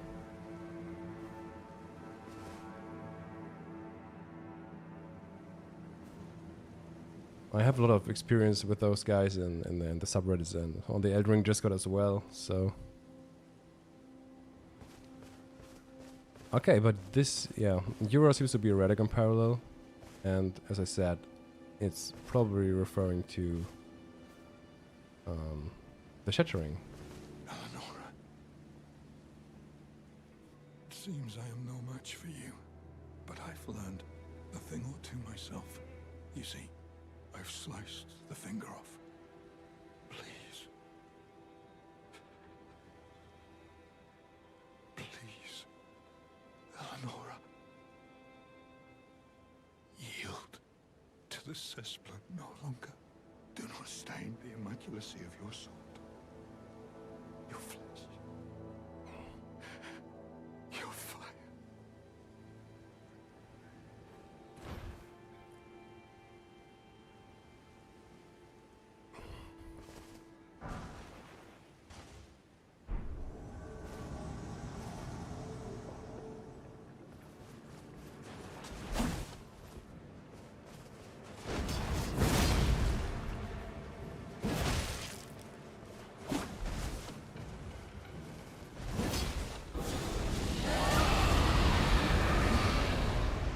Wait, was that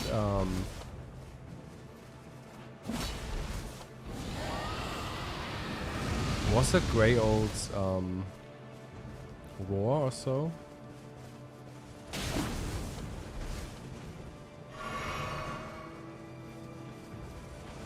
And she's wearing the Drake Knights, is it the Drake set or Drake Knight set? I don't know what it's called.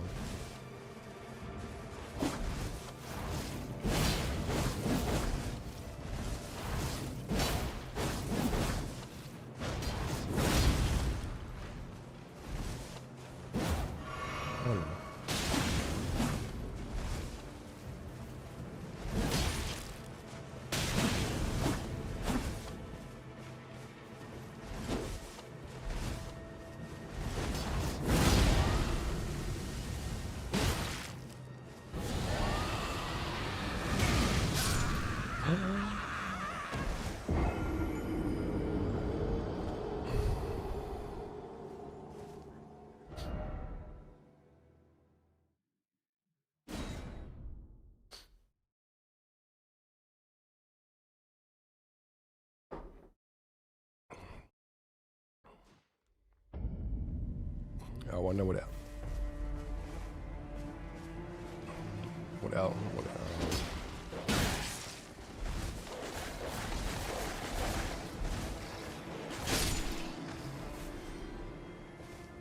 What kind of skills she's using besides those that I've seen now?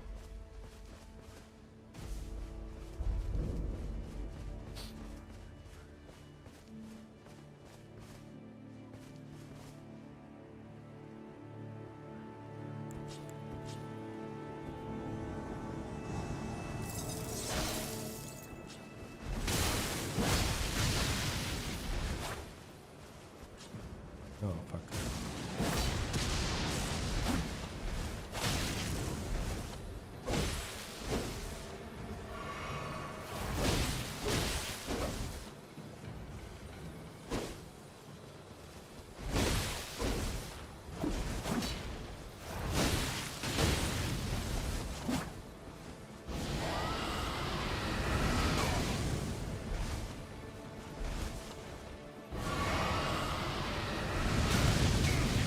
It was Grey Old's Aurora, right?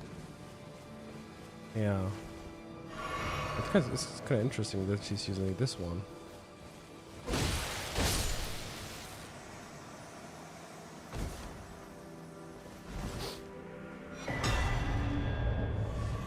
Purifying crystal tier. Delinore's tool.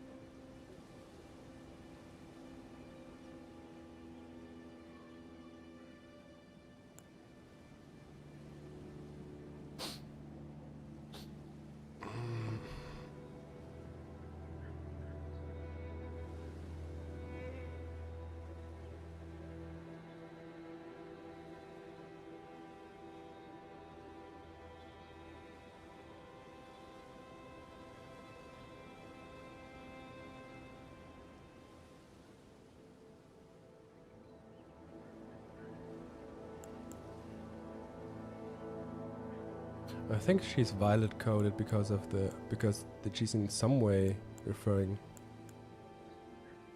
to America.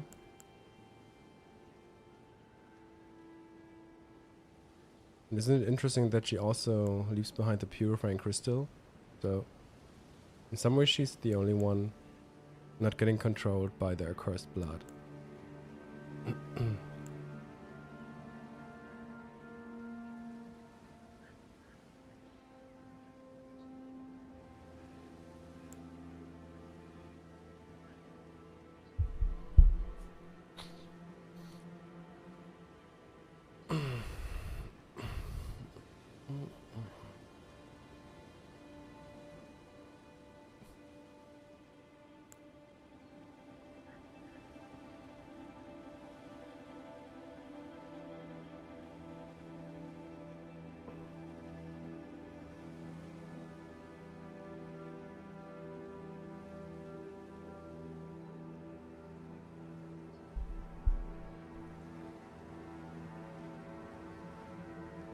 Yeah, becoming part of or a member of the what are they called? Bloody Fingers, and then still getting attacked in the areas is strange, right? I don't know. And then oh no, we are invading Vare. It's not the other way around, right? I don't know. Still strange.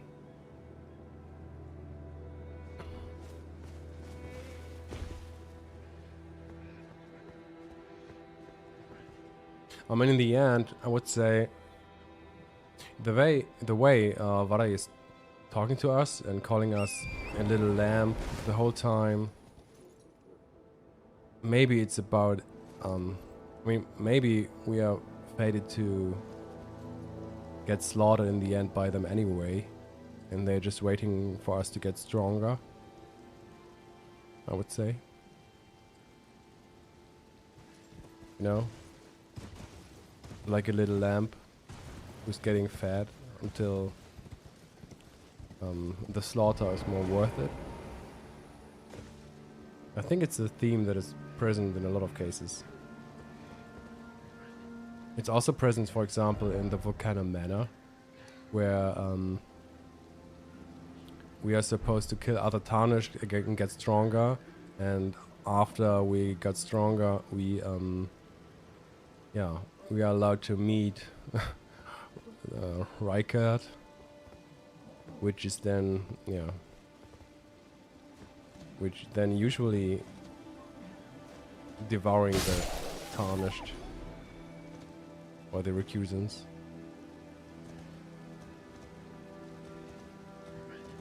And the theme is also present in Caelid at the Colosseum. The Great Jar wants us to get stronger, and only then we are allowed to join the other warriors inside of him. Or it could also be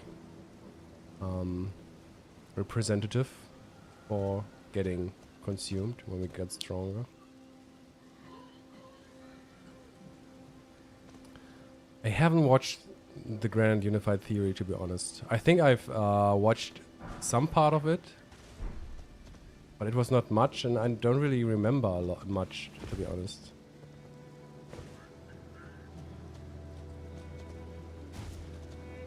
Oh fuck, what did I just pick up? Magic grease, okay.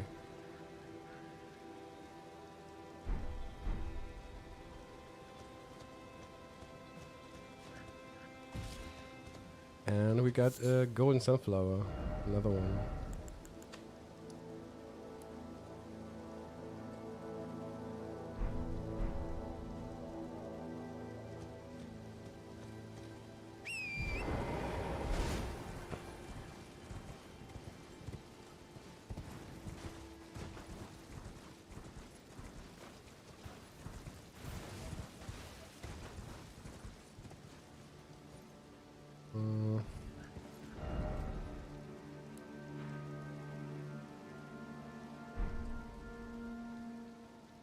It's a bit time sink, but I think it was very useful for dissecting themes and inspiration from soft.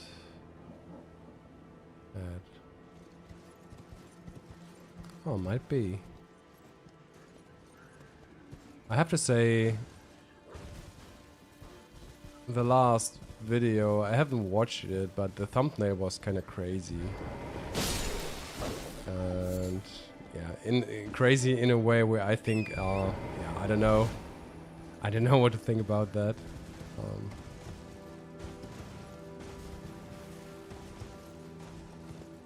I think the thumbnail said something like, ancient dragons are gay or so, with some rainbow stuff.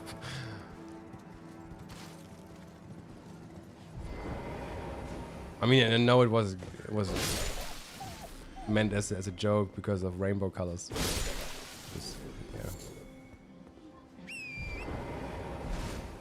It's just that I take my videos more serious. I know that he's probably more serious as well, but yeah, it's not making me interested, you know?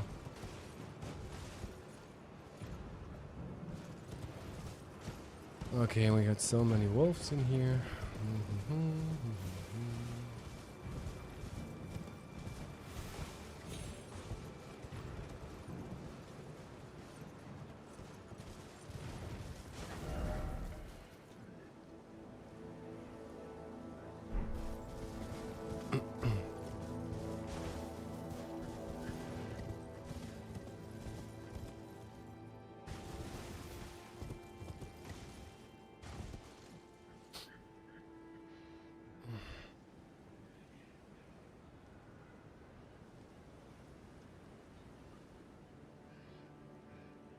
Well, that's an interesting YouTube mechanic. I didn't know.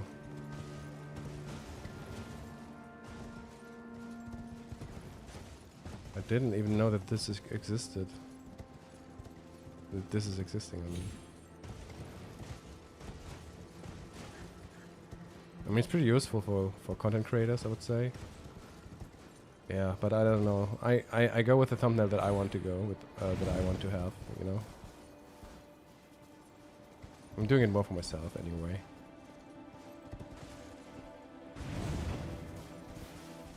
I'm not even profiting of viewers or watch time because I haven't activated the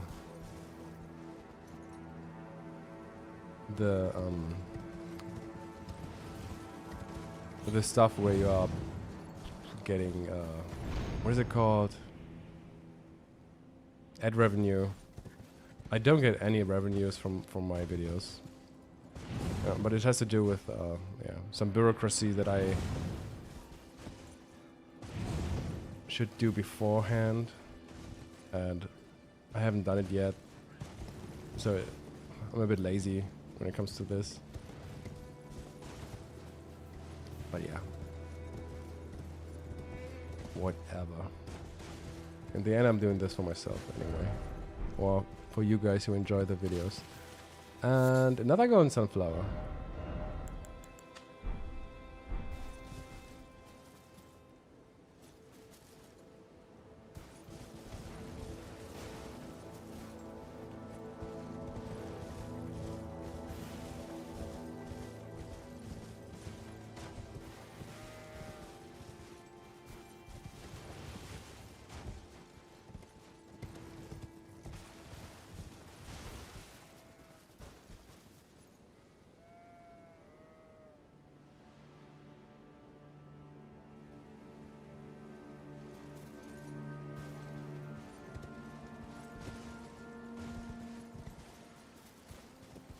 Yeah, I have to say I haven't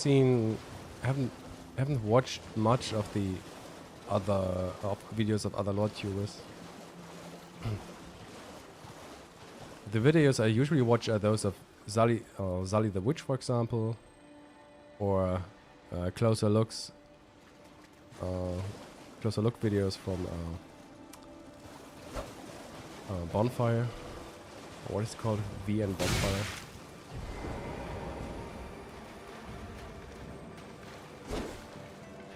And there was some, I don't know, there's some new some new channel with videos that he's calling like unuseful informations of Elden Ring,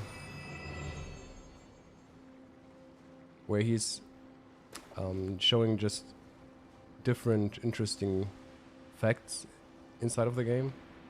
These are the things that I like to watch. Bloodblade.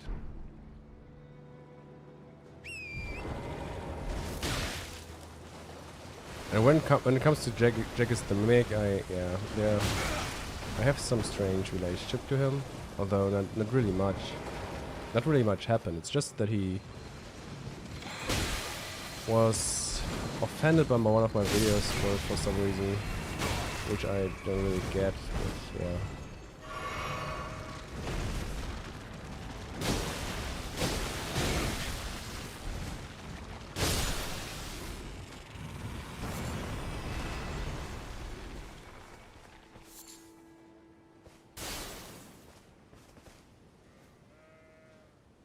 Lord Hoodle has a series of enemy locations?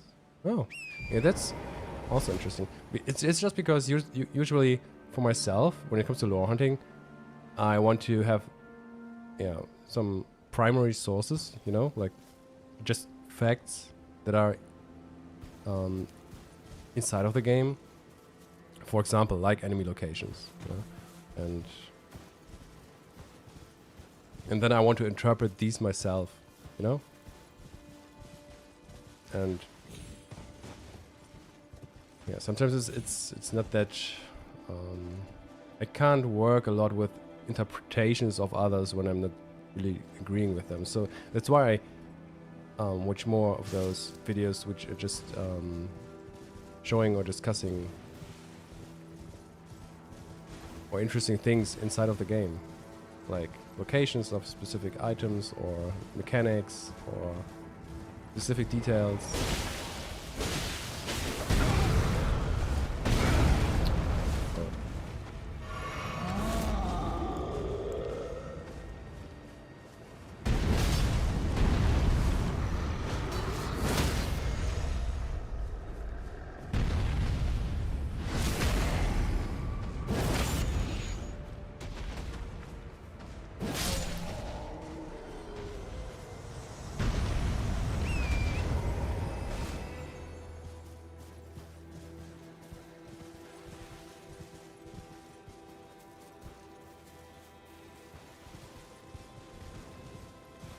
I think it's, for example, one interesting detail I think is that we find a lot of those crystal buds on Altus Plateau. Because I think crystal buds are not the first plant that you would associate with the Aldous Plateau, because it revolves for the most part around trees and gold. And crystals are more associated with Leonia, for example. It's interesting that you find them over here as well.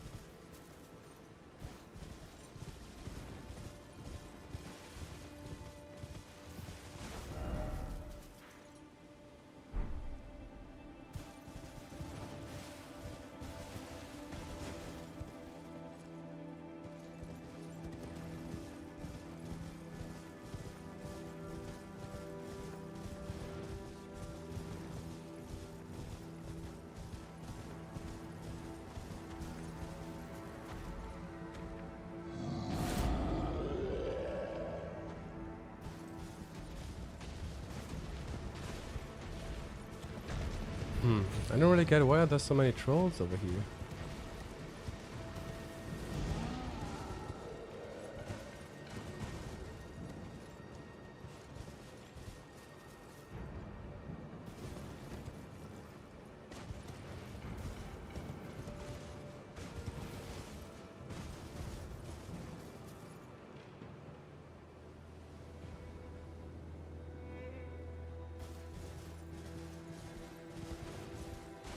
Or is it all about the old Altus tunnel? I mean, the road leads to this tunnel, right? Yeah.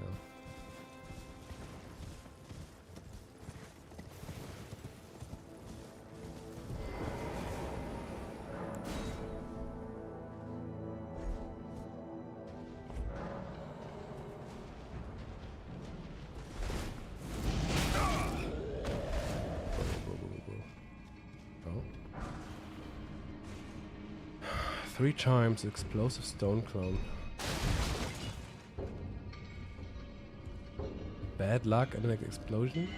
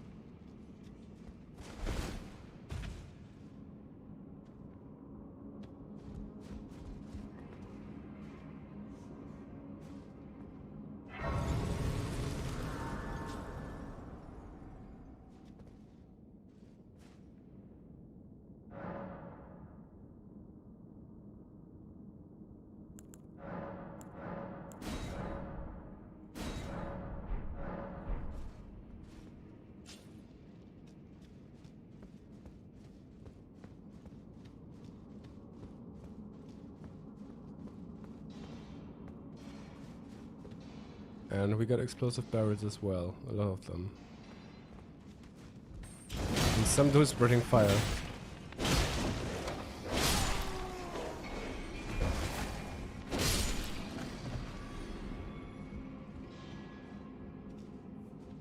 Oh jeez.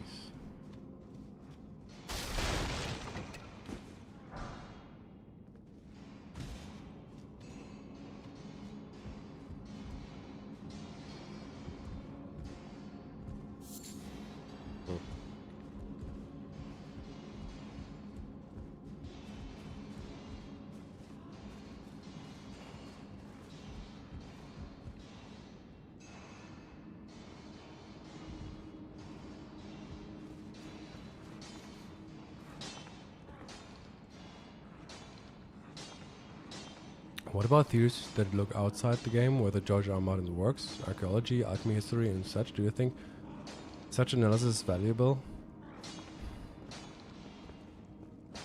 Ah, oof.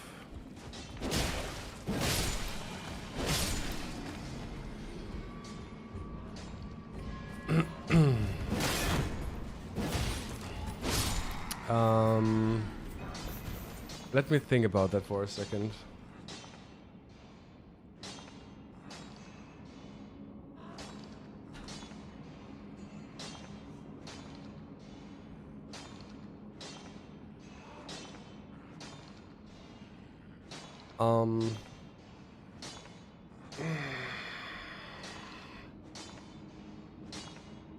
Okay, the thing is, I think almost all of the lore tubers are doing this.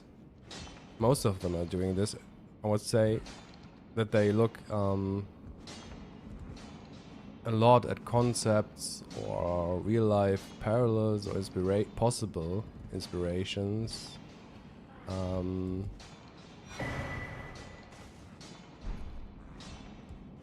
And or at other works like books or movies.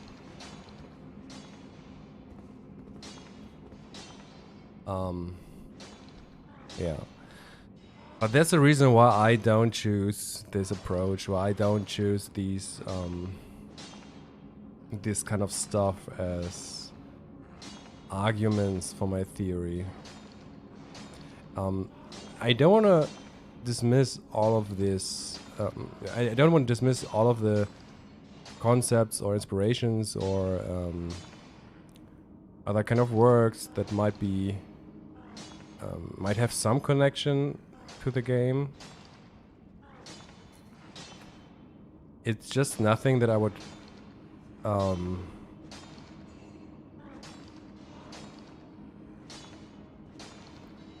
I think first of all we should use the information that we have inside of the game, because every step that we take away from the game and outside of the game, the more speculative it gets. Let it be, for example, the symbolic meaning of a crucifixion. We got crucifixion inside of the game. And from there on, there are several possible ways you could go outside of the game. I mean, some people would say, okay, so this is Christian symbolism. I would totally agree that it's, I mean, in general, it's Christian symbolism. But, how do you use this information? Is it about Jesus? Is it about, like, I don't know, Romans crucifying those who are considered heretics or so, or blasphemic? There are several ways in which you could go from there on, and I just try to reduce myself to the information that we have in game, and especially when it comes to symbolism, I try to look at the context of those symbolism that it is where it is used inside of the game, and try to figure out the symbolic meaning from the context that we have inside of the game, and not transfer some symbolic meaning that we have outside of the game on the stuff that we observe in the game. You know what I mean? I don't know if it makes any sense, but I think I think people have the feeling that there's not much left inside of the game when it comes to that we have most of the information inside of the game, and therefore what they are doing is they are trying to theorize in a more broader way and try to look at other works. And what I try to do is I try to reduce myself to the information that we have inside of the game, and instead try to even go deeper than we already have been.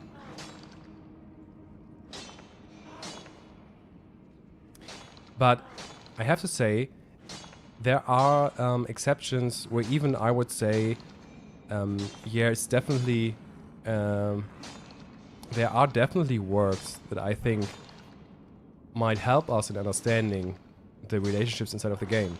It's just that for myself, these are only a few exceptions for one, and yeah.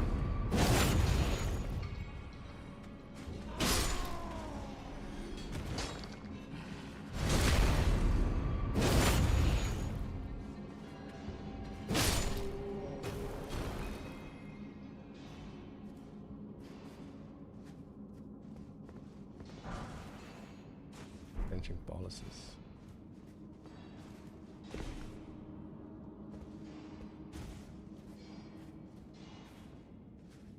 Some are using a lot of works, of other works, or movies, or books, or symbolism from the real life, or cultural information from the real life and outside of the game. And I try to reduce myself as much as possible to the game itself, because I'm convinced that we just have to dive a little bit deeper instead of looking at other stuff.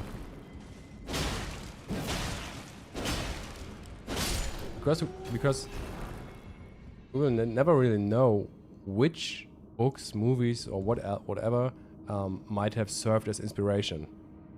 Although there are a few works that were mentioned, and these are the only ones I really consider.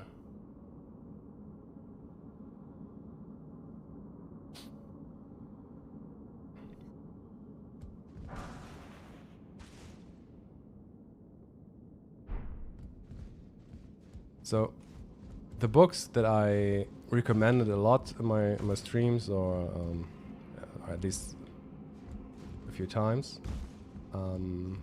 is the novel series The Eternal Champion. And I think I recognize a lot of stuff that served as inspiration, a lot of crucial stuff. And it is additionally it is confirmed inspiration that served for an Elden Ring.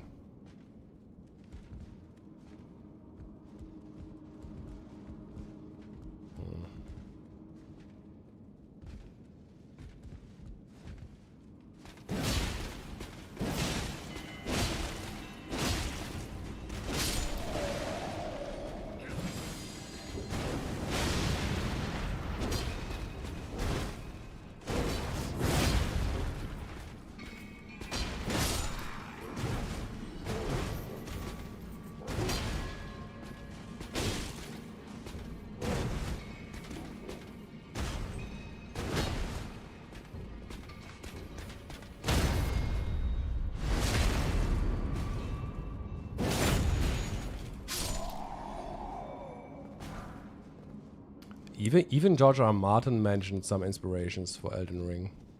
There's one interview online on YouTube somewhere.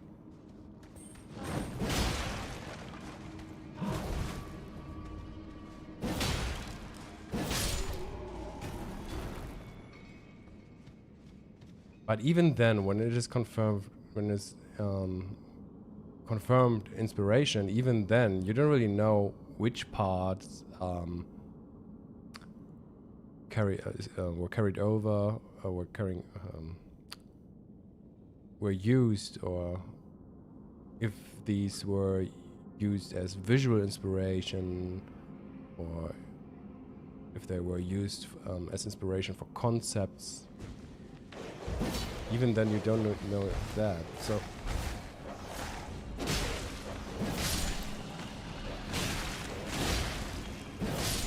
I think it's difficult. Troll's hammer.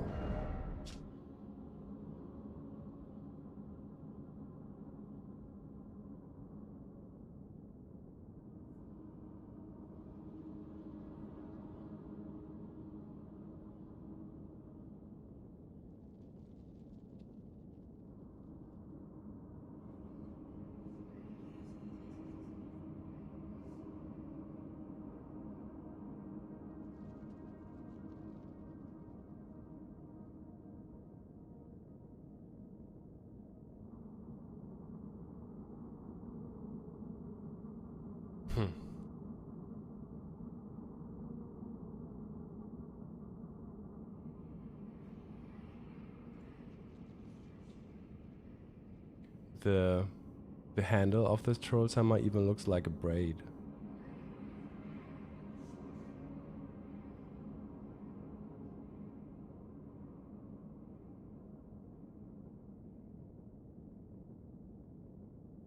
I just realized that.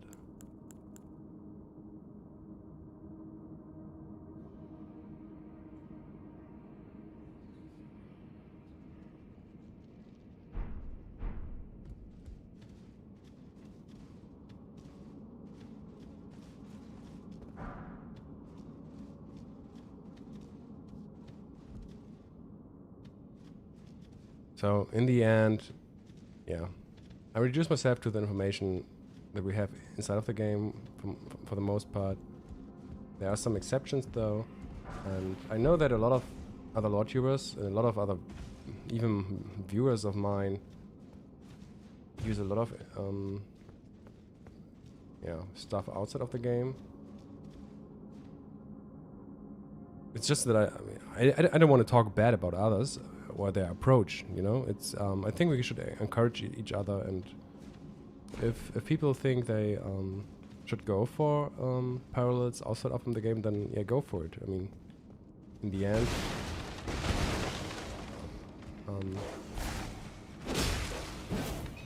there might be something to it. I don't know.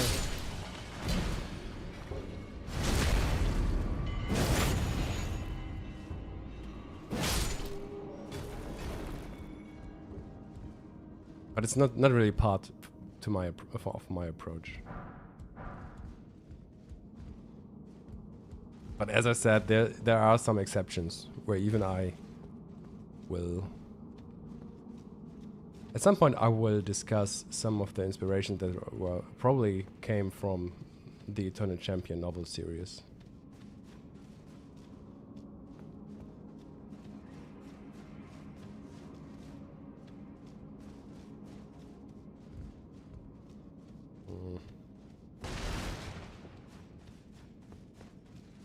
Because another thing is, from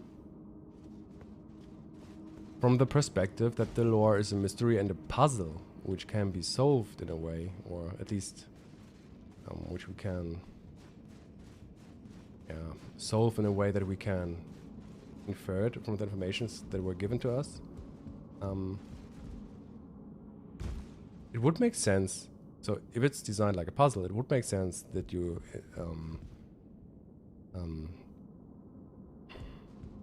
include the informations that you need to solve it.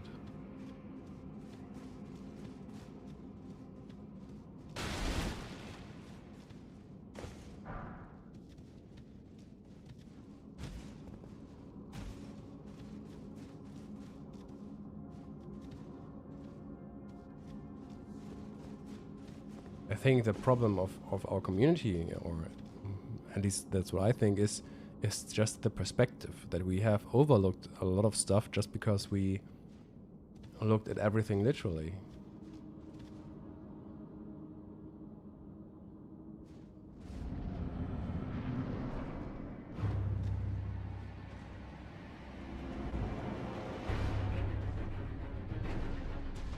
Is this a reference to Radagon?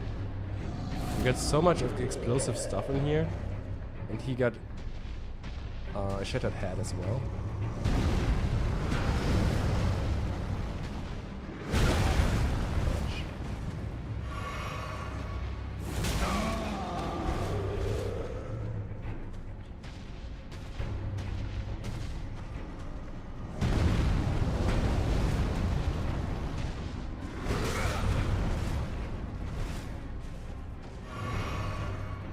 He's even using fire incantations. Did you know that?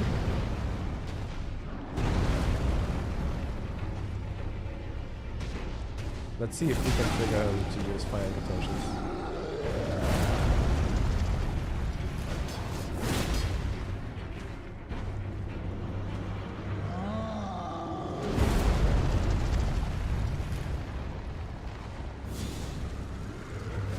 Oh, there you go.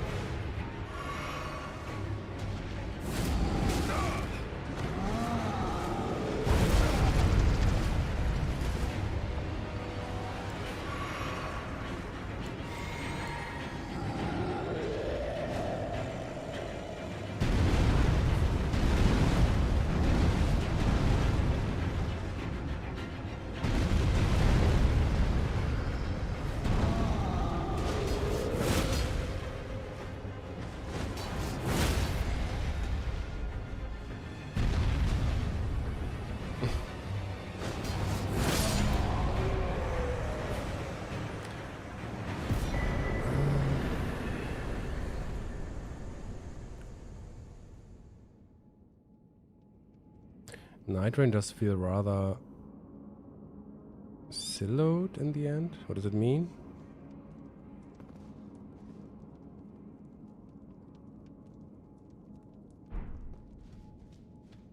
Oh, great club. So if we consider this Stone Digger Troll as a reference to Radagon being shattered, because, I mean, the wound on the head kind of fits all the explosive barrels, and the explosive theme seems to be very present in this tunnel, especially with the explosive stones at the entrance. And the Great Club would be a reference to the dying Earth Tree.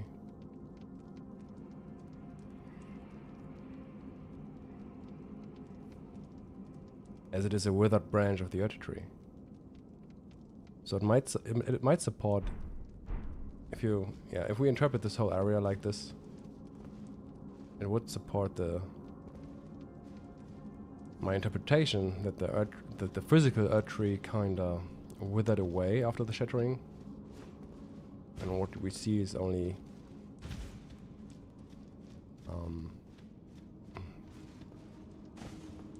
an Earth Tree consisting of grace that is covering the actual withered Earth Tree.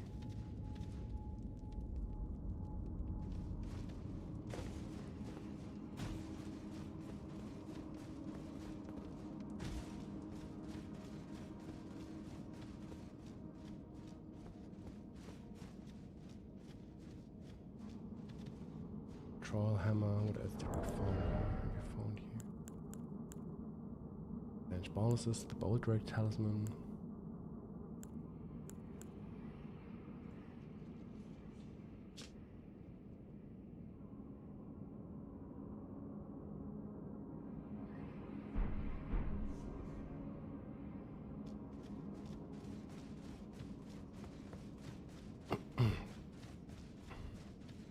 To me, Night Rain, the information that I use from Night Rain are, for the most part, the remembrances of the characters, because I think there lies the most information. In the form of parallels, once again. But I think, for example, when it comes to the map and the enemies and the environmental details appearing there, we got some kind of soft lore, which some people call it, but,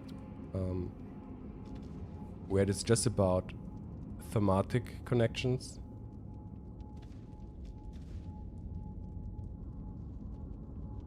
For example, I draw the connection between the Mausoleum Knights and the Eternal Cities, for example, just using the architecture of the Wandering Mausoleums. But in Night Rain, the connection and relation is emphasized a bit more, because the Mausoleum Knights appearing in the Eternal City Noclateo. So what Night Rain is doing in some places is they are highlighting and emphasizing some of the connections, some lore connections, some themes, I would say.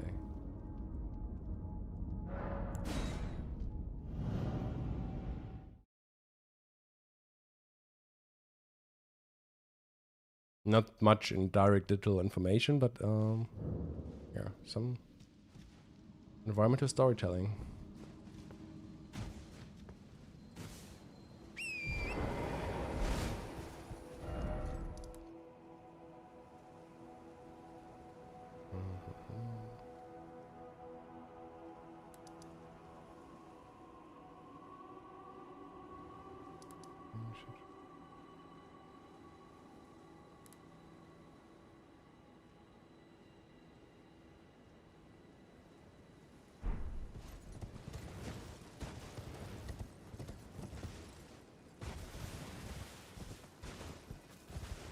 What do we have here?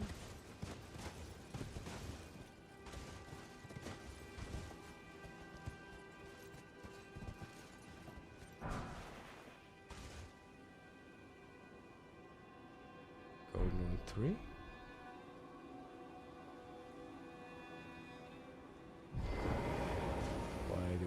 Godwyn Run 3 here.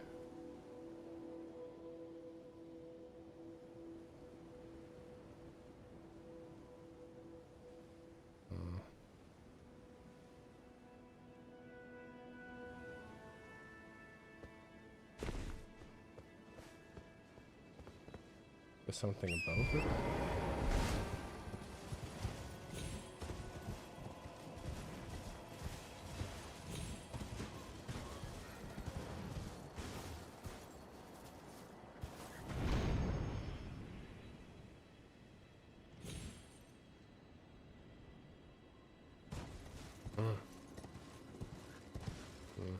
Not really.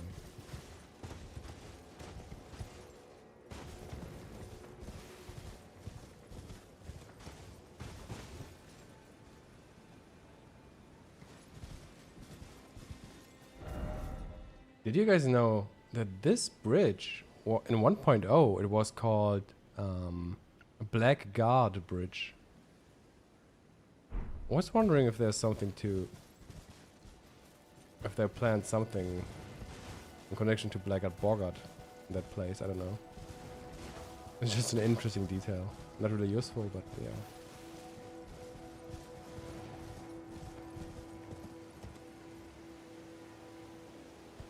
Materially.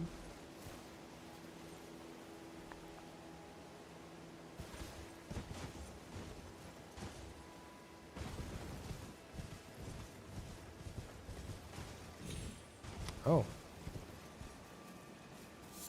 And another golden sunflower.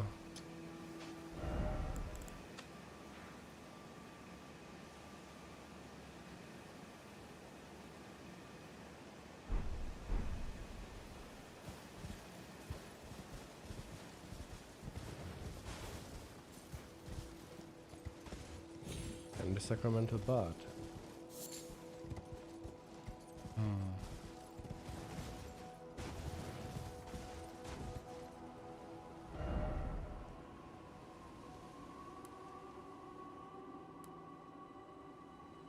I think it's the second sacramental bud that I found in Altus.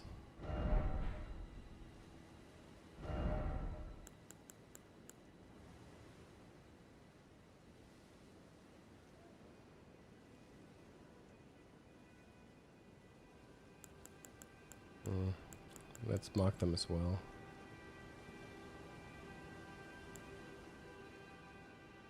So what do you use for them? Maybe the the skull. I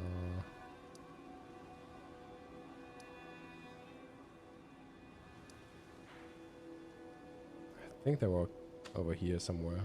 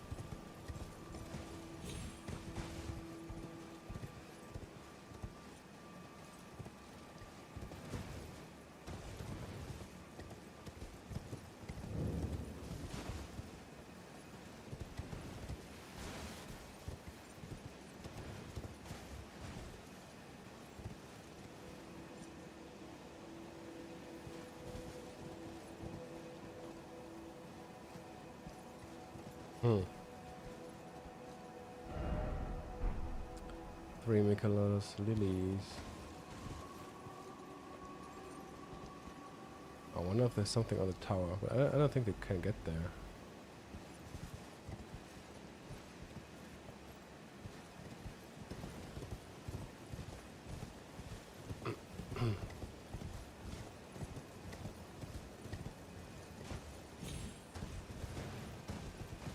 Oh, I think spirit jellyfish are actually spawning here at night. But isn't it night? Maybe you have to reload the area. Oh, what, this one? A golden sunflower. Okay.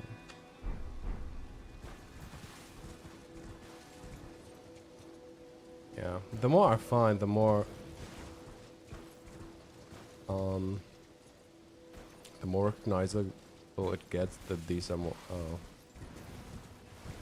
definitely more common in this area on Altus.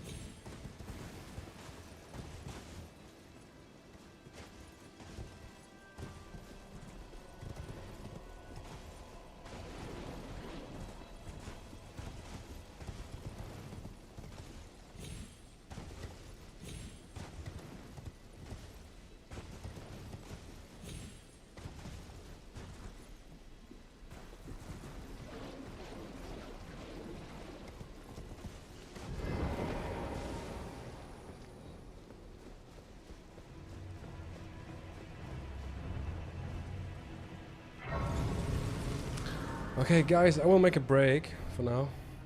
I streamed more than enough, I think. I don't know. Maybe I will come back online later. Maybe tomorrow.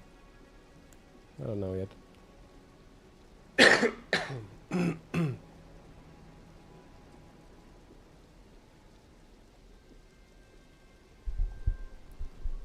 So, I hope you're doing fine, guys. I wish you good lore hunting if you are doing so.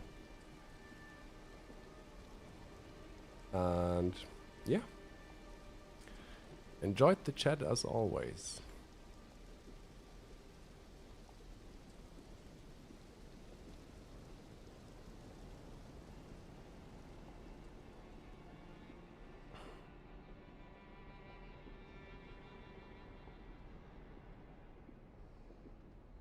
Have a good day, guys.